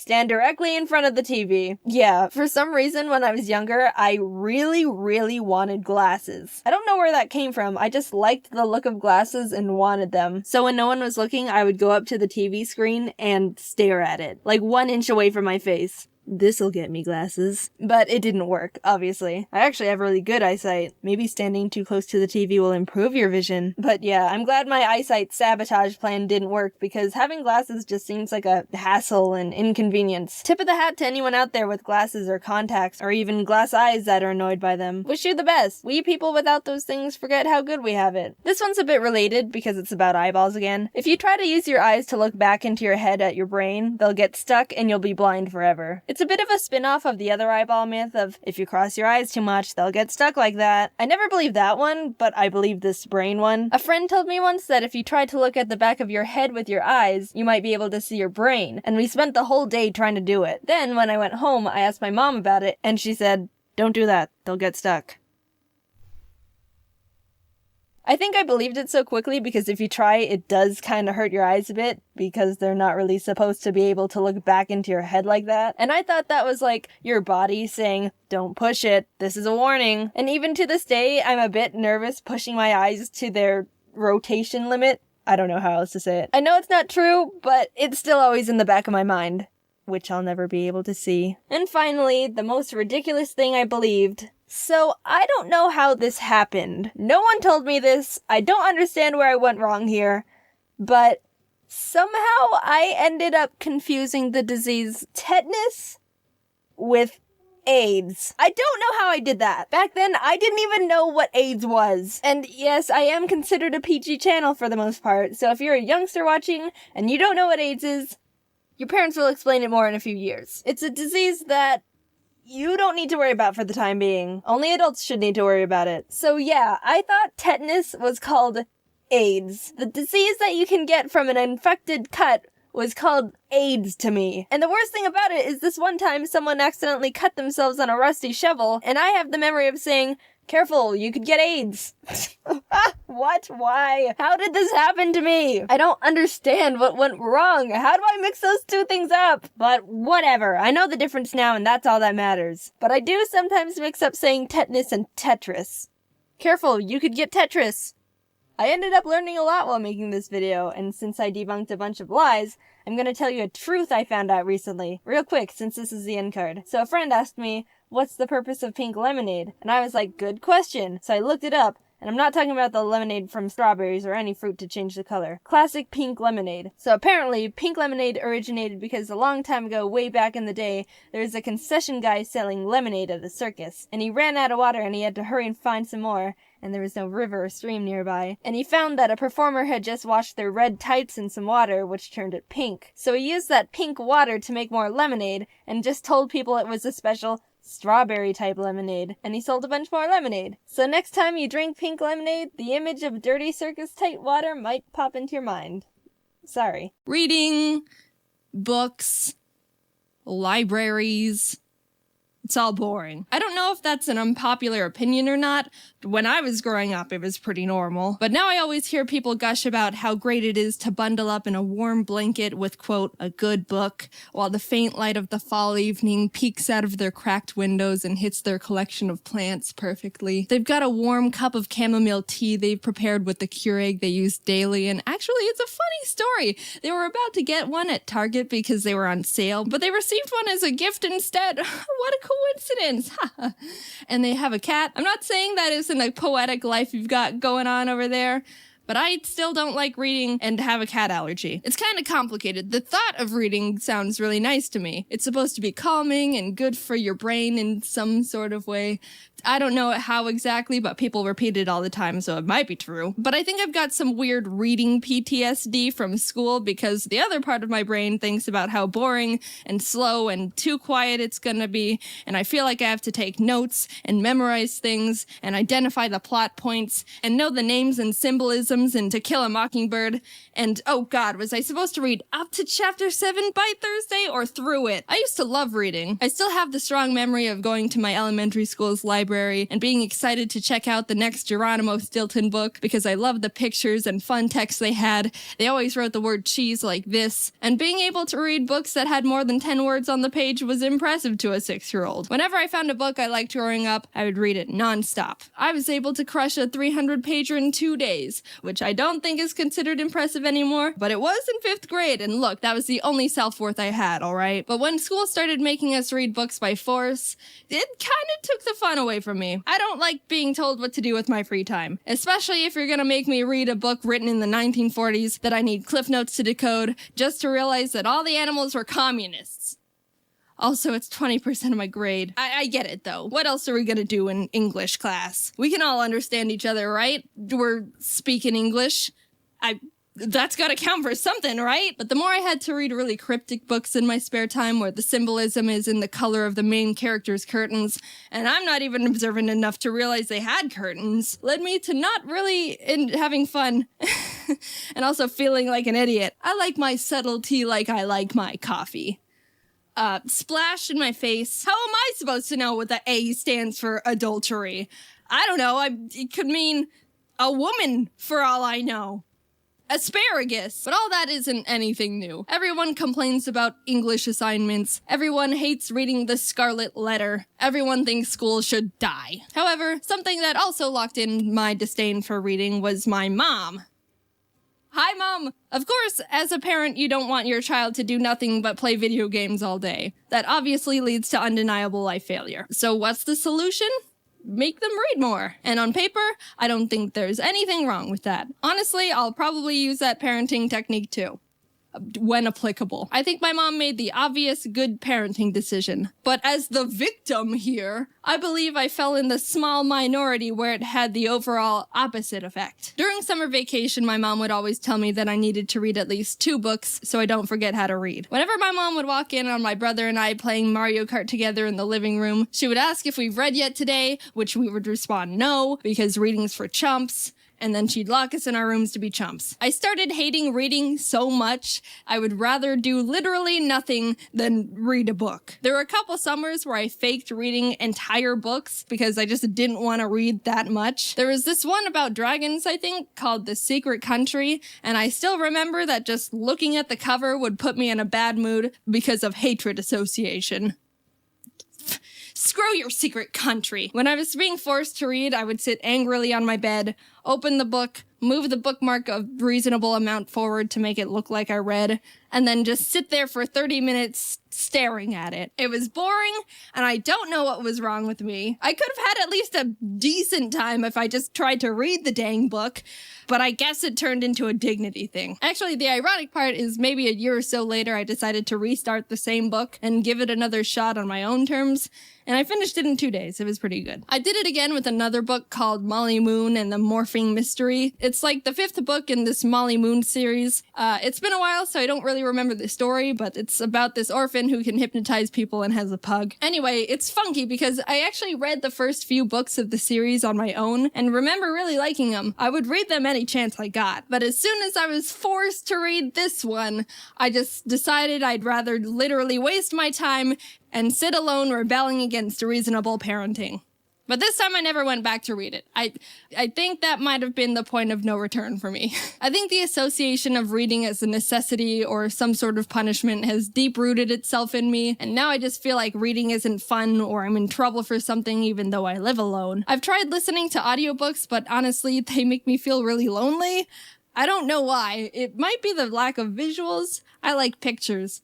And also no one else is around. It's the same with music. I've never been a big music person, so whenever I try to sit down and do something while listening to music, it somehow enhances this feeling of being alone and like time is going by slower, which makes me uncomfortable. So I always have either YouTube videos or more recently Twitch streams in the background. I'm still not super used to Twitch yet, but I like Ryukar's stuff. He plays Mario Maker. Sometimes I wish I read more. It might be good for me to slow down instead of always consuming fast-paced content on the internet, but on the other hand, I think it's just a preference I have that's been cemented with bad association. If you like reading, I think that's really great. I've got a lot of friends who like reading, and it's cool that you've got a really nice hobby you can fall back on to de-stress, or however you people feel while staring at words all day. I was gonna say you should recommend a good book I should give a try, but I took a second to think about if I would actually try to read any suggestions, and being real with myself, the answer is no. So, enjoy that chamomile tea. Hey, how's everyone doing? At home, I suppose? I'm lucky that I work from home and rarely leave the house, so quarantine isn't hitting me too hard. But to those of you who are outside people needing suggestions, may I suggest watching all of my videos in an infinite loop until we can leave our houses? Or Animal Crossing? I actually recommend that one more. Any mutuals who are playing, send me your friend code because I want to add you. I've been doing this thing where before I open up the game, I'll look at my friend list and see how many people online are playing Animal Crossing. Normally it's 100%. Anyway, however you're keeping yourself busy during quarantine, I hope you're doing well, and thanks for watching my video. Bye.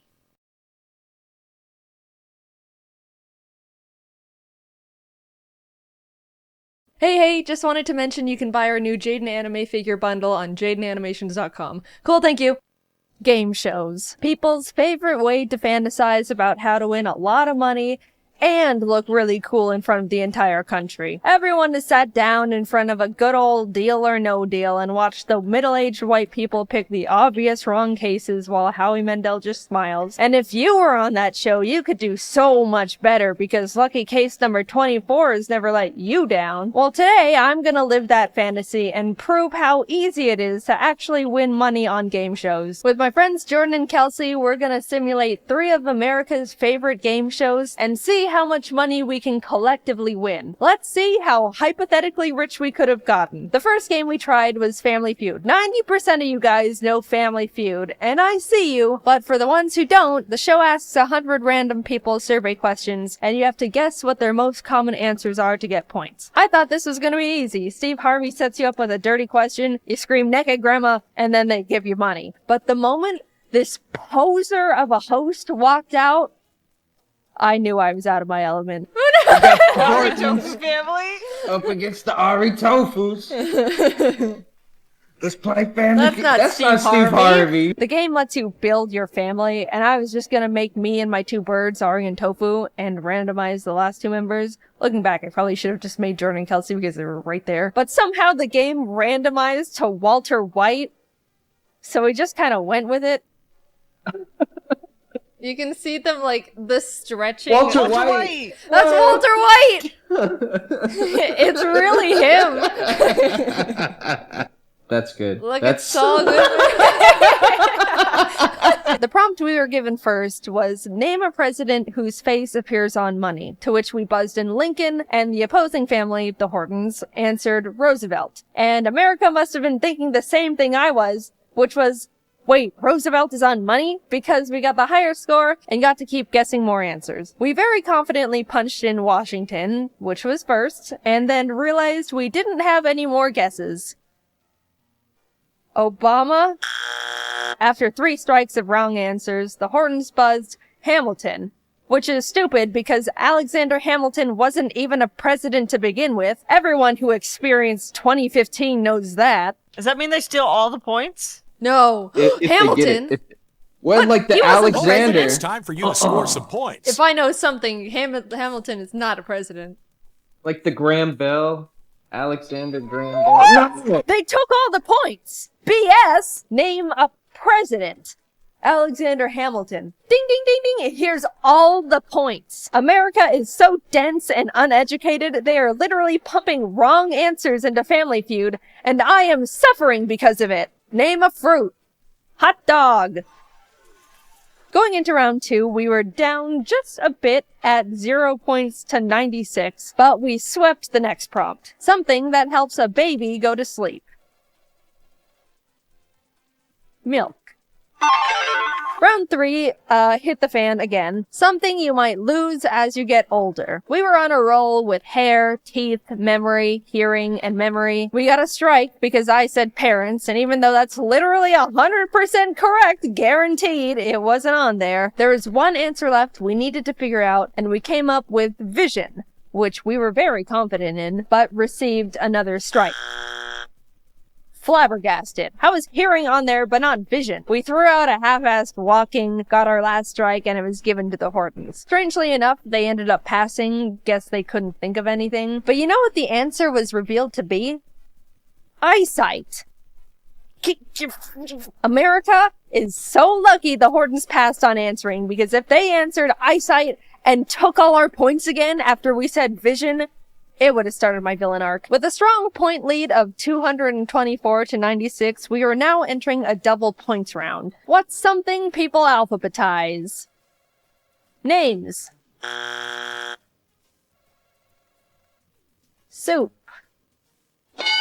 4 Americans thought they were being funny in the Family Feud surveys, and I am yet again suffering because of it. So the Hortons can play, but they end up passing again for some reason. That family only alphabetizes soup. We tried music, children, we ran out of ideas and just said soup again. Nothing was right. The answers ended up being address book, files, recipes, lists, and spices. Which spices I beg to differ. There's no way the typical American has curry powder and garam masala in the front. They have salt, pepper, and garlic powder, and everything gets shoved in the back until they die. So now we were on the last round, which was fast money. They give you one last prompt with one answer, and if you guess it, you get the chance to actually win money. Name something that runs on gasoline besides a car. I buzz in with a strong bus, which was incorrect. I'm not wrong though. I see you going to the comments. Google says a bus is a separate vehicle from trucks, cars, vans, lorries, etc. It is not any of them. That's what Google says. Lawnmower. Dude, whatever. All we proved was America's bogging down family feud with our stupid wrong answers. I don't want to win that dumb freedom money anyway. With $0 in our pocket, we moved on to The Price is Right. I've actually never watched this game show before, so I was learning as we went. 4 lucky contestants from the audience are given a random item, and the closest one to guess the actual price of it without going over, is selected to come up on stage and play more games to earn money. And I learned that even if I was one of the lucky 4 people selected, I wouldn't even get the chance to be on the actual show. The game gave me 6 chances to be the closest one to the price of the items, and I lost every single one. But hypothetically, even if I miraculously was the winner and taken on stage, I still would have won nothing. I tried twice for content and still ended up with $0. So we're entering our last game show of the day, and we've got a whopping $0 to our name after being on 2 of the most popular shows created. We really need to make this one count, because I am going to look like such an idiot if I was on 3 game shows and came back with 0 money. We walk out on stage. The spotlight finds us. Jeff Foxworthy raises the microphone to his mouth and welcomes us to Are You Smarter Than a 5th Grader? The show where you're given trivia children up to grade 5 are taught. Answer them all correctly and we could be leaving the show with $1 million in our pockets. But fail and you're doomed to know you're not smarter than a literal child who has to raise their hand to go to the bathroom. That's Jeff's favorite line to drop when people lose. He says it all the time. It's like his go-to roast. Every couple of questions, you have to pick a child they have provided to help you out. You're given the chance to either peek at their answer or copy their answer, but you can only do those once. They're like your child lifelines. I picked Jeremy as our first little buddy. I liked his enthusiasm, and he gave us a really good high five. The subject we chose was under 4th grade math, and the question was, how many lines of symmetry are found on the following shape? It showed us a picture of a pentagon. I accidentally thought it was a hexagon at first, which was not my finest moment. And then it glitched and never went away. We couldn't get the pentagon to disappear and literally couldn't read the multiple choice answers. Our thoughts were, since we wanted to punch in the answer of 1, yes, I know, another not the finest moment. Look, I was stressed, okay? The pentagon was freaking me out. I wanted to say 1. Surely they would have put the answers in ascending order, A being the smallest number, and D being the highest. So we locked in A, hoping it was 1. Lock in. Oh, man. Locking in. So, no! Let's restart. Let's restart that there. First of all, 7 was completely the opposite of what we were trying to say. Second of all, we wouldn't have been right in the first place. And third of all, Jeremy ended up saving our hides. So besides being able to either peek at or copy your student's answer, if you ever get something wrong but the kid gets it right, you get to be saved and are still in the game. Like the rest of the lifelines, it can only be applied once, and Jeremy was here to be our Pentagon-knowing hero. Anyway, we restarted. That attempt, we weren't counting that one because that was just a practice round, and the forever lasting Pentagon wasn't fair. It messed with our heads.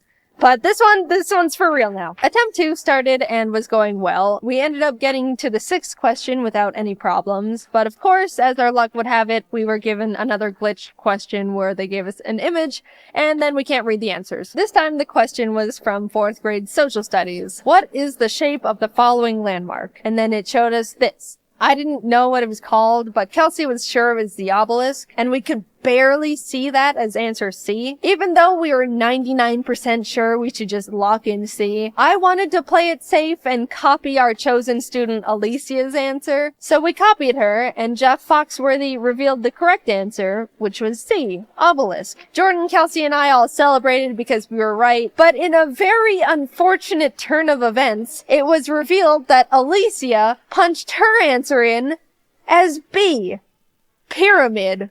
What, you little... Oh my god. Attempt 3. We really wanted to do 1 attempt each with the game shows because on national TV you've only got 1 shot to make your money. But I don't think there's ever been times on Are You Smarter Than a 5th Grader where Jeff Foxworthy tapes the obelisk to your face and makes you guess on while you're locking in. This time, I'll say it now, we didn't get any questions where the pictures perpetually blocked the answers. It was all a fair fight, and whatever we win on this try is what we're going with. And it was going well. Really well, in fact. 3rd grade animal science. Which of the following animals has 8 arms? Huh. Octopus. I knew that one. 3rd grade music. A symbol that represents the duration and pitch is also known as what? Musical note. Then we got stuck on 5th grade measurements. 9 meters is how many yards? I don't know that. I am an unfortunate slave to the imperial system. So we decided to copy Juliet's answer, which was 9.8. She was right. We got to move on, even passing the $25,000 benchmark question. That means if we end up flunking out from this point on, we still get to leave with 25K. Solid, but we're going for that million. By the way, I had no idea you could win that much money on this show. They could ask you, what's this? And then you say the color wheel, and then you can walk out with $300,000. That's absolutely bonkers. Anyway, we were getting far. Really far. 50,000, 100,000, 175,000, 300,000. We were still in it. The $500,000 question arrived. 4th grade inventors. Which inventors' improvements to the steam engine were instrumental in starting the Industrial Revolution? We didn't know. None of the choices seemed right, as in, we didn't know who any of them were besides Benjamin Franklin, and I don't think he did that. After a lot of back and forth, we decided to guess on Robert Fulton, which was the wrong answer. We were out. But then we realized we still had hope. We hadn't been saved yet. If the student we chose during this round got it right, we can still keep going. Jordan, Kelsey, and I looked to our side to realize Alicia, the girl who thought this was a pyramid. We're doomed. We had no more child lifelines left. Where was Jeremy when we needed him? She reveals her answer. James Watt. She was right! We were saved! You were just saved by someone who needs to raise their hand to go to the bathroom. Jeff, we made it. We got to the $1 million question. Apparently, they tell you what the subject is gonna be, and if you don't want to take it, you can still walk away with $500,000, which is very generous. But the catch is, it's not multiple choice. You have to submit your answer yourself. Which, being real, if I was really on this show, I would just be like, alright, cool, see ya, and settle on the $500,000. Are you kidding me? That's $500,000. I've proven enough here. I'm going home now. But for the sake of the video, we went all in. The subject was earth science. And the question was, what do you call the process of heating water into steam and then cooling it to purify it? To which I was like, I don't know. But miraculously, Jordan knew it. I might know this. Fucking, Oh my god, I don't know this. That's distillation. Is it? Good job, babe. Yeah, right? How do you spell that? DIST. Isn't that what you do to alcohol? Yeah, ILL. Distill. I'm pretty sure. It's a better word than I would have said. I would have said, Jeff, I don't know. Locking in. I hope so. I hope they're not like, right. actually it's distillation. Here's the correct word. Condensation. Now locked in for the final time. Oh my god, fingers $1 crossed. million is on the line. Everyone First in of the all, audience crossed their congratulations for arms at the getting same to the end of the time. line. They're It's not pissed. easy. You will lose $475,000 and walk out of here with $25,000 is still $25,000. juicy amount. That's a good amount. Like I'd still be happy. Like very happy. Me too. No, I'm sorry. No? What? What is What it? is I can't believe what a moron I am. You're this not is a my moron. bad. Show us the What? correct answer, please. I swear to God. We were right. We were right. We were right. No. We won that million. I don't care what the game says. We won that $1 million fair and square. It's distillation, not distilling. Shut up, Jeff Foxworthy. Go back to making barbecue sauce. So let's see what we made. Family Feud? Nothing. Price is Right? Wouldn't have even made it on stage. Are You Smarter Than a Fifth Grader? Hypothetically, $1 million. I'm happy with that. Thanks for watching. I wanted to mention again, we're selling a really cool Jaiden anime bundle that includes a new figure, vinyl record with Japanese and English versions of our Rise Above song, Ari cards, stickers. Go to JaidenAnimations.com and follow our shop Twitter at JaidenShop for updates and sneak peeks on what we're working on. Alright, thanks for letting me shill. Bye bye. at this point, you all know how I am about my special interests. My super addictive personality takes over, and I can get just a little passionate about things my brain becomes attached to. I just can't help myself. When I like something, I want to be completely surrounded by it at all times. Is that such a crime? No, it's not. I'm just enjoying life. You should try it sometime. My hyperfixations have always come in waves. None of them ever truly go away. They'll have their burst for a few months and then lay dormant in my head until something triggers them again. But guys, there's been a shift. The big one. It's finally happened. I've stumbled onto something that I have not been able to let go of. My brain has latched onto this new hyperfixation so tightly that even after several months, my obsession has only gotten stronger.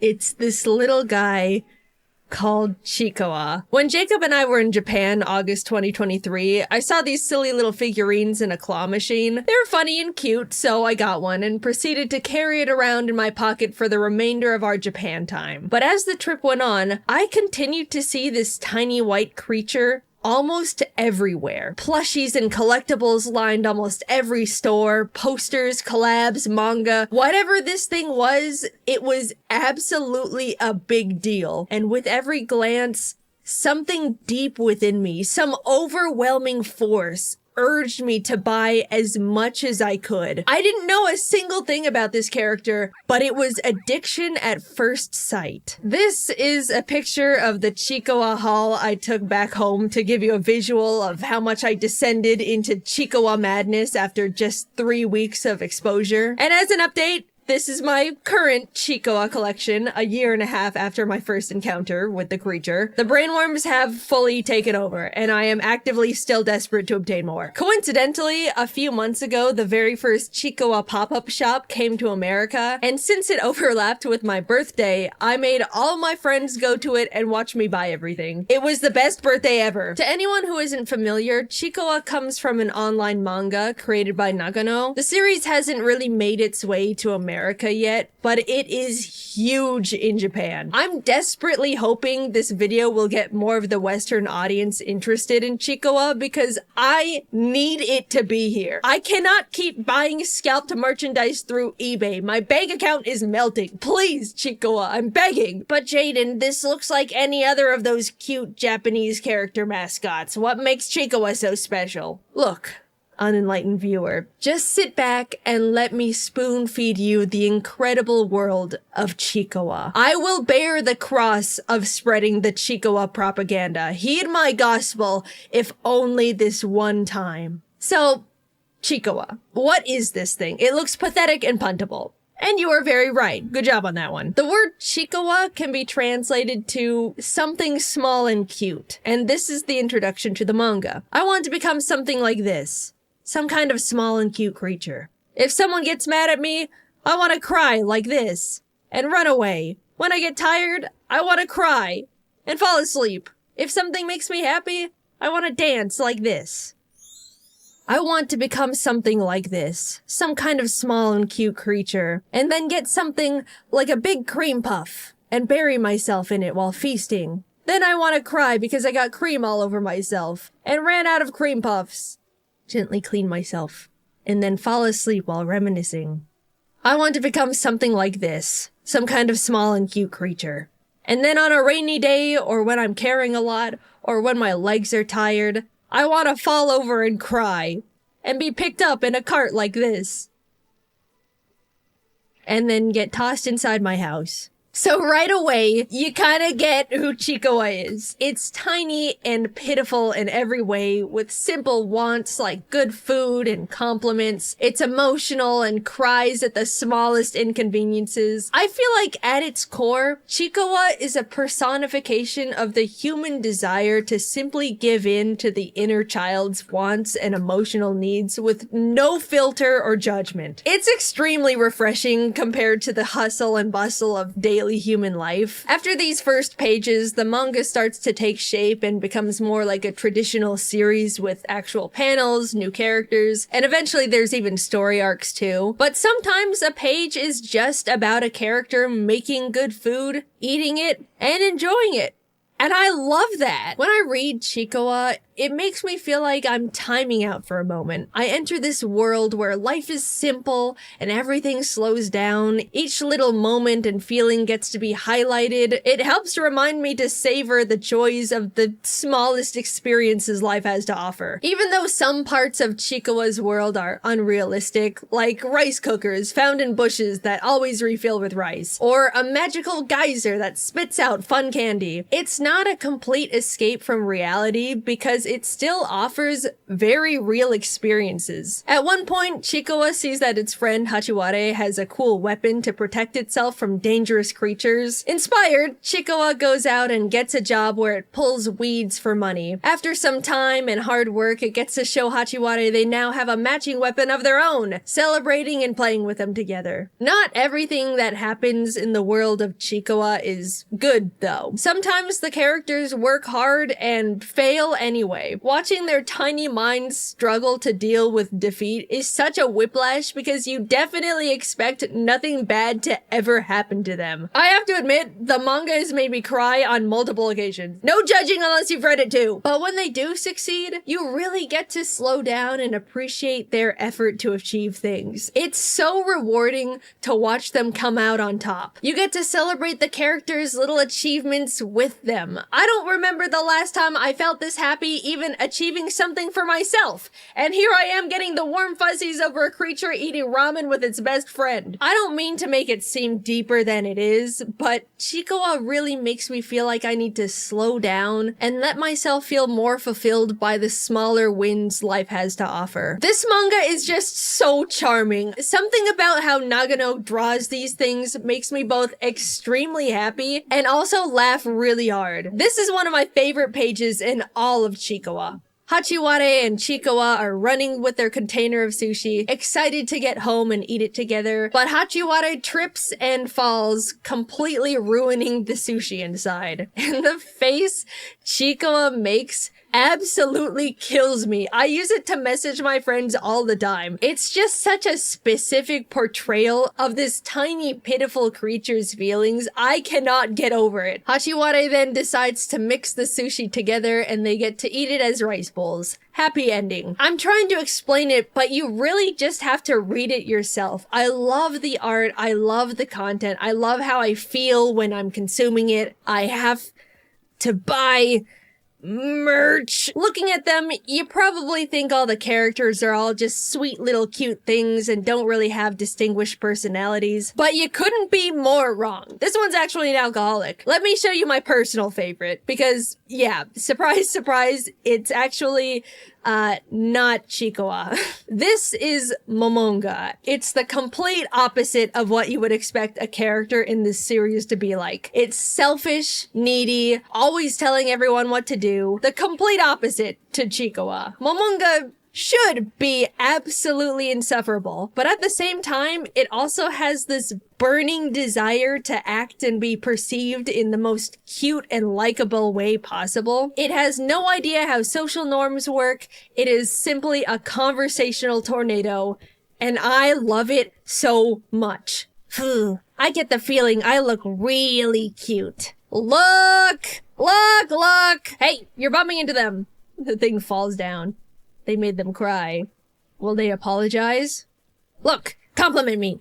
They're terrible. Momonga might not be for everyone, but something about how unapologetically bratty it is lights up my world when I see it on the page. Like, look at this single panel. Creature lying on the floor, crying. Someone is wondering if it's gonna apologize for pushing it down. And Momonga is just standing there, not giving a single shit. I wish I could be Momonga. As you saw in my collection, I have a handful of Momonga things too. I just like buying Chikawa stuff more. There is a Chikawa anime too, and I like it. It's great at bringing the world to life. I still recommend reading the manga first, so you get to really appreciate the personality and charm of the drawings. But if you would simply rather watch cartoons than read, then absolutely go for it. I totally get it. I just want you to consume it one way or another so it becomes popular in the West and they bring the merch here so I can buy it all. What's funny is the anime episodes are very short. 1 minute of animation followed by another minute of rolling credits. As I'm writing this script, there are 225 episodes of the Chikawa anime, so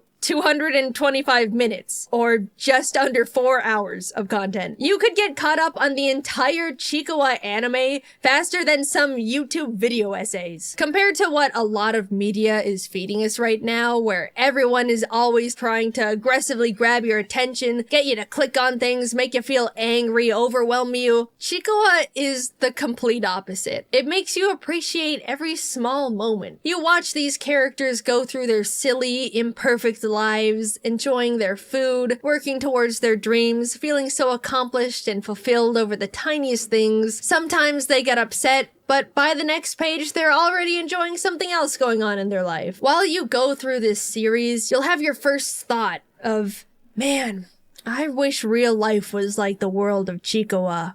But then you kinda realize it just can be. You can take a moment to enjoy your food like they do. You can celebrate a milestone and feel just as rewarded as they do. They live in the moment, not stressing over what comes next or how they're gonna top it. And you can too! It makes emotions feel real and valuable again to me. All through these simple little puntable characters. Chikawa isn't gonna resonate with everyone like it has with me, and that's completely fine, even though they're wrong. But I do hope that I've convinced at least some of you to give it a try. You can watch the anime on High Dive with subtitles, but unfortunately, there's currently no official English translations of the manga. You have to get a bit crafty to read it at the moment. Until we get official translations, there is a fan-made guide to Chikawa resources in the description with fan-made translations. But be respectful and normal, please. To be honest, I'm a little scared of all the attention I'm putting on this community all at once, but please just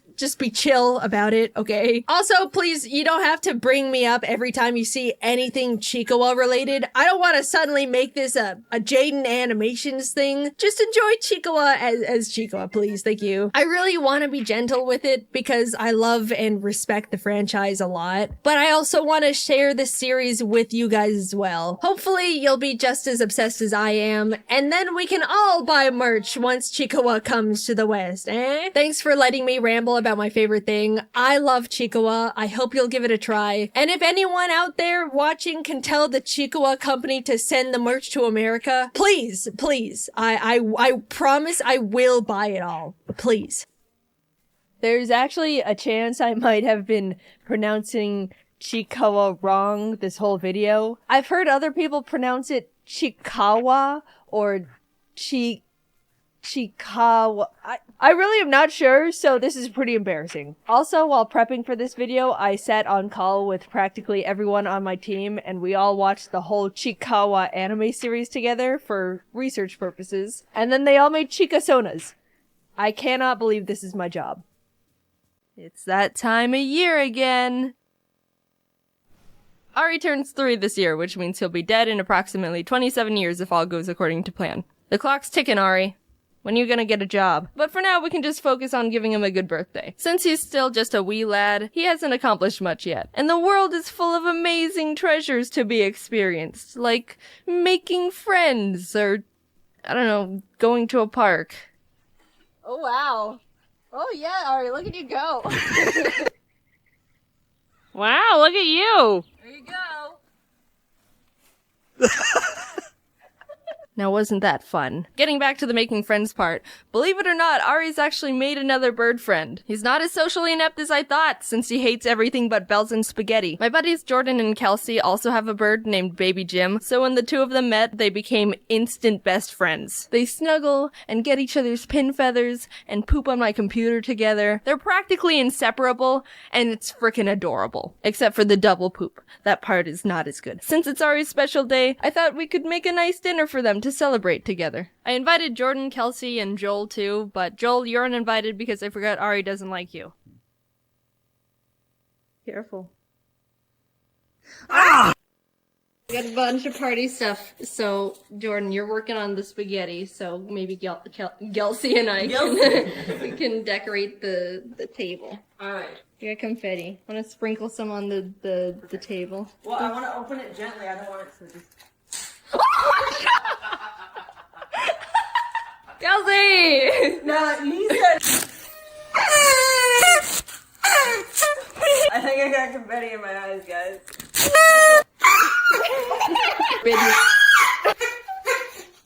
Aww. You got a little heart.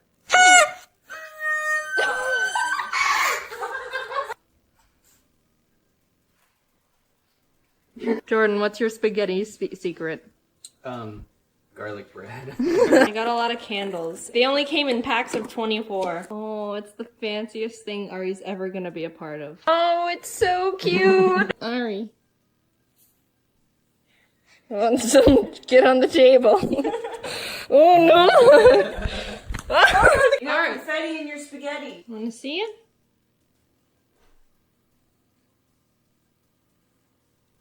No, it's spaghetti. Oh shit. Oh no! You want spaghetti? It's gonna have saucy feet. Oh, that's the good stuff, isn't it? Oh, it's a good party after all. Yeah. Oh, good boy. Oh, it's like Lady and the Tramp. He's got spaghetti on his wing, right here. Does he? Yeah. I want to see what happens when they meet in the... Oh, Ari just took the whole thing. Maybe it's time for cake. It's a bird cake. Want to know how I got the candle in? Oh, nope. Can we pretend to eat it? Will he eat it? Do you want to try and eat it? It's like a UFO. Hey. I'm getting styrofoam. It's good. Get a piece. Oh my god. See, now you like it. Oh, see, it's good. Look at Ari, he's got his piece too. We could just pretend that they're eating right next to each other. There you go. What if we take the plate away? Maybe he doesn't like gay. Oh, there we go. Go get it. Get it, baby Jim. Get it, baby Jim. Why is there a staple? Ari, why do you have a staple? Want the toy? Why are you on the floor? Come here. Where are you going? He's gone. Run. Bye, Ari.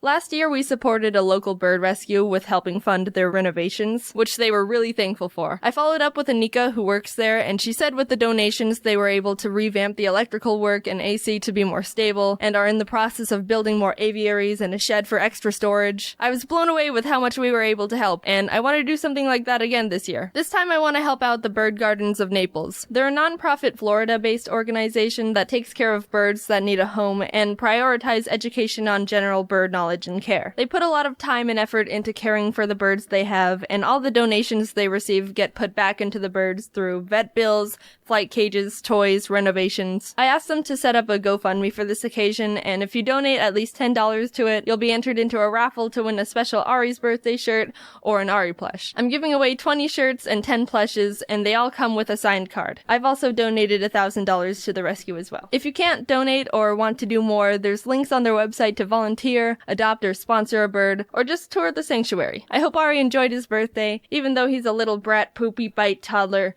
He's my buddy, and I love him very much. Hopefully we can celebrate by doing good things for the birds and eating spaghetti. You know those parent or adult parties your parents had when you were little, where all the adults would get together at a house and push all their kids off into another room and say, "Now play together."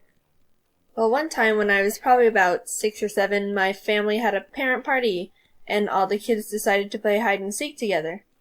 So I ran into the bathroom and hid behind the shower curtain, and looking back at this, I realized how horrible of a hiding spot that is, because that's basically the only spot you can hide in the bathroom, and I probably would have been found easily in a matter of minutes. But anyway, I was sitting there in the bathtub when someone walked into the bathroom. And I thought it was a seeker, so I stayed really quiet. But then I heard the door shut and the sound of someone opening the toilet lid. It was definitely not a seeker. Or one of the kids, for that matter. Turns out, I had to sit in the bathtub completely motionless, listening to some guy pee for a good amount of time. And the whole time I was so scared he would look behind the shower curtain and find me just sitting in the bathtub, thinking I was trying to watch people pee or something. So eventually he left and I could get out of the bathroom, and after that I was done. I was done playing hide and seek for a very long time after that. And no, he didn't wash his hands.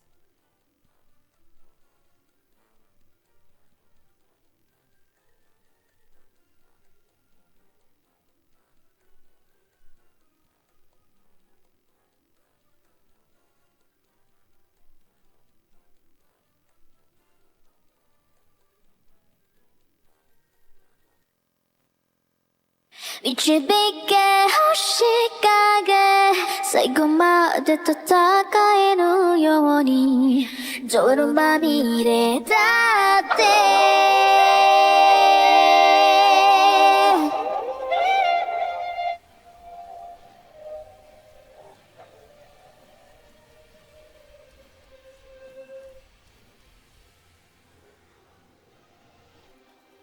逃げ続けて嘘でロリ色として走り回ってやっと溢れ出した遅いたびに気にビン逆らって飛べなんて押してしまえば君が追うのか変わらずに No my name No my name 導け星影最後まで戦えるように泥まみれだって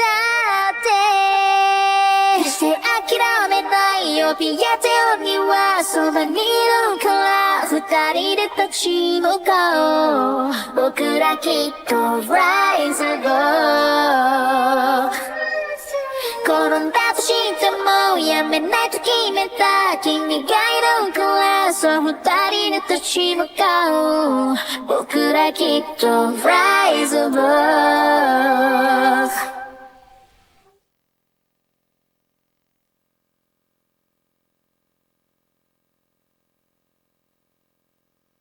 When it comes to the spirit world, supernatural, chakras, I'm indifferent. Normally, I just don't mess with any of it. Whether it's real or not, I'm sure not gonna fool around and find out. I'm here to live as normal a life I can, die, and then we can go from there. But I got curious. What would happen if I individually booked readings with a bunch of psychics? I mean, I don't even know what they do. I just know something about them being made of crystals and having 3 eyes or something. It's a world I've never explored before.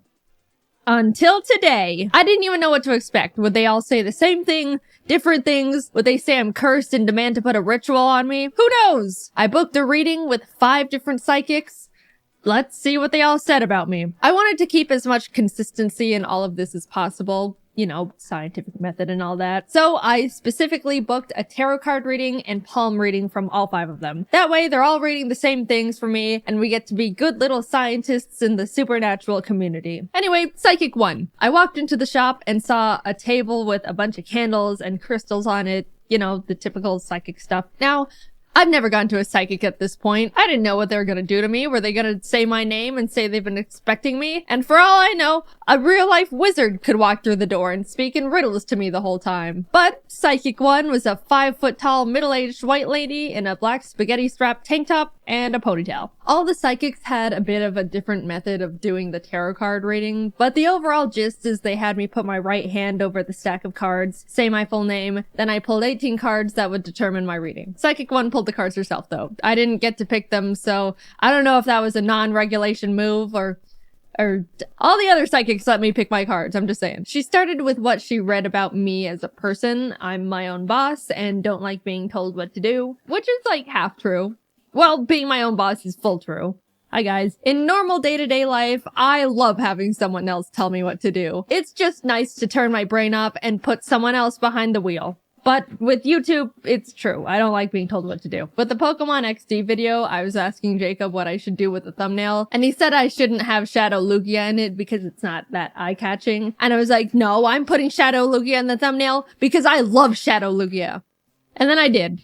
So the psychic's pretty on point so far. She said I don't like asking people for things. Everything I have, I worked to gain with my own 2 hands. I'm gonna live a long and healthy life beyond my 80s, and I'm gonna have 3 kids. All of those things are pretty fair. I do think you could say that to the majority of people though. Even if it's not genuinely true to their personality, I think most people like to believe that's the type of person they are. And if I don't live to be 80, what am I gonna do? Sue her? But that's the very strong skeptic in me talking. She do know me for real, for real. Then she asked if I had any questions for her, and I told her that I constantly worry that my birds are gonna die in some freak accident or sudden disease, or they get out and fly away never to be seen again. She pulled more cards and said she sees that they're safe, but would recommend placing a spiritual protection over them, which was very interesting to hear. From what she explained, I'd be doing a 3-day, 3-night meditation for them to create a spiritual barrier that can protect them physically, mentally,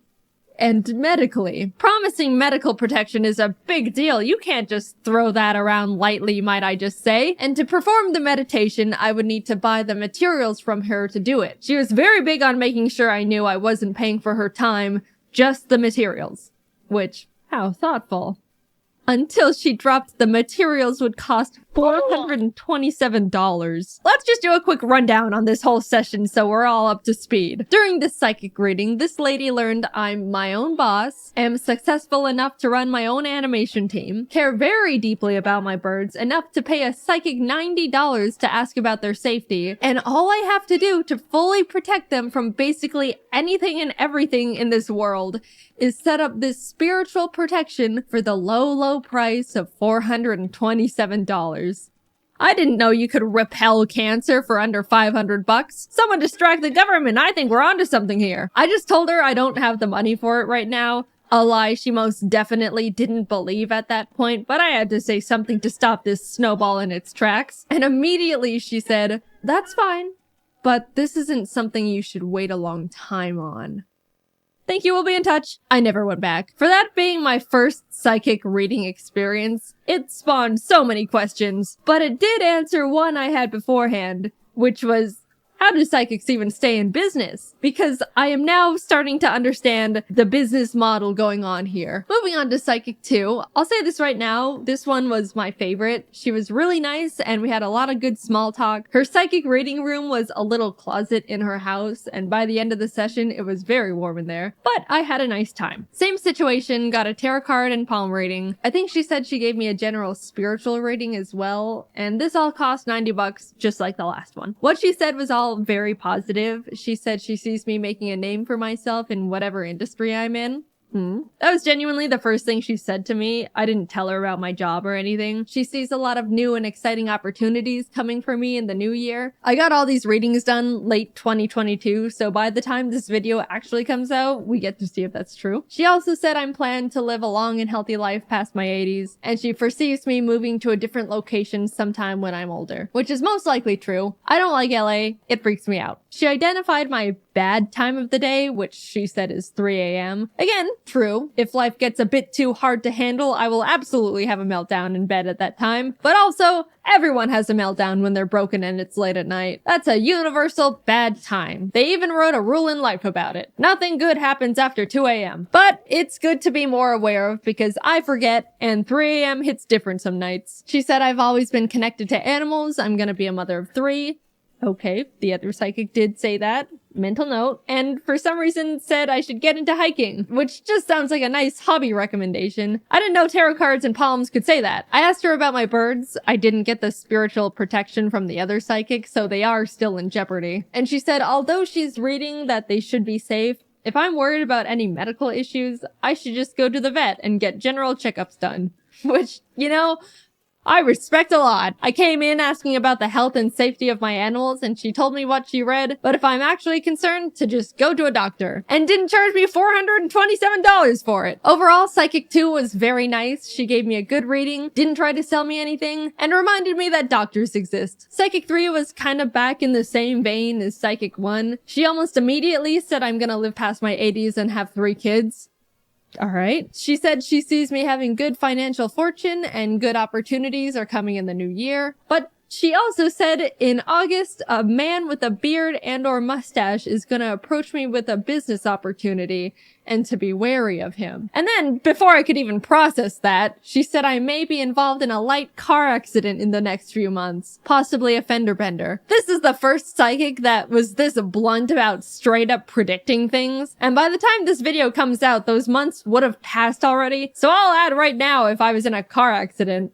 She also said someone near me is gonna have a baby and that I'm gonna become very attached to it. And that's gotta be the most incorrect sounding prediction of all the psychics so far because I am not a fan of babies. I don't like them. I think they are weird and unpredictable. I do not care who in my group of family or friends has a baby. I'm staying the hell away from it. She went back to reading me as a person, said I'm very trusting and to be aware of jealous people that are around me. In this industry, that's pretty fair. Then she said it seemed like I had a big purchase on my mind, to which I admitted there was something expensive I saw that I've had my mind on for a while. She asked what it was because she foresaw it being good for me, and I told her about the new giant Altaria plush that Pokemon announced. I don't think that's what she expected though, because she seemed to lose a little focus after that one. But I did end up buying it. I asked about my birds, just like I have been for all of them, and she said they seem safe. However, after reading me for so long, she sensed my chakras were imbalanced, which was a shame because I could have sworn they were properly aligned. Anyway, she would like to help with them. I said, sure, and she hit me with the meditation prayer bit and how I'm only paying for the materials and not her time, and they're gonna cost $375. Much cheaper than Psychic 1, but man, that's like the same setup and kicker, and no medical protection to boot. I politely declined and left. I gotta say though, this psychic was the first one to straight up tell me, you're gonna be in a car accident. A bearded man is gonna approach you in August. Like just real life things. Whether or not they come true, you gotta respect that gamble. Definitely an all or nothing type of psychic. She was also the most expensive one yet. The other psychics were both $90, but this one charged me $162 for the readings. Now, Psychic 4 was a doozy, might I tell you. I walked up to her shop door, entered the room, and no one was there. I immediately walked back out because it's weird to be just there alone, and texted her I was here, to which she responded, give me 15 minutes. Kinda strange a psychic is running late, but I'm not here to get into that irony, so I just sat on a little chair and waited outside. 15 minutes passed, then 20, 30. This lady was 40 minutes late to a psychic reading. I brushed it aside because whatever, and we started. She let me pick my tarot cards, laid them out in the formation, and told me she's very surprised I picked a lot of queen cards. Apparently, in the standard tarot card deck of 78 cards, there's 4 queens, and I randomly picked 3 of them. She explained that's no accident, so you heard it here first, people. Certified and indisputable queen over here. The stars said so. She led with how she sees I have a good, strong energy. I work for everything I have. I've got good financial stability. I'm gonna run my own company and be a good leader. But she sees a lot of jealous people around me and to be careful about them. I tried to explain YouTube to her because I felt like that would explain all the things she just said, since all things considered, it's pretty accurate. But after like 5 minutes of trying to explain what a YouTube channel is, she just gave up and was like, sorry, I just don't understand technology. Fair enough. Also, sure, all of what she said was surprisingly accurate, but I'm always wary of what can be used as a blanket statement, especially when it comes to the financial stuff, because I don't know, I think going to psychics is a bit of a luxury expense. Not everyone can afford to pay upwards of $100 just to be told they've got positive vibes and are gonna be in a car accident. But then Psychic 4 said, I don't know how you do it, but you're making at least X per month. and gave me a very specific range of what I actually do make per month. That's what definitely perked my ears up. You know, I don't have a normal job, and even after not understanding how I make money, she was able to drop a number that was pretty close, all things considered. Then she said she sees me living a long and healthy life and that I'm gonna be a mother of 3. I haven't directly talked about it yet, but I would like to say it's hauntingly strange how literally all 4 psychics have told me I'm gonna be a mother of 3. None of them even asked me if I like kids in the first place. They just straight up told me point blank. I don't know what about me is giving off I'm gonna have 3 kids vibes, but it needs to stop. I absolutely do not want 3 kids. It's too many kids for me to handle. I'm gonna have to figure out how to change the fates, like, immediately, because it's all feeling a bit too real at this point. They also all said I was gonna live a healthy life past my 80s. So if I die at 50, I want all of my money back. Anyway, Psychic 4 kept talking, saying it seemed my birds are safe, because I asked, but there seems to be a negative energy trying to attack them, to which she'll start meditating to protect them. Also, my chakras seem unaligned, and my third eye isn't very developed despite how old my soul is. Which sure is a sentence. So she recommended a chakra meditation thing. She had me lay on her table under a lamp of RGB crystals and turned on relaxing spa music. Then she told me to close my eyes because when your eyes are closed, your third eye opens. And that's why you dream when you sleep. It's your third eye. You learn something new every day. Anyway, I laid there. She gave me some crystals to hold and put more crystals on my chest and stomach and legs and put a bell on my forehead that she would ring every few minutes. After a bit of that, she told me she had to leave the room for 5 minutes so her energy doesn't interfere with mine. But I could swear she left me on that table alone and blindfolded for like 15, maybe more. After she remembered I was still there, she came back, sprayed me with lavender, which was pleasant, did little karate chops on my body, and then had me sit up. I did hit my head on the RGB crystals, so I hope that didn't jostle my chakras. And that was that. She said I had a lot of energy and that I'm an old spirit, but I need to develop my third eye more, and she's gonna send me home with a couple incense to burn, and that I need to come back tomorrow. At this point, I was in too deep. All the other psychics, I was able to squeeze my way out of these situations.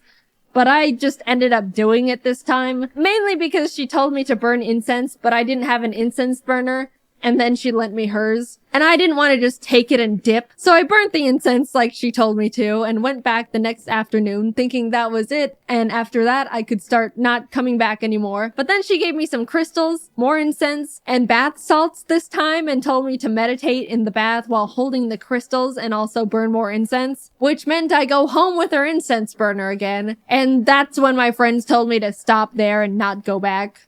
So I didn't. By the way, she charged me $776. I have no idea how she did that. She said the chakra thing where I lay on the table was like $100 or $200 extra. And then after we were done, she gave me the card reader and it said $650, to which I was just like, sure, whatever. And then my email receipt said $776. Again, I am reminded of how these people actually stay in business. She called me a queen, gave me a crystal nap, and then took $800 from me. And last but not least, Psychic 5. So for her, when I called to book an appointment, she told me she only takes cash and that I have to call 30 minutes before our appointment to confirm. So I did that a few days later when our appointment was scheduled, and she's like, oh, I'll be honest, honey, I completely forgot about you. Can we reschedule to tomorrow? Which is like, first of all, how does a psychic forget? I rescheduled to the next day, but a few hours later, she called me back and was like, actually, I overbooked you on top of a different appointment. Can we reschedule to next week? And at this point, I'm annoyed, but again, I'm like, whatever. So we reschedule again. I called to confirm 30 minutes before again, and once again, she forgot. So I just gave up. Tell me how many kids I'm gonna have. And that was my psychic experience. I'm still pretty indifferent about all of it, but I can totally see how and why people can get super into it if they surround themselves with the culture. Whether it's real or I believe it or not, it was surprisingly nice to be told things were gonna be okay. I do think some of them can be a bit predatory on people at their low points, but hey, it's great to have my chakras rebalanced. Cool new guy alert. We made a super cute Ari pillow available now. Look at this big man. He is huge and super soft and awesome. Head over to JaidenAnimations.com to pick one up. I genuinely love him so much. Also, I've been streaming a lot more recently and wanted to say the influx in art from all of that has absolutely blown me away. Thank you guys all so much. I try to see all of it, but it's quite literally impossible. But yes, thank you. Alright, until next time, bye-bye. Hello everyone! Sorry I haven't uploaded in a while. As you know, as most of you should know, I was really busy working on the new Aya's Cupquake animation, the Surgeon Simulator one, but I am back and I'm working on my next animation for you all. But for now, here's some questions that you've sent to me through Twitter and DeviantArt. Where do you get your animation ideas for your channel? I've just gotten all my ideas from society and the world around us, whether it be from noticing things, just walking around, embarrassing real-life experiences. So basically, all the stories that I'm animating for you all are just from the juices of life. Do you have any animation tips or tricks? When I was just starting, like I said in my last Q&A, my first animation experience was a huge project, and at the time I had no idea how to actually animate or do anything, and it was scary, it was intimidating, so I would say don't start off with a huge idea or skit because chances are it'll get overwhelming, it'll get confusing, you don't know what the heck in the world is going on, so start off with the basics. I don't know, like a bouncing ball or a walking guy, just to get an understanding of the animation process, and then you can go from there. Will you make animations for other YouTubers? I would love to work with other YouTubers. Working with Cupquake is so awesome, they are amazing people, and I'd love to reach out to some other YouTube channels. I've recently become obsessed with British YouTubers, so I feel like it'd be fun to work with one of them. My favorites are Dan and Phil, most of you should know them, and I feel like they would have some really great animation ideas. Maybe you guys can help me get in contact with them, like tweet them or something. I don't know. Moving on. Am I Team Torchic, Team Trico, or Team Mudkip? Pokemon Ruby was the first ever Pokemon game I ever played, and it's my favorite. And the first time I ever played through it, I picked Torchic, and ever since I was hooked, I love Torchic. Torchic is bae. Also, Blaziken is tied with being my all-time favorite Pokemon ever. Not to say that I dislike Trico or Mudkip, I still love them both, but I always go with my fiery karate chicken. What is 2 plus 2? Do I need to? If I could be any animal that matches my personality, what would it be? This is kind of a funny coincidence because in junior high, I was in a class and somehow we got on the topic of deciding what animal I would be, and apparently the class thought I would be a bunny, so I guess being a bunny wouldn't be that bad. You know, hopping around, eating grass, until you're savagely eaten by a coyote. But, you know, besides that, that'd be pretty cool. How big of a Pokemon fan are you? You all do not understand.